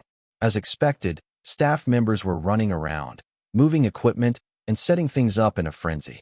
Even though Ari had his face painted white and black with red lipstick, nobody really paid any attention to him for over 30 minutes until a fierce-looking woman with a blunt black bob, sharp makeup, and black lipstick wearing a staff shirt caught sight of him standing by the door. "Hey, you, kid with the face paint. Are you a contestant?" "Yes. I came early to see if I could help out with anything. I'm stronger than I look, so I can help move equipment or dash." "Absolutely not. Do you know how expensive this equipment is? Get out of here and come back at the correct time. We don't have time to babysit you." The woman continued yelling as she marched toward him, her badge swinging on a lanyard around her neck. "Cheryl Lonell, stage director. Are you sure? I can do check-ins for people or help clean or deliver messages, whatever you need. I got dropped off and have nowhere to go until the rehearsals are done." Ari put on his best pitiful act, although he wasn't sure how effective it would be with his face paint on. Are you trying to unlock the acting stat yourself? For your information, that won't work." Ari ignored the system and kept trying to look pitiful for the staff member. Before his face got injured and he got this strange system, this was a surefire kill toward older women, but this time. "Stop that. You're not cute at all. I don't have time for this." The staff member immediately shook her head before glancing at the clipboard in her hands. "TSK, come with me." With a surprising amount of strength, she dragged him over to a large desk and sat him down. "Sit here." Don't move until the correct time. If I catch you anywhere but here, I'm reporting you to the judges. Got it? Yes, ma'am. Ari promptly sat down with his hands on his lap, trying to portray the fact that he wouldn't cause any trouble, but the woman only clicked her teeth and turned away. As she left, Ari could hear her mutter, "Ugh, how uncharming. It's too bad because that's usually my spec. But it just gives off weirdo vibes and gives me the ick." Ari, what was this? Uncharming? Me? I'm giving her the ick? It was something that Ari had never heard in his 17 years of living, and he couldn't help but check with the system to confirm. Nova, am I uncharming? Have you looked in the mirror lately? Face dash, covered in weird paint. Charm, E dash. What part of that seems charming to you? Really? Ari muttered skeptically. I thought that was related to appearance, not my charm as a person. The charm stat is not just related to your visual appearance. It's a mixture of your confidence, charisma, how you carry yourself, how your body moves, and an inexplicable something inside of you that attracts others that cannot be explained. In your case, your confidence in yourself is high, and your personality is strong, but dash. Visuals, F, dance, F, charm, E dash. Your confidence can only take you so far, and the lack of charm will be detrimental to how people treat you. Even up until now, the effects of the lack of charm have been apparent. Really? Even after gaining you, I don't think I've had any issues with people finding me uncharming. Granny Choi and her family are kind, and I met her when I was covered in garbage. Be serious. Grandmothers will love and try to care for anything as long as it's a hungry child. Stephen Choi is a priest whose doctrine is to love everyone as they are. Why would they treat you badly when they pity you? Ari. Well, he couldn't find fault with that. Well, all the other people I've met have been decent to me. Have they? Don't you remember the staff member recoiling at the sight of your face when you went to audition? She almost fell down and hurt herself. Don't you remember the sight of Selena closing her eyes when you sang and avoiding eye contact when you stared at her? Don't you remember the sight of the female teacher crying when she saw you? Don't you remember the sight of Larry laughing as he examined your face throughout your audition? Don't you remember your friend's father's antagonism toward you? The rudeness of random people on the bus? All that can be explained by my face being injured and ugly right now. Once I fix my visuals dash. Visuals alone cannot make up the deficit for your charm stat. It's already a crime to be ugly. But it's a sin to be ugly and uncharming, especially in a field such as this, where your fans consume everything from your appearance to your personality, and how you are treated by others is wholly dependent on those things. Ari, if you don't get booed and laughed off the stage tomorrow with such a low charm stat, I will be very surprised. You're being dramatic. I don't think it will be that bad. My vocals are good, and despite other things, it will leave a good impression, especially once I get part of my visuals back. Fine. Do as you wish. I look forward to the fallout. Seeing the system cleanly give up without trying to convince him more made Ari begin to think it through once more. His original plan had been to fix his face in one go, which is why he was stockpiling stat points. If he used the 7 points he had saved, he could bring his visuals straight from an F to a D+, which was basically a passing grade. On the other hand, if he used the 7 stat points on charm, he could go from E to C+, which was 1 grade higher. If he completed his final mission on the mission board, his charm could theoretically hit a maximum B rank, while his face could reach a maximum C rank. Honestly, it was a bit difficult to choose, especially because Ari was getting tired of spending over 2 hours painting his face white each time he needed to perform. Truly, he wanted his regular, uninjured face back. He needed more clarification. So what you're telling me is that rather than bringing back my face, I should focus on my charm. For several missions, I have urged you to increase your charm. Whether you listen to my advice or not is your prerogative. It is your choice to lose 20 stat points when you fail the surprise mission tomorrow and get kicked out of the program. You can afford to do so without dying now anyway. At such morbid words, Ari's face paled beneath the white paint on his face. Is the lack of charm really that bad? I have shared all the relevant information, so you are free to make your own choices. However, if you are genuinely seeking my advice, I recommend you save your points, complete the mission to gain the ability to view other people's statuses, observe how they're treated compared to you, and make your decision. Seeing that the system was being reasonable and kind for once, Ari decided to do as it asked. He simply relaxed on the chair until the time ticked downward, and as the staff members began setting up the check-in station, he was rudely checked in, handed a bag that contained a school uniform in his size, and shoved into an open room to wait for other contestants to come in. As Ari was standing there, shocked at the rough treatment, he saw a handsome red-haired contestant get let in by a staff member who carefully opened the door for them and even gave them a bottle of water and a snack before leaving. Ari, why were they being so harsh with him and so gentle with this new guy? What kind of discrimination was this? Chapter 30. The Importance of Charm. Ari glanced between the red-haired contestant and the retreating staff member before confidently approaching and examining him. He looked to be of Asian descent and was dressed in a simple button-up shirt and black slacks. His red hair was slightly permed and styled to hang in his face in a slightly disheveled way. Hello, I'm Ari, 17 years old. What's your name? Ari held his hand out politely for a handshake, and the other contestant looked him over strangely before putting a polite smile on his face. I'm Gene, 20. I have been a trainee at Azure Entertainment for about 5 years now. That's an interesting appearance. What agency did you say you were from? Is this some sort of noise marketing technique to hide your appearance for a secret reveal, or agency? Ari looked at Gene in confusion. I'm not a model if that's what you're asking, and I'm not signed to anyone. I've been training for a few months. Ari increased his imaginary training time, so it didn't sound too bad. Ah, so you're a regular kid, here to try your luck while messing around. Understood. Gene gave Ari a cold smile before turning away and going to stand elsewhere. Ding. Hi, my name is Dash. 2 out of 100. Completely confused at the cold treatment, Ari waited by the door for more people to come inside. The next group was a group of 5 Asian men, all led by a tall Korean boy with the tips of his hair bleached platinum blonde. The boys around him were styled similarly in a hip-hop style, and it was clear that they were a group planning on performing with each other. With his characteristic boldness, Ari walked up to the man in the lead and held out his hands. Hello, I'm Ari. What are your names? The boy in the lead stared down at Ari with an arrogant expression before shaking his hand and then pointing to everyone in his group and introducing them with a slight Korean accent. I'm Rex. That's Leo. The twins are Miho and Minjun, and the one with the blue hair is Seobin. We're trainees from ST Entertainment. What agency did you say you were from? I don't have an agency.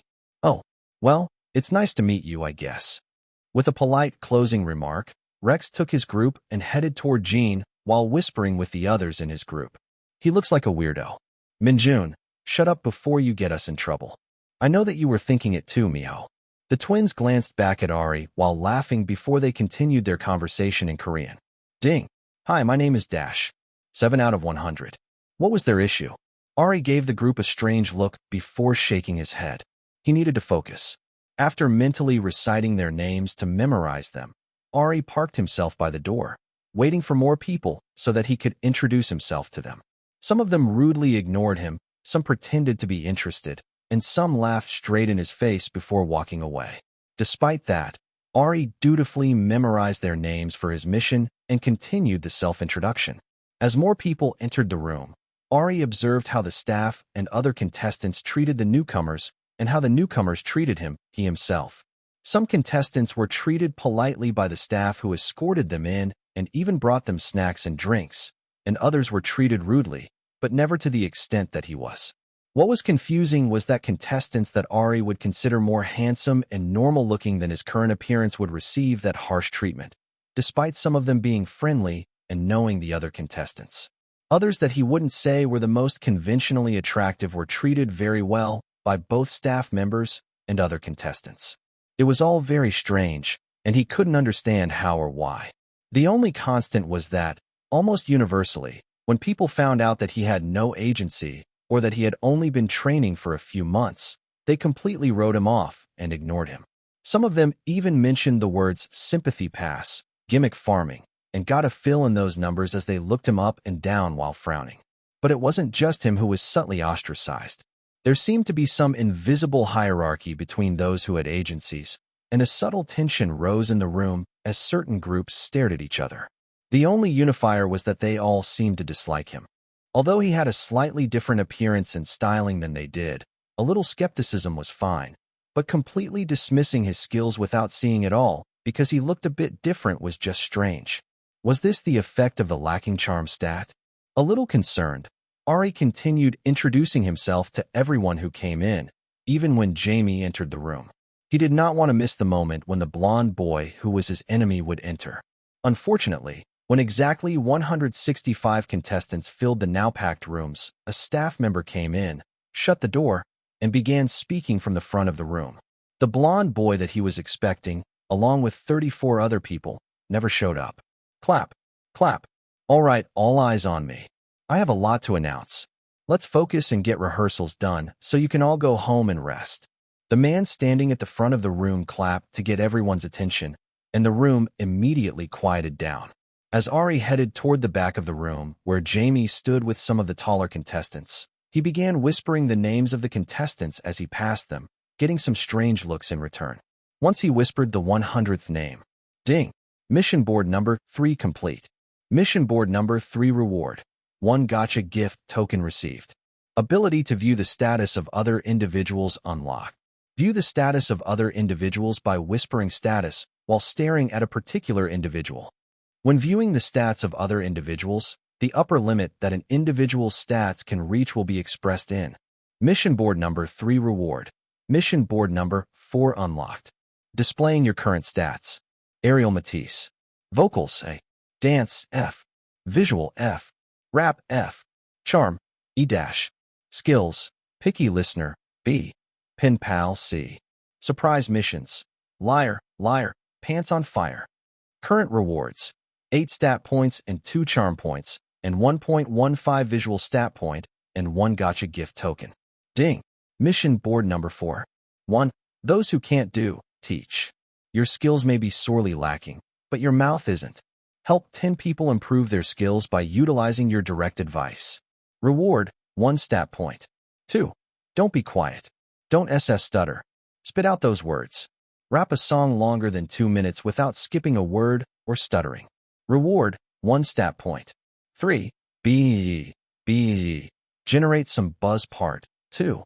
Get at least 1,000 people talking about you online. Reward 1 stat point and 1 charm stat point.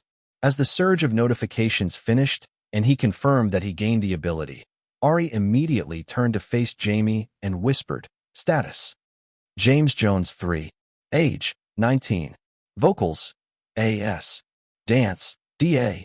Visual BS. Rap D. Very happy face.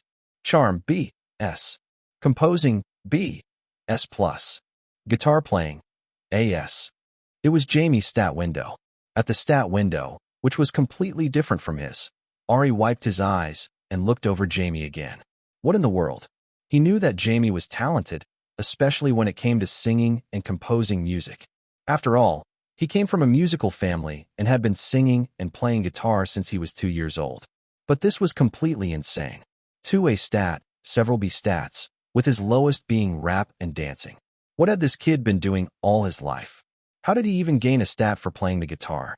In complete shock, Ari turned toward another contestant, a mixed boy with a British accent who was quite popular and had been friendly with even him, and whispered, Status.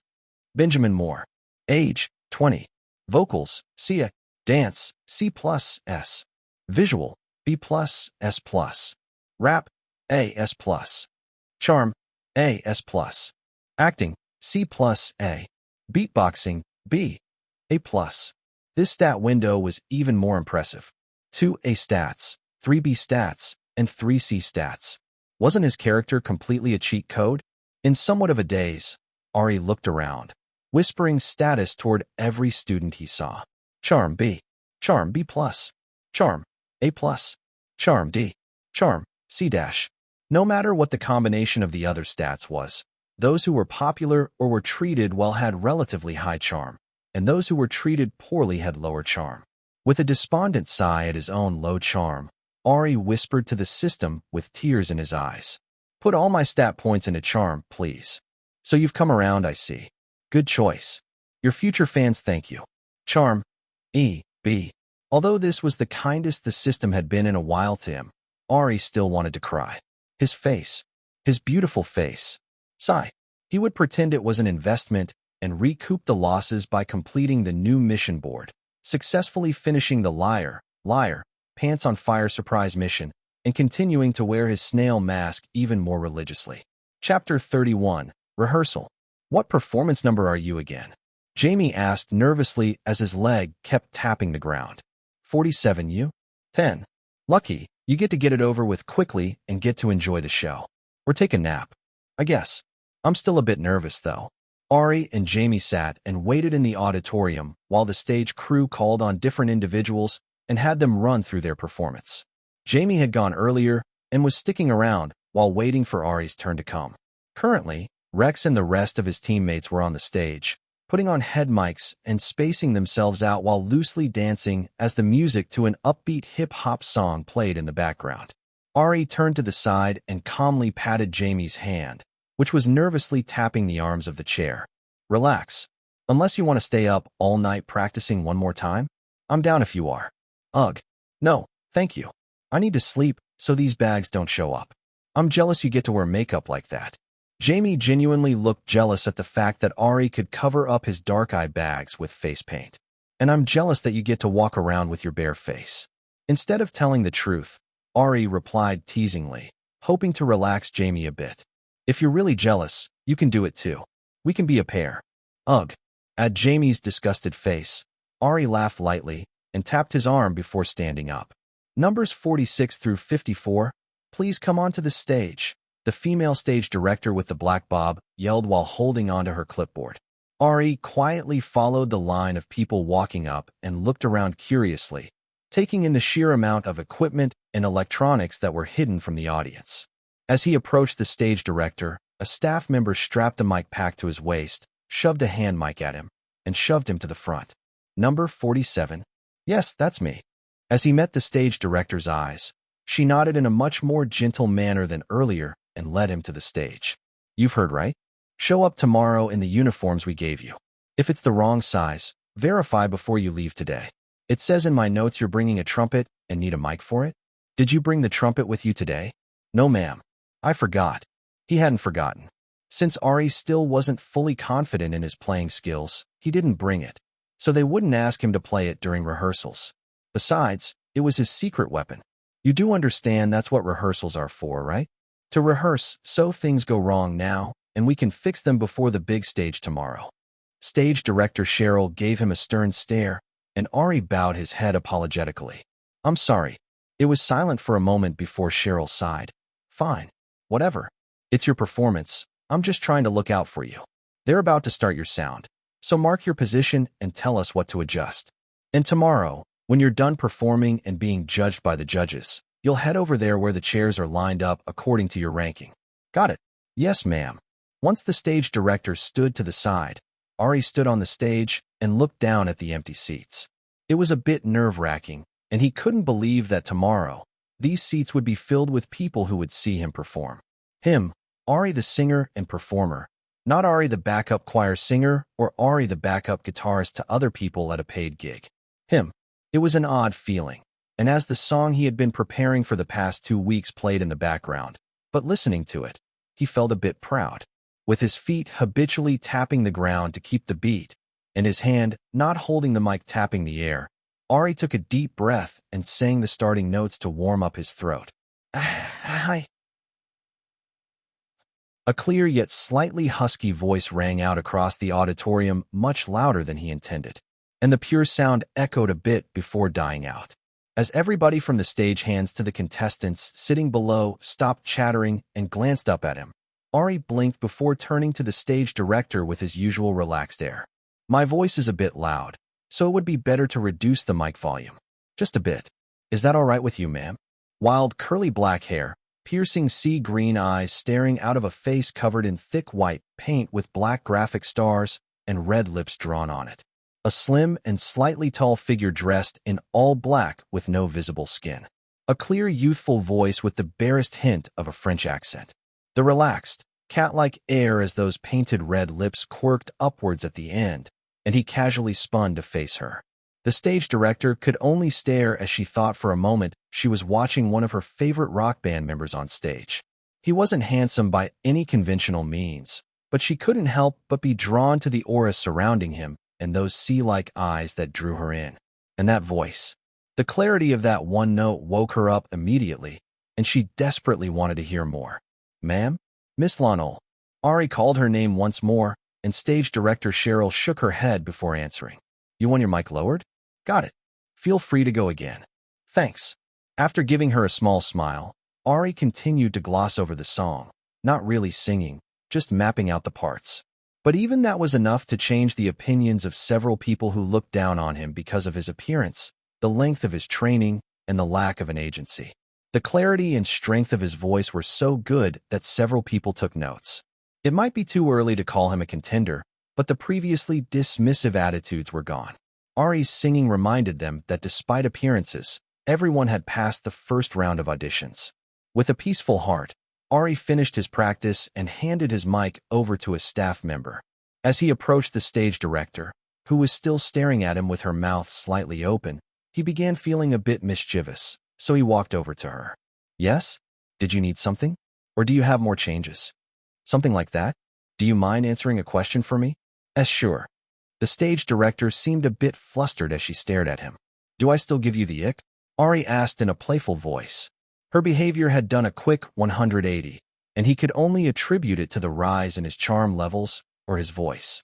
Seeing how she kept looking at his face, maybe she liked band members with this style? As her face turned a bit red, Ari laughed wickedly before taking several steps back. "I'm kidding. Thanks for your help, Miss Lonol. I appreciate you and everything that you do. I'll be heading out now. See you tomorrow." "Right. I'll be here.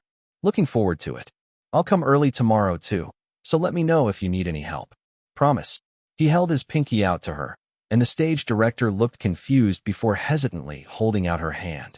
With another mischievous laugh, Ari hooked her little finger with his, brought his thumb to his lips while dragging her hand along, and kissed it. "It's a promise sealed with a kiss. I'm leaving now, so have a good night." With a happy wave, Ari jumped down the stage and thankfully caught himself before he fell. Meeting the eyes of one of the boys who had whispered about him filling in the extra spots, Ari gave him a faint smile before gesturing to Jamie. "Let's go, Double J. Instead of wasting time here and watching every practice performance, it would be better for him to practice more and perfect his trumpet solo. They would have to sit through it tomorrow, whether they liked it or not." And so, after Jamie dropped him off, Ari practiced at the church, did some cleaning, and ate dinner at the bathhouse before sleeping at a decent time. And when he woke up the next day, Ari spent 2 hours painting his face with a nice thick layer of white paint, carefully drew in the black star design, lined his lips with red lipstick, and carefully wore the uniform given to him over a turtleneck sweater and some gloves. Although the bruises on his arms were fading, he didn't plan to show any skin until it was fully healed. And when he heard a truck honking outside the church, he grabbed the temporarily rented trumpet in its case and went out to join Jamie. It was D-Day, time to present their garbage songs and become one of the top 100 contestants in Pop Star Academy, Project 777. And for Ari, it was something else, too. The first chance he would see his enemy's face, read his status, and directly evaluate his skills. And although it wasn't very likely, he really hoped he could punch him. Chapter 32, Performance 1. "I still don't understand why we had to come 2 hours earlier. And this tie is mighty uncomfortable," Jamie complained as he walked beside Ari and adjusted the uncomfortable tie around his neck. He was wearing a dark gray uniform, which consisted of a gray blazer and matching pants, a white shirt, and a black necktie. Keeping his country boy origins at the forefront, Jamie also had on black cowboy boots and a black cowboy hat that shadowed his handsome face, but kept his shoulder-length blonde hair in place. He carried his trusty guitar case on his back, and as he walked, it repeatedly thumped his back, wrinkling the uniform jacket. "Because it's better to be safe than sorry. Now stop holding the guitar that way, or you'll look like a wrinkly rag." Ari smacked his back as he walked beside him. He was dressed almost identically to Jamie, except for wearing a black turtleneck and black gloves, and holding a rented trumpet case. He was unbearably hot from the LA sun, but the air conditioning inside the building would cool him right down. As he and Jamie entered and quickly signed in, receiving their numbered badges, they followed a staff member to the waiting room, which surprisingly had a few contestants already in it. Giving Jamie a knowing look, The two of them sat down in the large room and stared at the large TV in the center of the room. Right now, it displayed live footage from the stage of the staff setting up the judges' table and where the contestants who made it into the top 100 would sit. The contestant seating was completely over the top and organized in rows of 20. The first-ranked seat was a flashy, gold, throne-like chair, and the 6 following it were slightly less flashy thrones. From the 8th to the 20th seat, they looked like comfortable leather armchairs, like those you would find in a waiting room. From the 21st to the 40th, there were slightly nicer armchairs made of wood and cloth. From the 41st to the 80th, there were black metal foldable chairs. And from the 81st to 100, there were thin wooden stools that had no back support. Seeing the blatant discrimination that the program planned to enact, Ari couldn't help but laugh to himself. It seemed that the program would be emphasizing ranking straight from the beginning. The waiting time continued, and soon, Ari could see the audience of mainly young women begin to fill the audience seats, and his heart began to pound at the thought that this was really happening. In less than an hour, he was going to be on stage. Thud, thud, thud, thud, thud. Jamie's leg was attempting to drill a hole into the ground, but Ari didn't have the time to comfort him. He continually glanced around the room filled with well-styled and nervous contestants, looking for a particular smug face, but couldn't see it. Where was that bastard? The contestants were here, the judges were in their seats, and the MC on stage was about to start talking, yet he and 34 other people still hadn't shown up? It was crazy. Hey, Nova, didn't you say he was part of the program? Where is he? Ari whispered harshly while pretending to check his trumpet. He is. Have patience, it's about to begin. Despite Ari's complaints, the MC displayed on the screen began talking. Hello, everybody. Welcome to Pop Star Academy. Project 777. I think you're all looking beautiful today. Eek. Woo-woo. Ryan, I love you. Ryan Leary, a decently popular MC and comedian, waved to the excited audience members before continuing his prepared lines. I love you too. Today is the official start of Pop Star Academy, where you will choose the top 100 members among the performances you see today. You all got your clickers right. Can you please put them in the air? As Ryan Leary looked over the audience, they all held up little white remotes with a little keypad and a mini screen. Great. Now you know the deal. The performers will come out as a group or individuals, and their profiles will appear on the screens to my left and right. Ryan Leary paused to point to the screens before continuing. When they finish performing, you first press yes or no to decide if they deserve to be part of the top 100 or not. If you have a specific ranking in the top 100 you want to give a contestant, you can enter their assigned letter and enter the rank from 1 to 100. As a test, let's do me. The two screens immediately change into a silly photo of Ryan Leary dressed in an oversized pink unicorn costume with remnants of whipped cream and sprinkles from when he had been pied for charity all over his face. Seeing it, the audience immediately burst out laughing. No, don't laugh. Please vote whether I belong in the top 100 contestants, so I can live my dream of being a top global pop star. I'd appreciate it if you gave me the #1 spot. Look at how charming I am. Mwah. Ryan pretended to blow a kiss at the audience and poked his cheek while winking. More laughter filled the room as people entered their choices, and the results showed at the top of the screens. Ryan Leary, rank 100. What? I can't believe it. I clearly asked for the top spot. As Ryan Leary pretended to be angry, Larry Jackson grabbed the mic and began teasing him from the judge's seat. Sorry to tell you, Ryan, but I think you're a tad bit too old to join the program. Lusat. Ryan held his hand dramatically to his forehead. There goes my 10-second dream of becoming a global idol pop star. As the audience laughed again, he quit playing around and got back to his main script. Now I'm sure you all noticed our beautiful and handsome judges here, so allow me to introduce them to you. First, we have the beautiful Selena. You might recognize her by her beauty, but also her hit songs like Breaking Free, Savage Love, or The World Is Mine. Please give a round of applause for our beautiful judge. Whoa! The audience cheered loudly, and as a snippet of one of Serena's new songs played as background music, Serena, dressed in a beautiful dress and high-heeled boots, waved happily before sitting down. Next up is the Larry Jackson. You might know him as the lead performer in the band SOS, and I'm sure many of you have heard his top hits such as SOS, Devil May Cry, world wonder, and needing your love. Please give a round of applause to a one-of-a-kind talent and one of the greatest ever to do it. As Larry stood up to wave, a snippet of his newest solo single also played in the background as he waved and flipped his hair at the screaming fans. Next up, straight off a plane from Korea, is the man in charge, the executive creator and performance director of Soundwave Music, who has brought you amazing groups like BTZ. Please give a round of applause to Bing Young-sun. The Korean man waved as he observed the audience with a polite smile. Well, seeing the audience riled up properly, Ryan Leary smiled wildly before continuing with his lines.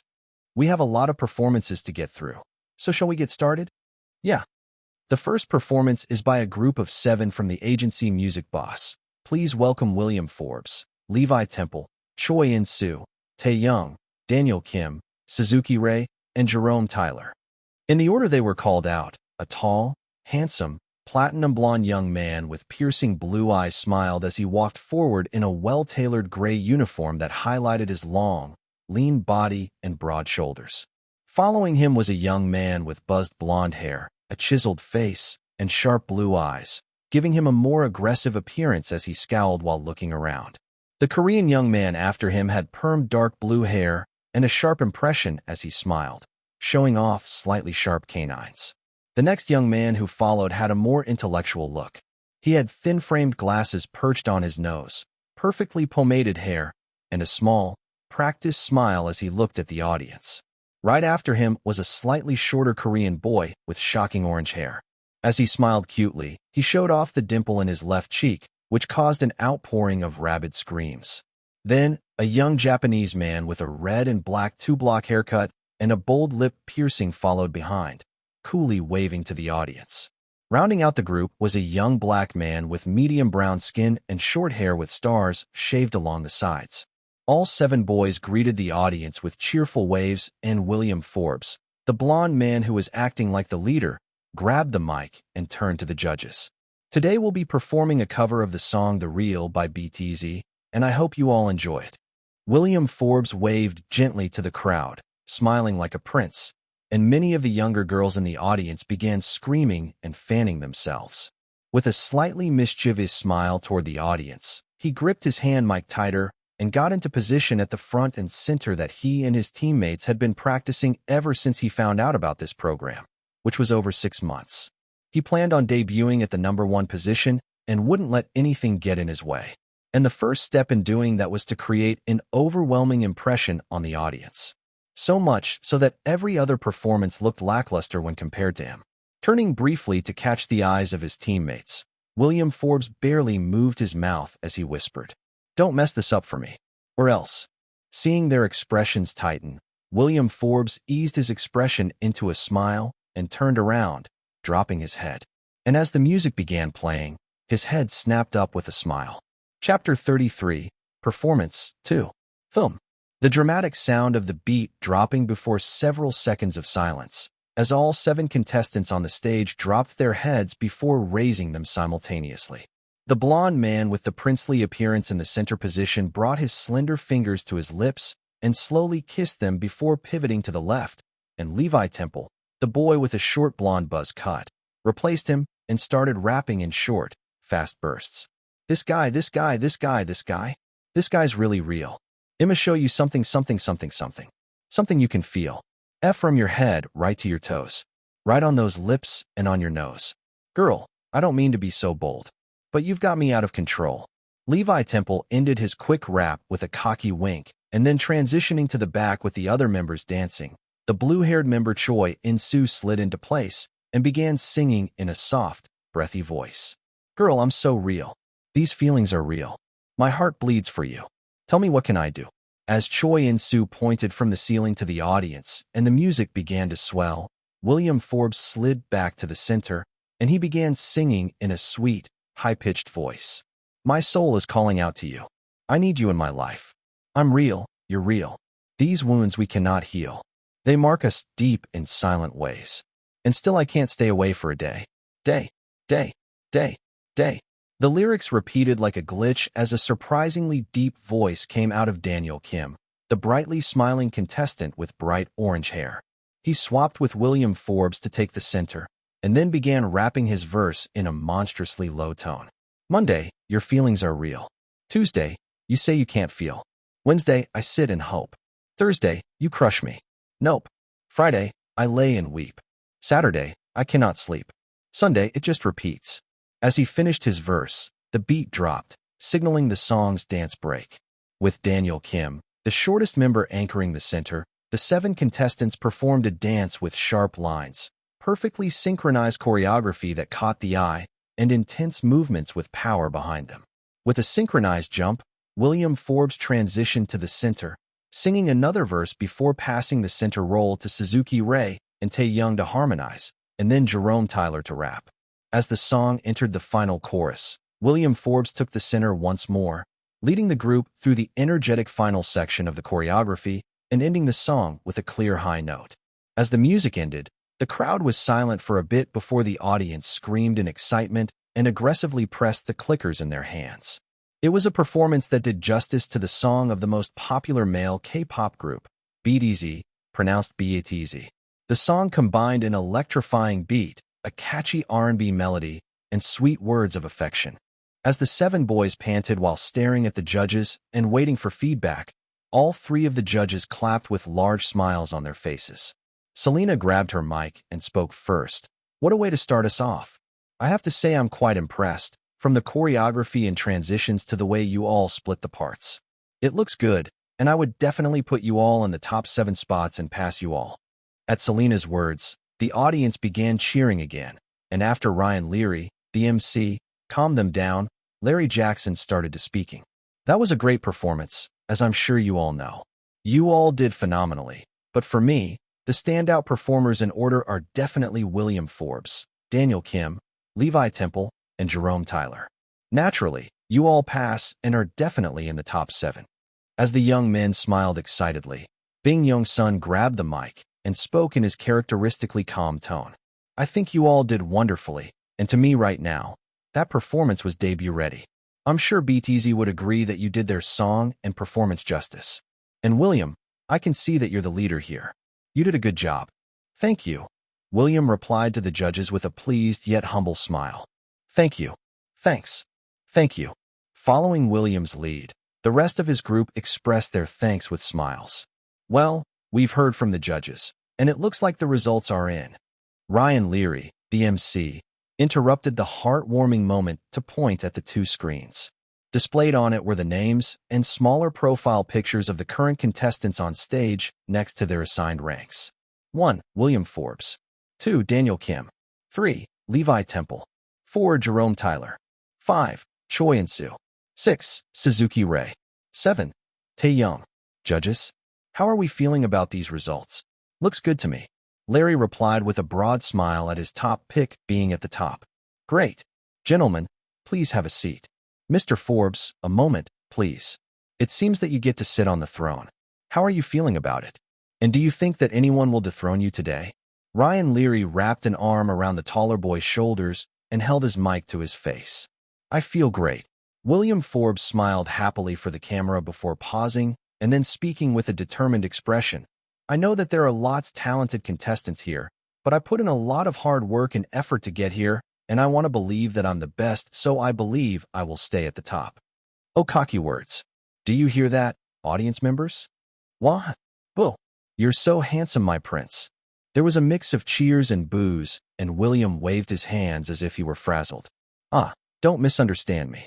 If someone does better than me, I'll just use it as motivation to work even harder so I can be on top. Because I believe that I'm the best, and I want you all to believe in me too. As Ari stared at the bold declaration coming from the blonde guy on the TV screen, a chilling air surrounded him. It was him, that bastard prick that had ordered his thugs to kill Ari for absolutely no reason. Seeing the guy get applause and be hailed as number 1, Ari wanted to rush up and take a flying leap to punch him in the face. Instead, he took a deep breath to calm himself down after realizing that he would be escorted out by security and thrown in jail if he did such a thing. So his name is William Forbes, huh? Ari had to admit that the guy was clearly talented. He was handsome and tall, his voice was pretty good, he could dance, and he clearly had charm. He almost wished that he was watching the performance live, so that he could see that bastard's stats.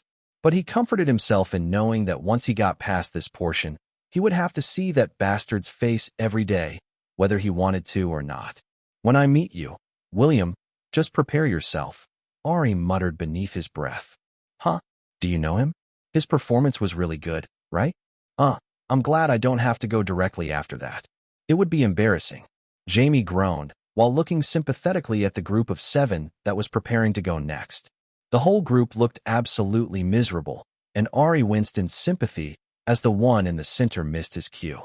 I guess. And no, I don't know him at all.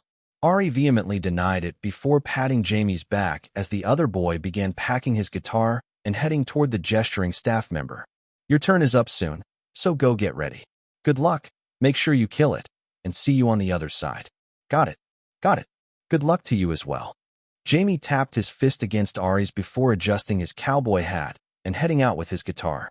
As soon as Jamie left, Ari turned his attention back to the screen, paying attention to the other contestants' performances. 5 performances had gone so far, and 22 seats were already taken. Jamie was 10th in line to go. He was 47th. By the time it was his turn, most, if not all, of the 100 seats would be taken, and people would be tired of listening to 46 consecutive performances at that point. His performance would have to stand out enough to push somebody out. Well, it should be memorable enough even if it wasn't on par with those performances with people singing, dancing, and rapping. After all, he had a secret weapon that he had tested repeatedly with Jamie. And now, we have a performance by contestant Jamie Jones III, who composed and wrote the lyrics for his own song called Holding Me Back. Ari turned his attention back to the TV, where Jamie was standing at a mic stand while holding his guitar. I really wanted a G-Eazy feel to his flow. Chill but aggressive. Chapter 34, Performance 3. Contestant James Jones III. Larry Jackson grabbed his mic and called out Jamie's name as he was prepared to sing. Yes, sir. The honey-like country accent sounded out as the blond boy turned from the shrieking audience to face the judge's table while adjusting the mic on his acoustic guitar. As Jamie tucked his shoulder-length blonde hair behind his ears, the screams reached a fever pitch that seemed like it could shatter glass. Long blonde hair plus blue eyes plus tall, muscular body plus cute face plus amazing voice plus guitar equals crazed female fans. As the female audience members stared at Jamie, enjoying the unique new taste of the contestant that had appeared on stage, they looked like they wanted to devour him with their eyes. As the fans continued shrieking, Larry Jackson looked at the youngest son of a music industry buddy and began speaking as he remembered the favor that this friend had called in. James Jones too wanted his son to fail today. Although he didn't understand why his friend wanted to squander such an opportunity for his son, he didn't care to delve into anybody's family business. Do you remember the conversation we had at your audition? You said that you would create your own song for this round and completely remove the country sound from your composing and performance to show that you're versatile and can grow. Larry Jackson started off in a gentle tone. That's right. Well, I've decided to add another condition, and the crowd and my fellow judges can be the evaluators first, so I don't come off biased. But if your song has the barest hint of a country sound, I want you to take a long, hard look at if you belong in the program and consider if you should drop out on your own. Gasp. Selena and the audience gasped dramatically while Bing Young-sun stared at Larry Jackson with a curious expression, wondering what he planned to do here. Now, I'm not saying this because I don't value your talent or because I want you to drop out. It's because I want you to keep your word and I want you to focus on making music that's a right fit for you, which this program and possibly the group might not be. You've expressed being unsure of your musical path, and I want to make sure you're not doing anything that hinders your growth. Larry made the words sound vague, but in essence, he was telling Jamie to drop out. As Jamie began to frown, Larry Jackson quickly continued, Of course it's completely your choice, but you were the one to make that grand statement, so I want to see if you're a man of your word. Could it be that you weren't able to accomplish the goal you set? If so, you can step down now. Nobody will judge you. Larry, he's a kid. Selena smacked his arm, but Larry shoved it off while staring at Jamie intensely. He was mentally pressuring him to quit. Jamie glanced at Larry Jackson before turning toward the crowd and then back to the judges' panel. His eyes focused, and he smiled his classic sweet smile that could melt the heart of anybody who saw it. I won't be stepping down, and I'll continue with my performance, because as one of my fellow contestants said, I believe in myself and believe that I'm the best because I've worked hard to grow and develop my skills. And I believe in the music that I created. Is that right? Then go ahead. Let's see this grand self-composed performance. Larry Jackson put his mic down and leaned back with a confident smile. Although he knew Jamie was quite talented, the boy was so country in everything that he did. Even now, with a posh school uniform, he wore a cowboy hat and cowboy boots, and even brought his guitar, which was the very essence of country music. He had no doubts that whatever Jamie sang would have his classic country thread through it, and he would be able to complete the favor that he owed James Jones too, Jamie's father. With the judge's approval, Jamie turned to the crowd and began speaking while adjusting his guitar. Once again, I'm James Jones III, but you can call me Jamie. This is a song I wrote with the help of a friend and fellow contestant while battling myself. It's not in my usual style, but it demonstrates my growth as an artist, and I hope that some of you can relate to the music. As the audience quieted down, Jamie began to strum his guitar. Batum DMM batum DMM. Batum DMM batum DMM. Boom boom boom boom. As the drums sounded, he began to sing in a low voice, heart-wrenching lyrics that he truly felt. I want to follow where this goes. I dream about this, and you know it. I want to finally take control. Because you always try to control me, MMM. The music pulls me in and keeps me guessing MMM. And maybe I should finally start addressing you, yeah. There was a lull in the music, and suddenly, as the beat picked up, Jamie slung his guitar behind him, grabbed the mic while glaring at the audience, and the camera pointed at the stage with a fierce expression. With his finger pointing forward and a fierce expression in the usually soft blue eyes, he began signing to the upbeat pop rock beat that sounded out. Oh, I've been shaken. I hate it when you talk crazy. You always try to restrain me. My God, you're always holding me back. You hide me places. You ruin my concentration, manipulate my decisions. But now, there's nothing holding me back. As he sang the song that he had repeatedly deconstructed and remade with Ari's help during a 48-hour grind, Jamie poured every bit of frustration he had toward himself, toward his father, and toward life, reveling in being able to sing his song and free himself of shackles that had seemed to bind him forever. He poured every bit of his emotions into the song and seemed to evolve into somebody else. The vehement glare, the raw vocals, the pop rock-like sound built on top of the guitar sounds, and the fierce attitude of the tall blonde boy wearing country boots sounded out in the auditorium. Both the judges and the audience members were completely shocked at the fact that the song that was being sung was composed by the boy in front of them. Their brains couldn't recognize seeing a country boy wearing a wrinkled gray uniform that slightly emphasized his muscular physique with his tie undone, and his cowboy hat and boots with a rock star who was belting out these lyrics while his long golden hair whipped around. As Jamie took off his hat, he twirled it around his finger and continued to sing, fully exposing his handsome face, which had a gentle charm. Several girls in the audience began screaming, wishing for a moment that they had managed to sneak their phones in so that they could take pictures. Because the performance was that good. It wasn't because the choreography was amazing, he was simply two-stepping, or because he was the most handsome contestant they had seen, but the power in his voice, the way his fingers plucked his guitar, the way that tall, muscular body moved. It just drove all of them crazy. He had to make it to the next round. Top 100. No, definitely top 10. A fire was lit in the audience's eyes, stoked by Larry's words to try to eliminate him and the fiery response from the contestant. But now, there's nothing holding me back. As Jamie sang the last line of his song, he bowed his head slightly while panting, before giving the audience and the judges a bright, refreshing smile.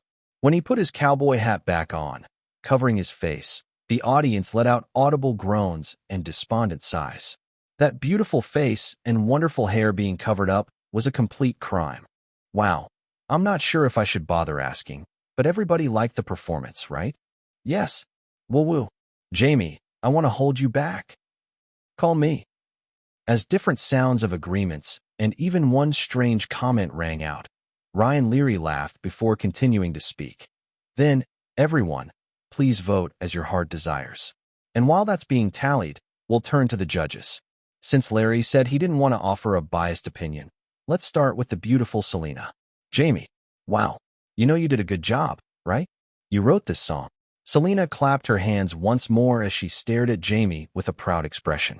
Thank you. And yes, it was an original composition by me, but I collaborated with one of the contestants to tidy it up. Jamie answered brightly, not forgetting to include Ari's help even though the other boy didn't want to be included. Wow. Honestly, I want to kidnap you right now and pick your brain for a song for myself. Yuff. Jamie took 3 steps back while making a strange sound. At Jamie's frightened look, Selena laughed brightly. Kidding. Maybe. Personally, I think you definitely make it into the top 100. Your performance was electrifying.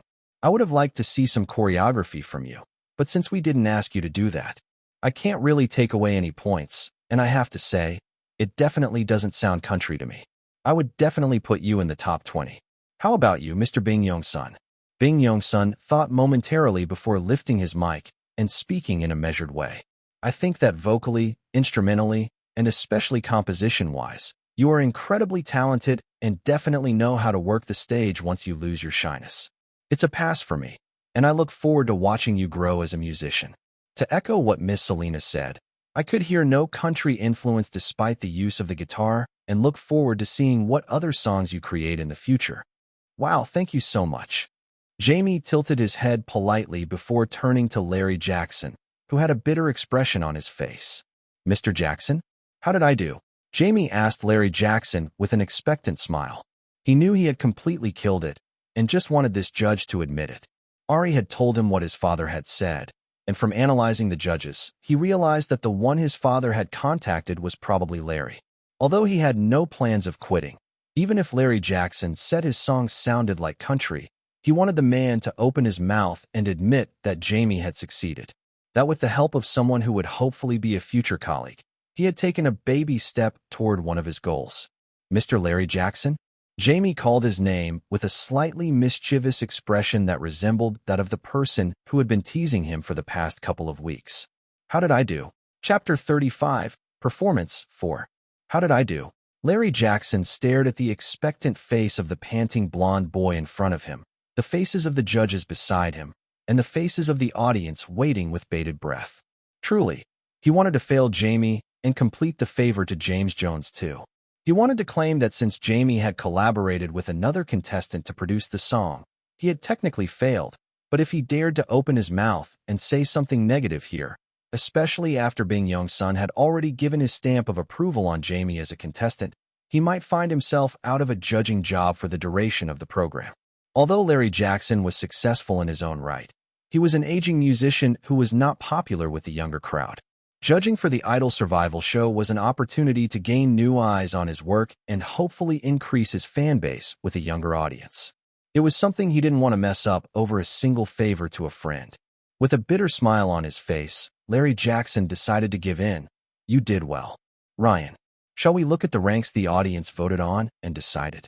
At the brief compliment, the MC Ryan blinked before smoothly speaking. Of course. According to our wonderful audience votes, they have definitely placed Jamie in the top 100, and he was even given 6th place. Judges, do you agree with this placement? Larry Jackson had a bitter expression on his face once more as both Selena and Bing Yong-sun agreed with the placement, thereby putting Jamie squarely in the top 7 lineup. Seeing that he didn't really have the space to disagree, he just held his tongue and smiled, while mentally making a note to be twice as harsh on the next contestant. Wow. Then Jamie, you'll be kicking Suzuki Ray and everybody after him down a position. How are you feeling? I'm feeling real good and quite relieved this whole bit is over. I'm glad y'all in the audience seemed to enjoy it and rewarded me accordingly. Thank y'all kindly. Jamie smiled happily as he gazed out at the crowd, removed his hat, and used it to fan himself. Whoa. As the audience began screaming again when they saw his face, the MC, Ryan Leary, began laughing. That's good to hear. Now, one last question before you sit down. I remember you mentioning that you collaborated with a contestant to make a song. Is that contestant sitting on one of those chairs? Have they already failed, or are they coming soon? Jamie tapped his lips before smiling his pure smile and responding, he's coming later. I'm not sure if I'm allowed to reveal a contestant performance order. A quick glance at the judges, shaking their heads, made Jamie shrug before continuing. I can't tell you what number he is, but I guarantee you can't miss him when you see him. He's very recognizable. Oh, you're making us very curious about this contestant who collaborated with you for such an amazing song. Could you tell us one last thing about him before you take your seat, Mr. Sixth Place? Sure thing. If I had to say one thing about him, I think he's a genius. Really? Yes. He's new at composing music, but I think he has the best musical ear I've ever seen. It was amazing to work with him, and he's actually performing a song he composed as well, so look forward to it. Jamie finished off with a bright grin despite the judges shaking their heads to cut off his speech. Catching their signals late, Ryan Leary quickly wrapped up his impromptu interview. Wow, such high praise from a high-ranking contestant. We look forward to seeing his performance. Please go take a seat. With one final wave, Jamie handed his guitar off to a staff member and sat in his assigned seat, next to Choi In-soo and the newly displaced Suzuki Ray. The two boys smiled politely at him, but he could tell they were a bit offended at the fact that somebody had broken their chain of consecutive team members in the high ranks. While keeping his smile, Jamie decided to focus on the next performances while waiting for Ari to come on stage. Ryan Leary, after wrapping up some small talk with the judges, continued with his announcement of the next contestant.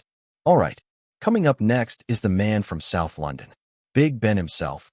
Make some noise for Benjamin Moore. Ari watched Jamie's performance with a worried expression before sighing in relief at the positive audience response and judge response.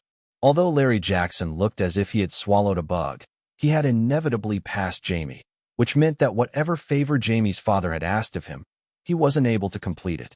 With half the burden on his heart relieved, Ari watched the next contestants, noting who had amazing performances like the British boy Benjamin Moore, and those who had lackluster performances like one of the boys who mocked him at the rehearsal yesterday. As the show continued to drag on, he could visibly see the lowered energy and lack of enthusiasm coming from the audience. After all, they had seen over 40 performances back-to-back, had to actively vote and respond to the MC, and listen to the judge's opinion while maintaining a smile on their faces. It was clear that they wanted to leave, but they couldn't because of the remaining 20 contestants. But they communicated their tiredness and frustrations with lackluster cheering and clapping. In fact, several of the last contestants to perform in a row hadn't even received any cheers, and nobody had made it into the now full top 100 seats. As the camera panned over the chairs from 100th place to first, Ari saw Jamie's smiling face, and then that bastard blonde prick who was currently number one. Seeing him cheerfully waving, Ari resolved his mind to make it as his fingers gripped the trumpet so hard that his knuckles cracked beneath his gloves. "Just wait for me, you damn bastard." Ari muttered the words through gritted teeth as he watched Rex and the rest of his team get on stage on the TV screen. Number 47. It's time to prepare for the stage. The stage director, Cheryl Lonol, called Ari's name from the door. "Coming." Ari quickly stood up and followed her through the now mostly empty waiting room, taking a deep breath to calm his pounding heart. This was it. He was as ready as he was ever going to be after all the practice he had put in. Finally, it was time to hit the stage. A staff member quickly attached a mic pack to his pants and attached a small mic to the rented trumpet in his hands. As Ari shook his limbs out to try and shake off his nerves and stabilize his shaking hands, Cheryl Lonol met his eyes. "You'll head out in 5, 4, 3, 2, 1. Go." At her words, Ari began walking toward the waiting MC. "Good luck. I hope you make it." The words were whispered so low that Ari could barely hear them. But he did. He paused mid-step, gave her a cheeky smile, and replied, "Thank you." Then, with a deep breath, he turned to meet the MC's surprised eyes at his appearance and quirked his red-painted lips. It was time to make a big impression. Chapter 37, Performance 6. Rachel watched with completely focused eyes as her current underdog pick caressed the mic stand with his slim fingers encased in black gloves and began to sing. "I wake up every day. Work, school, or maybe play. Just trying to find a way. From point A to B, Sui Day." A husky yet clear-toned singing over an upbeat country-influenced beat. The beginning words were sung in a country storytelling way, and then the last bit switched suddenly to French, shocking Rachel a bit. Gasp. Was he bilingual? At the thought that she might have discovered one of the secrets of her possible underdog choice, Rachel paid even more attention to Ari's words as he grabbed the kickstand, tilting it sideways as he continued singing. The rums, or a xylophone, began increasing their intensity to become louder and stronger. Heading somewhere important. An appointment or a date. I step into a car or bus. And guess what makes me late? There was a pause in the music, completely silent, as Ari lifted the trumpet to his lips. He began keeping count with his foot. 1, 2, 3, 4. And on the fourth beat, the loud sound of the trumpet rang out. Ta-ra-ra-ra-ra-ra. Traffic really sucks. Ta-ra-ra-ra-ra-ra. 2 hours of being stuck. Ta-ra-ra-ra-ra-ra. Often late or in a rush. Ta-ra-ra-ra-ra-ra. Because the traffic really sucks. Ari sang the lyrics in a raw voice that expressed his emotions. Each time he sang a line, he would lift the trumpet to his lips and play a variation of the 5 notes before continuing to sing another line. Throughout the chorus, although the audience seemed to be enjoying the catchy homemade song's surprisingly relatable lyrics, Rachel felt her fangirl senses tingling. She really liked the song. Not only was his voice amazing, but the lyrics spoke to her as a high schooler who had recently gotten her license and realized why her parents never wanted to drive her anywhere. Gas was expensive, and traffic was horrible. She instinctively felt that this song would be popular, especially among those her age who liked sending memes and short clips on TikTok. With skills curated from sneaking and using her phone in class when she wasn't supposed to, Rachel brought out the cell phone that she had snuck in and subtly recorded a video of Ari singing the second verse and second chorus. As Ari finished his third verse and was about to start the final chorus, Rachel felt bad that all this time, the audience hadn't sung along with him like he had asked, so she decided to be bold and lead the charge.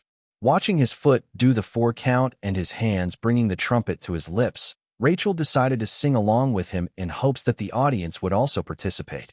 She shouted with all of her strength, assuming that it would be hidden by the trumpet.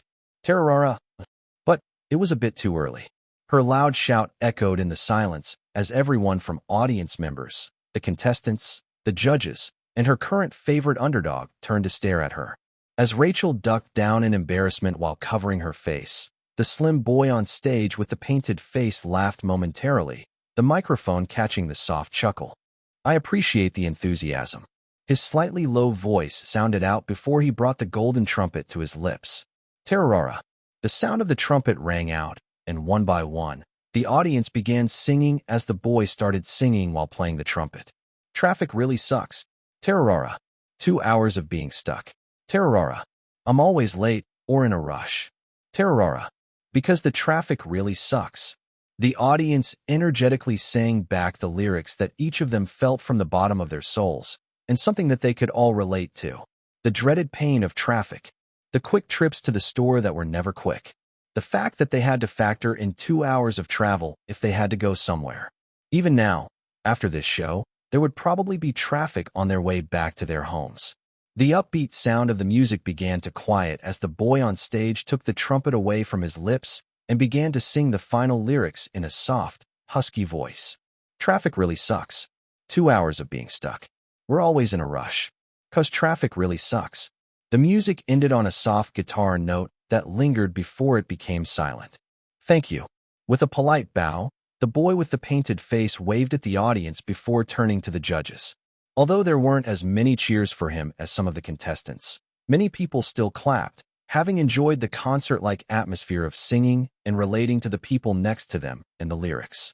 The only unfortunate part was that once that concert-like high died down, compared to the other contestants, who looked pretty handsome, this boy's appearance was a bit questionable.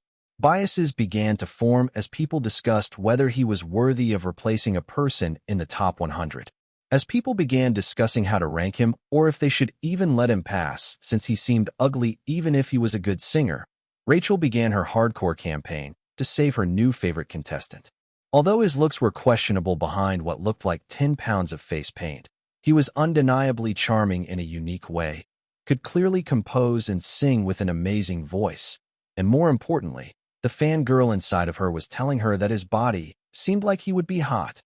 That lean figure that made that slightly ugly gray school uniform look decent, the long slender fingers and leather gloves that played the trumpet, the untamed jet black curly hair, those piercing green eyes. Rachel was sure that once he removed the face paint, he would be undeniably hot. She trusted that once they moved into the survival idol show housing and began recording 24/7, the cameras would definitely catch his bare face, or the judges would force him to not wear that crazy paint for his performances. For now, she just had to convince the people around her to pass him. Racking her brains quickly, Rachel thought of a convincing point to make people pass Ari onto the next round. Dramatic face reveal. "Hey guys." With a bold voice, she began talking to the audience to sway them. And on stage, the MC, Ryan Leary, had his arms around Ari's shoulders as he began speaking to the crowd. Chapter 38, Performance 7. Ta-ra-ra-ra-ra. Wow, contestant Ari. I don't think I've ever heard such a catchy song about traffic in my life. Ever. How did you ever come up with it? The MC, Ryan Leary, slung his arms around Ari's shoulders as he began a mini-interview while waiting for the audience's opinions to be tallied. So, funny story, I was coming back from the first audition for this program, and I was stuck in traffic. The cars around me were blasting their horns, and that's where I got the Terrara portion. Everything else was built around that. Although I did have the help of one of the contestants in making it a more cohesive song. Ari replied in a calm tone as he tried to calm his breathing. He was entirely out of breath from singing and trying to play the trumpet, which was as difficult as Jamie had made it out to be. Thankfully, he had made it through the song without messing up, but he had probably used up a day's worth of luck to accomplish it. Now he just had to survive the judges and the audience with hopes of not being replaced by another contestant. Wow. So these are lyrics that you've really experienced, huh? Good to know. The audience is still making their decision, so why don't we get the judges' opinions first, starting with Larry Jackson? He seems to have a lot to say. Larry Jackson grabbed his microphone and stared at Ari with a slight scowl before speaking. So Ariel, I see you decided to ignore my words and still come with that. Makeup on your face? Ari blinked before replying as politely as he could to the feedback, which was not based on his performance. I took your words into consideration and made a decision after considering many factors. Factors such as, Larry continued to press him. He really disliked Ari since their last interaction, where he felt that Ari mocked him and wanted him to fail. He had hoped that the boy would quit after he was pressured to perform his own composed song, but that had failed spectacularly. Not only was the song a bit catchy, even if the lyrics were immature, but Ari seemed to have taken some of Selena's feedback and applied it within 2 weeks. His expressions were better, his voice was stronger and more confident, and even though his moves were still quite stiff and jerky, they seemed to have a bit of charm to them, as if they were done on purpose. He absolutely didn't want to pass him, so he began nitpicking in hopes that the other judges would support him. Please explain what other factors you considered, Ariel. Larry Jackson purposefully mispronounced the boy's name again. In a calm voice while restraining his sigh, Ari began responding. Personal factors, including the fact that the rules of the program don't say that I can't have makeup on. There are many other contestants who are doing the same. There's a difference in light makeup to cover up blemishes in this. Larry Jackson burst out while pointing a finger at Ari. The crowd gasped in shock at his behavior, but his victim was unfazed. Since this was a talent showcase, I wanted the audience and the judges to judge me for my skills and not for my appearance. Your appearance is dash, as Larry Jackson was about to continue his rant. Somebody else cut in. So, do you plan on keeping this makeup on for the entirety of the show? Bing Young-sun picked up his microphone and asked slowly while examining the confident boy in front of him curiously. So, do you plan on keeping this makeup on for the entirety of the show? Bing Young-sun picked up his microphone and asked slowly while examining the confident boy in front of him curiously. Even though he was standing in front of over 100 people in the industry, including experts with money, fame, and power to their names, Ari didn't seem nervous like the other contestants. He just stared at them with those cat-like green eyes, with a small smile on those painted red lips. Even though Bing Young-sun, whose motto was skills can be taught, but looks are more important, judged that based on Ari's facial structure that he could perceive behind the thick layers of white paint that he was ugly, he still felt that the boy was quite charming in a way and wanted to see more of him. He made a mental note to ask his assistant to look up the boy's profile. If he had passed the initial screening, his looks couldn't be too bad, and with what he had displayed so far, he clearly had talent that could be nurtured. Plus, he was curious to see how the people would treat a contestant whose full face they couldn't see once public voting began. For now, He would just observe since the boy seemed to have some bad blood with Larry Jackson. No, sir. I plan on revealing my face. I'm just waiting until the right moment to do so. Ari replied politely while staring at the judge.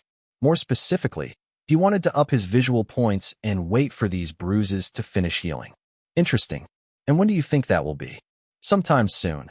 Ari replied cautiously as he felt pressured by Bing Yongsun's dark eyes. Good. Let's do that sooner rather than later. Understood. At Bing Yongsun's suddenly cold tone, Ari gulped before nodding. For a second, he was quite scared of the man's eyes. Bing Yongsun continued speaking slowly. My feedback on your performance is as follows. Your voice is quite nice, although your breathwork was unstable throughout the performance. It might partially be due to playing the trumpet, but your basics are clearly not there. As for your composed song, although the lyrics are simple, they convey the story well without weighing it down with semantics. Going in a country direction was a good choice, production-wise. Thank you. Bing Yongsun placed his microphone down calmly and crossed his hands. Seeing that Larry was still glaring at Ari, Selena picked up her microphone and decided to go next. Ari. Yes, ma'am. Selena gave him a small smile before she continued. You told us last time that you would perform a self-composed song that you were absolutely confident would take you to the next round. How do you feel about the song you just performed? I put in my best effort, and I certainly hope so, but at the end of the day, the choice is left to the judges and the audience. Ari replied neutrally. It wasn't that he was trying to be humble, but music was generally subjective. It wasn't like racing or boxing, where there was a clear winner and loser. What was amazing to one person was disgusting to another. All he could do was try his hardest, which he had. The rest was truly in their hands. What happened to that cheeky confidence that you had in your first audition? You need to bring that Ari back, Selena replied with another laugh. Seeing her smile widen, Ari laughed slightly before speaking again. I liked my song and think I did a good job. I think the audience and the judges like my song. So with your urging, I'll confidently say I'll make it into the top 100. How do you think I did, Miss Selena? You said it yourself. I think that you did a good job. And it's clear you've been practicing. Better expressions, more stable. You still look quite stiff, but vocally and stage presence-wise, you did quite well. And the song you composed is quite fun and catchy. Good job. Thank you. As Selena put her mic down and turned to Larry, he just stared forward angrily. I've already said my opinions, so I'll abstain from speaking on the contestant. Seeing Larry's disagreeable demeanor, the MC, Ryan Leary, filled in the suddenly awkward silence. Well, after a contentious discussion, it looks like the audience has finished voting and they've slotted contestant Ari in at 90th place. Judges, are we okay with that placement? Both Selena and Bing Yongsun nodded without adding anything more. So Ryan Leary slung his arms around Ari's shoulders for a quick interview. Mr. Matisse, it seems that you've just made the cut, but with 19 more contestants coming after you, there's a chance that you slide out of the top 100. How are you feeling? Firstly, I'm thankful that the audience and judges saw enough in me to put me in the top 100. I hope to continue to prove myself to those who decided to support me. Ari bowed his head slightly to the audience before looking at the MC. Well, we look forward to seeing your good parts, especially your face. Now, for one final question before we continue with our remaining contestants. You mentioned earlier that you collaborated with another contestant to make your song. Earlier, a contestant told us that he collaborated with another contestant to make his own song. Would you be able to verify who that contestant is? At the pointed question, Ari glanced at the judges' table. Seeing that they weren't refusing, he nodded. Sure. The contestant I collaborated with is Jamie Jones. He's currently in 7th place. At his words, the audience members began screaming again. Nice. I'm not sure if you saw it earlier, but Jamie called you a genius. How do you feel about that? At the words that were trying to prop him up, Ari immediately shook his head. Jamie is just speaking kindly about me because he's a kind person. I actually think he's the real genius. Oh, it's great to see the friendship between two contestants. Contestant Ari, please go have a seat. Let's get our next contestant up here. Sure. Thank you. Ari turned and gave a staff member his trumpet before beginning to head toward his seat in 90th place. As he glanced at William Forbes while passing him, he whispered status before looking away. But nothing showed up. Chapter 39, Unwelcome Encounter. A bit confused, Ari took his seat on the uncomfortable foldable metal chair and tried to view the status of the boy sitting to his right. Damian Martinez. Age, 21. Vocals, C. Dance, C. Visual, C. Rap, C. Charm, C. It worked perfectly fine. Had he made a mistake and said the wrong word? Ari faced forward in confusion, trying to keep a friendly expression as a cameraman panned a camera over them. When the cameraman moved away, he tried to whisper to Nova, but stopped when the boy sitting next to him looked at him weirdly. Fine. He would just sit still and watch the performances. As more and more contestants continued performing, Ari's place continued to slip downwards. He went from 90 to 94 as a four-person group was successful, then went from 94 to 96 as a group of 7 had 2 of their members get past. As the final performances began, first a 5-man group followed by a 3-man group, Ari basically stopped breathing as he stared ahead. His position shifted once more from 97 to 98. With his head bowed, he clasped his gloved fingers nervously while hoping for a miracle. Please, let a maximum of 1 person pass. The foot of Damien, the boy located next to him, was tapping the floor in anxiety. After all, if 2 people were added, he would be gone. Since he couldn't really do anything to stop it, Ari just watched the performance while breathing deeply. Thank you. The final 3 performers bowed to the judges and began the process of receiving their feedback. Almost absent-mindedly, Ari whispered status while looking at the 3 of them, noting that one had B stats, the other had mainly C stats, and the last one had D stats for everything. Based on the stats of those around him, Ari guessed that he would end up ranked either 99th or 100th. As his eyes met Larry Jackson, who glared at him once more, Ari immediately sighed in relief when he saw that only 2 people were coming. The B-stat person took his seat, causing him to move down, while the C-stat person took the 100 spot, leaving Ari at 99. And that's the showcase. Everyone, please take a good look at our top 100 contestants. Their profiles will be released on our website, and all the performances will be posted on the WeTube channel. If you register for an account with Showmax, you'll receive extra votes that can be used beginning next week. As the MC, Ryan Leary began his closing remarks. Ari finally got the notification he had been waiting for. Ding! Surprise mission. Liar pants on fire. Complete. Reward. Plus 5 stat points and 3 charm stat points, and 1 gotcha gift token. As all the contestants who made it into the top 100 began clapping and cheering, Ari subtly whispered, add all charm points to charm and show me the stats. Ariel Matisse. Vocals A. Dance F. Visual F. Rap F. Charm A. Skills. Picky Listener B. Pen Pal C. Current rewards. 5 stat points and 1.15 visual stat point and 2 gotcha gift tokens. Compared to his miserable beginning when every single stat of his had been an F, Ari truly wanted to cry at the fact that he now possessed 2 A stats. The last 2 weeks had been the grind from hell, but maybe now he could finally take a slight breather. As the contestants began chatting with each other while the audience dispersed, a heavy arm dropped onto Ari's shoulders, and he almost keeled over as the weight of a familiar person leaned on him. We did it. We proved my dad wrong. Jamie's cheerful voice sounded out as he smiled wildly, and Ari tapped his back comfortingly before shoving the other boy off. You did well out there. Now get off your heavy. You just need to hit the weight room more with me, Jamie casually replied, glancing around. You are literally 5 inches taller than me. It's more than just the weight room. Move.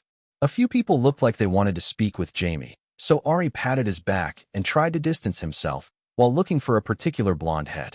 Ducking and weaving through the loud crowd of 100 boys, Ari finally spotted William Forbes talking to Larry Jackson off to the side. Larry's face looked focused as he had his hands on William's shoulder, but Ari ignored him, whispering status as he stared at the back of William's blonde head. And nothing happened again. No matter how many times he repeated status, nothing popped up for William. A bit irritated, he glanced at Larry Jackson and whispered status. It took a couple of seconds, but then. Larry Elliott Jackson. Age 39. Vocals, B+. Dance, C. Visual, B. Rap, F. Charm, B+. Composing, B+. It was a perfectly normal status sheet with decent stats for a musician who was a little past his prime. But as Ari watched the status screen, glancing back and forth between Larry Jackson and William, it changed. Larry Elliott Jackson. Age 39. Vocals B. Dance C. Visual B. Rap F. Charm B+. Composing B. Larry Jackson's vocal stat went from B+-B, and his composing stat went from B+-B. Sensing that he had seen something he had not supposed to see, Ari immediately turned around and found a staff member. "Pardon me, could you please tell me where the bathroom is?" "Sure, down the hallway and at the first left. But hurry back, we have things to announce." "Sure." Ari quickly sped down the hall, his stomach churning. Once he was out of sight, he covered his mouth and whispered, "Nova, what was that? Do stats just reduce like that? And why can't I see William's stats?" The system was quiet for a moment before responding. "You don't have the authority yet to know that information. However, if you don't want your stats devoured, I recommend staying away from that boy." Reading the chilling words, Ari gulped and entered a bathroom stall before whispering harshly, "Now is not the time for authority or no authority. You need to tell me what is going on. What is the relationship between you and him? Does he have a system? Can he just steal my stats out of nowhere? Speak up." "He is not able to just steal your stats as he pleases. For now, focus on staying away from him without drawing his attention. And whatever you do, avoid touching him for long periods of time. When your third skill reaches A rank, you will unlock the authorization to know more about the situation. Nova." "Hey Nova." No matter how many times Ari called the system's name, it completely ignored him. Slightly frustrated at the incomplete information, Ari kicked the door of the bathroom stall hard, and it slammed open. As he stalked out, somebody entered the bathroom. A quick turn of his head showed that it was the person Ari wanted to see the least. William Forbes, with his blonde hair gleaming in the harsh bathroom light, and his princely face looking extra handsome as well. It was a face that enraged Ari and made him want to punch it. It was this bastard who had killed him. "Oh, I didn't expect to see anybody here," William lightly commented in a light Boston accent. Ari completely ignored him while washing his trembling hands. He felt like if he didn't focus, his fist would ball up and he would start punching William in his princely face. He hoped by ignoring him, the other boy would get the message, but unfortunately, William either couldn't read social cues or just didn't care. "It's nice to meet you. Your name was Ariel, like the fish princess, right?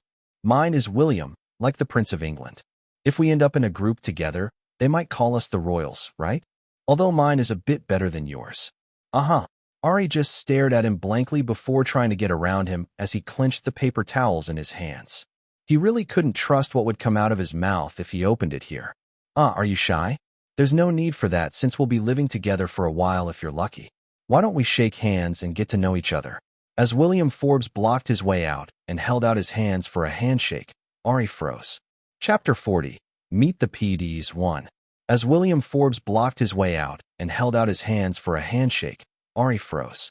"You don't want to shake my hand? I would love for us to be friends. You seem so talented, especially with the song you wrote." William asked again, basically shoving it in Ari's face. Almost instinctively, Ari leaned back and blurted out the first thing that came to mind. "Je ne comprends pas l'anglais." As William blinked in confusion, Ari quickly swerved around him and dashed out the door at a fast pace. He immediately felt embarrassed as he realized the nonsense he had just said. Of course, Nova also had to mock him. "You don't understand English? Since when?" Smooth. Very smooth lie. So believable after you just sang and did an entire interview in English. At the mocking words, Ari rolled his eyes before whispering, "You shut up. If you hadn't told me that I shouldn't let him touch me last minute, I would have come up with something else." Excuses. Pathetic excuses. Aren't you the pathetic one for not being able to protect me from the possible system of another person stealing my stats? Oh, so it is a system? Good to know. Ari smiled to himself as he rejoined the rest of the chatting group of boys, standing by Jamie, while glancing around. "Where'd you go?" Jamie asked him with a tired expression. It seemed he was done speaking with people, and his social battery was drained. "Bathroom. Aren't they supposed to announce something?" "Yeah, the staff member said they're bringing the producers to talk to us." Since the wait seemed to be long, Ari sat in one of the chairs in the front row. He wasn't in a rush to get to know any contestants just yet and was mainly just tired. As Jamie sat beside him with a yawn, Levi Temple, the blonde guy with a buzz cut who had rapped in Williams' group, sat by him while yawning. They both nodded at each other at the same time, then proceeded to pretend the other didn't exist. Perfect. You're Royal CNES. Yes, J squared. Let's go eat out to celebrate, Jamie asked with a pleading expression. I'm broke. And busy. Plus, he had made plans to eat dinner at the bathhouse restaurant with Grandma Kim and Grandma Lisa to celebrate him making or not making it onto the show. Since he hadn't seen them in a while, Ari was quite excited. Busy doing what? All you do is work, compose, and go home. If it's a money thing, I'll pay for it. I really think we should celebrate the good job we both did. Please, Jamie began pleading. Ari looked at Jamie in deep thought. Although it was good to celebrate, he felt like there was something deeper here. 3 seconds to say the real reason, or I'm ignoring you. We can celebrate another day. I'm trying to avoid my dad right now. He's going to be very upset, and I want to celebrate the results of the hard work that I put in. Jamie immediately told the truth with a downtrodden impression. Ah, there it was. Since Jamie had been cooped up in the studio and shuttling to and from the filming location, he was rarely home at a decent time and got to avoid his dad. I'm having a get-together with my grannies at my workplace. If you promise not to be weird, you can come. The food is good. Can I? You always make me drop you off at a church instead of at work, which is so weird. Almost as weird as your alien mask you wear all the time. I work and sleep there, you little punk. And the mask is for my beauty. My beautiful visuals that are currently ranked F. Ari gave Jamie a sharp look and cracked his knuckles. I've been too lenient on you, it seems. Come here. After mashing Jamie's cowboy hat down so it covered his face, and then losing back-to-back arm wrestling contests against Jamie, Ari sat there sulking while Jamie laughed happily while teasing him. I told you to hit the weight room with me. Their current record was 10-2, with Ari unfortunately being the 2. You're just happy you can finally beat somebody after your brothers beat you all your childhood. Yep. As they were playing around like that, 2 people entered the stage area. One was a short, slightly chubby Korean man with circular glasses who was wearing a black t-shirt, a navy suit jacket, and white sneakers. The other was a rail-thin woman with slicked-back short blonde hair and fierce hazel eyes.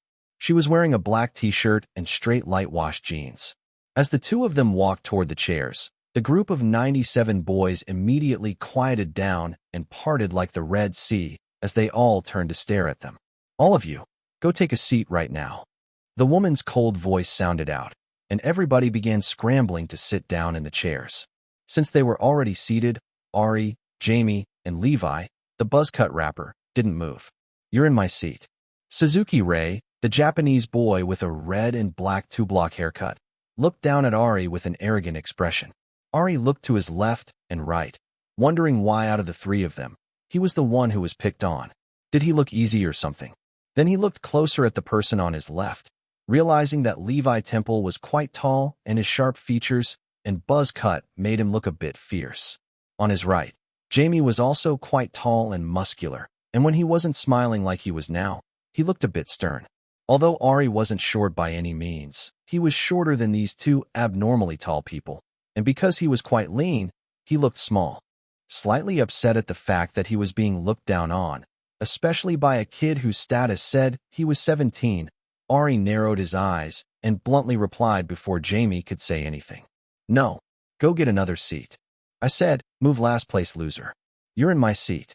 Suzuki Ray yelled loudly, drawing the attention of those nearby. Huh, is this what we're doing now? Calling people by their placement? Ari could feel one of his eyes twitch. Before Ari could say anything, the blonde woman's cold voice rang out. Kid with the red and black hair. We don't have time for this. Go and sit down in any available seat. Unlike some of you, I'm busy.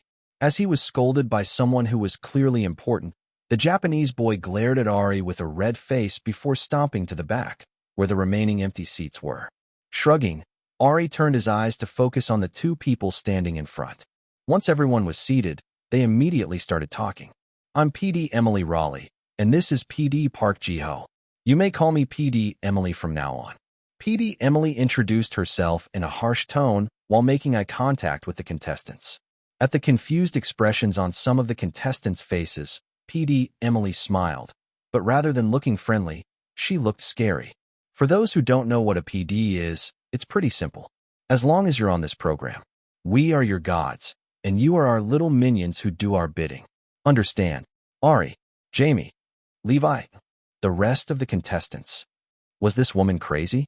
Who says things like that in this day and age? As PD Emily looked around again, this time making eye contact with Ari, he quickly looked away before catching her attention. Thankfully, she stopped there, and PD Park Jiho stepped up. Ari was hopeful that his words would be much more reasonable than PD Emily's, but, "You may call me PD Park or PD Park Jiho." As PD Emily said, "We are your gods while you're on this program. When we say run, you ask how far. When we say jump, you ask how high. When we say roll, you immediately drop to the ground and start rolling." Understood. Speaking crystal clear English with a slight Korean accent, the words were even crazier than what PD Emily said. Ari, he slowly turned to glance at Jamie, who looked even more bewildered than he felt. Am I in a military camp, or am I in an idol survival show? Ari was briefly confused about the type of show he signed up for before PD Park Jiho started talking. Chapter 41. Meet the PDs, 2. Ari stared at the two suddenly introduced egomaniacs in charge of Pop Star Academy, Project 777, and immediately began regretting joining. What had he gotten himself into? The people in charge were clearly egomaniacs. One of the judges didn't like him, and there was a contestant who got him killed could somehow steal stats away from people. As he was rethinking his life decisions on joining the show, PD Park Jiho decided to speak. Congratulations on making it into the top 100, but it's now time to throw away everything that you know because here's where the real competition begins. We're starting with 100 of you, and it's going to drop down to 7, which means 93% of you are going bye-bye. PD Emily waved goodbye for emphasis while smiling, and audible gulps could be heard. But there's no need to get so serious. Tomorrow, bring enough luggage to last a week to the given location. You'll be moving into the dorms and meeting the teachers who will teach you the basics, assigning positions based on the 2 audition results, and doing some self-promotion to your new fans. After practicing for a week, you'll be taught the signal song and choreography, and then have to record it to be released for episode 1 and the first voting round. Questions? Comments? Concerns? What about elimination? A voice from someone seated behind Ari sounded out. PD Emily replied with a wicked smile. Good question, Carrot Top. We'll discuss the elimination after the week of practice is over. Any other questions? Ari raised his hand. Traffic song boy. Go. PD Emily pointed at him with a thin finger.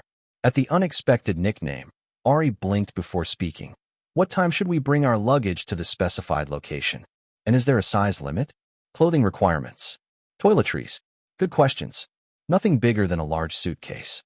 We'll have the basics like toilet paper and hand soap, but everything else is on you. There's a washing machine on site, and we provide breakfast, lunch, and dinner starting with dinner tomorrow. The only required clothing is the given school uniform and black shoes, but I recommend training clothes and pajamas. You will be exercising. A lot. PD Emily took a breath before continuing. Arrival can be any time between 10 a.m. and 6 p.m. As long as you're at the location before 7 p.m., we don't really care what you do or when you come. We're just going to be filming casually to test some angles, so you can be at ease tomorrow. After that, though, PD Emily began laughing in an evil manner. I recommend that you be on your best behavior, as we'll be recording 24/7. Additionally, all your electronics will be submitted once you enter the dorms, so be mindful of that. If we catch you with it, you're in trouble. Any other questions? The other contestants began asking their questions. Jamie asked about bringing personal instruments, allowed within reason. Yes to the guitar, no to the personal piano of a contestant. Somebody asked to bring their pet hamster, denied. Some people asked if they could live at home and commute, denied doubly with PD Emily yelling at them. Another person asked if they would have to share a room, unconfirmed. Overall, the vibe was pretty relaxed as everyone seemed relieved that they had made it through the showcase. As Ari yawned, PD Emily stared at him once more before clapping her hands. That's enough yapping for today. As I said, I'm busy and you're clearly not. See you all tomorrow evening. Without waiting for their response, she and PD Park Jiho left, and Ari and Jamie went to collect their instruments. Straight to your workplace? Jamie asked once they were seated in the car. Nah, to the music center if you don't mind. The 3-day trial for the trumpet ends today, and I don't want to pay for it. Jamie glanced at him before shaking his head and starting the car. You are so frugal. I'm broke. Gotta save money where I can. I have your gas money, by the way. I'll give it to you at dinner. It's fine. I don't need it. Hearing Jamie's words, Ari made a mental note to leave a 20 in the glove compartment next to all the others he had left. One day, Jamie would eventually open it and have a bunch of cash rain down. Laughing at the thought, he wasn't even upset that they were stuck in the dreaded LA city traffic until Jamie began hitting his horn at the driver in front of them, trying to make his own lane by squeezing in between two cars. As multiple cars began hitting their horns in response, Jamie absently muttered, "Terrora." The two of them glanced at each other before bursting out laughing as Jamie slammed his car horn like the song melody. Feeling a bit mischievous, Ari brought the trumpet out of its case, opened the window, and began playing it as Jamie sang at the top of his lungs out of his window. Ta-ra-ra-ra-ra-ra. Traffic really sucks. Ta-ra-ra-ra-ra-ra. 2 hours of being stuck. Ta-ra-ra-ra-ra-ra. I'm always late or in a rush. Ta-ra-ra-ra-ra-ra. Because the traffic really sucks. As they began singing the second verse a cappella, they were completely unaware of somebody recording them on their phone. An audience member who, after successfully sneaking her camera into the showcase and recording everything, had stuck around to get more pictures of the winning contestants leaving the audition hall. She successfully caught and recorded the Terrora incident, including the back of the girl who shouted it several seconds too early, Ari's laughing reaction, and the audience singing along to the song's chorus. After posting it on TikTok, instead of her usual 50 views, she got over 300 and even a comment, so she wanted to see if she could capture another possible viral moment for her account. William Forbes, the contestant she wanted to support, had quickly left with his team, so she had no choice but to leave as well. Luckily, she ended up next to Jamie and Ari in traffic, and as Ari rolled down his window to expose his bizarrely painted face and the trumpet in his hand, her phone began recording before her mind could realize it. Unfortunately, Jamie took a different exit than her, but completely satisfied, she made another post tagging the newly created Pop Star Academy account and labeling the video #TrafficChallenge #Terrora #PopStarAcademy. Seeing the views of the video immediately jumped to 500 views, more than she had ever gotten before. The girl smiled happily while thanking Jamie for being handsome, but less handsome than her Prince William, and Ari for looking weird. She spent the rest of her time constantly refreshing as she watched her views slowly increase. She had a good feeling. This was going to go viral. Chapter 43, Decisions. Truth be told, Ari really wanted to fix his F-stat visual. Each time he looked at his bare face in the mirror, he was quite frightened. The swelling had significantly gone down, and the bruises were slowly fading, but he was just plain ugly. Each time he looked at his ID photo and compared it to his current appearance, Ari wanted to break down and cry. His previously good-looking face had become this. He wanted to dump all of his free stat points and take it from an F to a D. But then he remembered the two issues that would definitely trip him up. The first issue was one of the missions on the mission board. 2. Don't be quiet. Spit out those words. Rap a song longer than 2 minutes without skipping a word or stuttering. Reward, 1 stat point. Rapping. It was currently a big, fat F on his status. Ari remembered how difficult it was to complete the singing mission with F rank. Although he hoped that he would be able to raise the stat naturally since they would be assigned teachers who would train them, it would be more detrimental for him in the long run if he were stuck on a mission for a long time. So the stat points had to be saved just in case. Secondly, the PDs had mentioned learning the signal song of the show. After researching what a signal song was, Ari understood that it was the opening song and the first official video of the program. It would be many people's first introduction to the contestants, who would be singing while performing choreography on an official, elaborate stage. Although Ari was somewhat confident in his vocals, he realized that he was well below average in rapping and dancing. And he had never sung and danced choreography at the same time. With over 100 contestants, it would be difficult for him to stand out, especially if he were an unredeemable dancer. With his dancing stats the way they were, he would probably just be stuck in a hidden corner with no screen time. Add in the fact that he would be wearing the strange makeup until his visual stat was high, they probably wouldn't want to display him much, which was extremely detrimental to his survival. And he couldn't forget about the elimination criteria that they hadn't heard about yet. If it depended on him dancing, he would be eliminated immediately. So, in other words, the stat points couldn't be used carelessly. They had to be saved and utilized depending on the situation. With tears in his eyes, Ari reluctantly spoke to Nova. I'll save the stat points for now. Smart of you. Instead, I'd like to use the gacha gift tokens. Sure. Would you like to use them one at a time, or use them both at once? What's the difference? If you use multiple gacha tokens at once, there's an increased likelihood of receiving a set item that gives bonuses when 2 or more items from the same set are worn simultaneously. Let's use them both at once. Excellent choice. For once, you seem to be on a roll today. Good job. Beginning now. As Ari watched, a blue screen appeared in front of him, transformed into a gumball machine with hundreds of rainbow-colored balls inside. The little animation of 2 coins entering the slot played, and the silver turn key cranked 10 times to the right before. Pop, pop. 2 yellow balls popped out of the opening, into the air, and fell into his hands. Ari immediately split one in half, and a fuzzy brown headband with a cute face, whiskers, and rounded ears on the side popped out. What is this? He waved the floppy thing around before Nova provided an answer. Utterly adorable headband. Set January 3rd. Use, just put it on your head. Performance. Helps keep your scalp healthy. Your hair stands strong, even when bleached or dyed, and prevents balding when worn for at least 6 hours a day. Increases the visual stat by 1 when worn. When worn as a set of 2 or more, it increases the visual stat by 1 and the charm stat by 1 for each additional item. Oh, this is nice. Very useful. With a bit of excitement and expectation, Ari opened the second yellow ball, which transformed into dark brown tracksuit pants and a dark brown zip-up jacket with a lighter brown hood with a cute animal face on it. Ari pulled at the ears and black nose on the thing before Nova provided him a description. Utterly adorable tracksuit, set February 3rd. Use. Were both the pants and the jacket. Performance. When worn, it helps increase body flexibility and prevent overheating while making you look cute like an otter, red heart. Increases the dance stat by 1 when worn. When worn as a set of 2 or more, it increases the visual stat by 1 and the charm stat by 1. This is also good, but why is it shaped like this? What happened to plain black? Plain gray. Ari looked at the 2 items with a sigh of resignation. He wasn't particular about his own fashion sense in the slightest, but even he felt this was a little too much.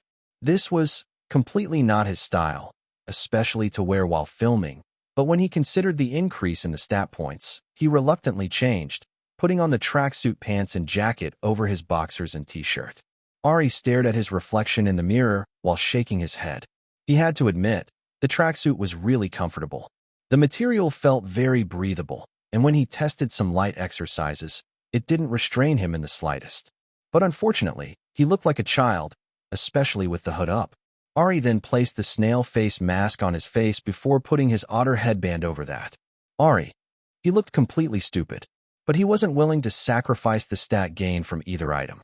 Do I have to wear this on my head? Can I wrap it around my wrist or something? Ari held out the utterly adorable headband. Is that not what the instructions say? Feel free to wear it as a fashion item. However, you will not receive the effects. There is no need to be that snarky. There's no need to ask questions that you know the answers to. Yet here we are? With a resigned sigh, Ari placed the headband back on his head before rearranging his wildly curly hair to cover it up. Checking to make sure that it wasn't visible in the mirror, he decided that this would be his outfit tomorrow. Yawn, I'm so tired. Rubbing his aching eyes, Ari grabbed his duffel bag, placing the few pieces of clothing he had, his face paint and makeup collection, and his shoes. Once everything was packed nicely, he locked the main section of the duffel bag with a mini padlock and set it aside. Tomorrow, he would place his toiletries in there and call into his school to tell them he would be sick for the week. For now, it was time to sleep. Beep, beep. The sound of Jamie's car horn could be heard, and Ari lugged his duffel bag and the bag of snacks that had been shoved into his hands by Granny Choi at breakfast. Jamie took one look at the green face mask and the otter-branded clothing before bursting out laughing. Flipping him off, Ari jumped in the front seat. Is this what they call cosplay? Are you pretending to be an alien wild animal? Jamie asked while wiping away tears from his eyes. He was always on the receiving end of Ari's teasing, so he was happy to finally get a chance to fire back. Shut up and drive, country boy, Ari muttered. Why so cranky? Are you hungry? Do you need me to catch you some fish? Jamie grabbed the ears on the hood and began playing around with them. For some reason, it reminded him of his childhood dog, a sheepdog that he used to take to his uncle's farm so it could run around. Don't talk to me. As Ari batted his hand away again once more, Jamie laughed before he began driving to the location given by the PDs. When they arrived, Jamie pulled out a large suitcase and his guitar from the car. After glancing at the 2 bags with no wheels that Ari carried, he handed over his guitar and hung Ari's bags on his suitcase, and they both approached the large, over 20-story tall building that said Pop Star Academy in large letters on the front. Seeing it, Ari couldn't help but whistle. The organizers had clearly spent a lot of money if they even had a tall building like this in Los Angeles. With a slightly expectant gaze, he approached the electric doors that slid open and walked in.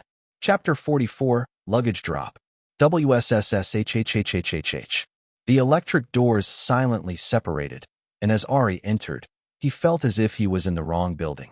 White marble floors with gray and gold vines running throughout.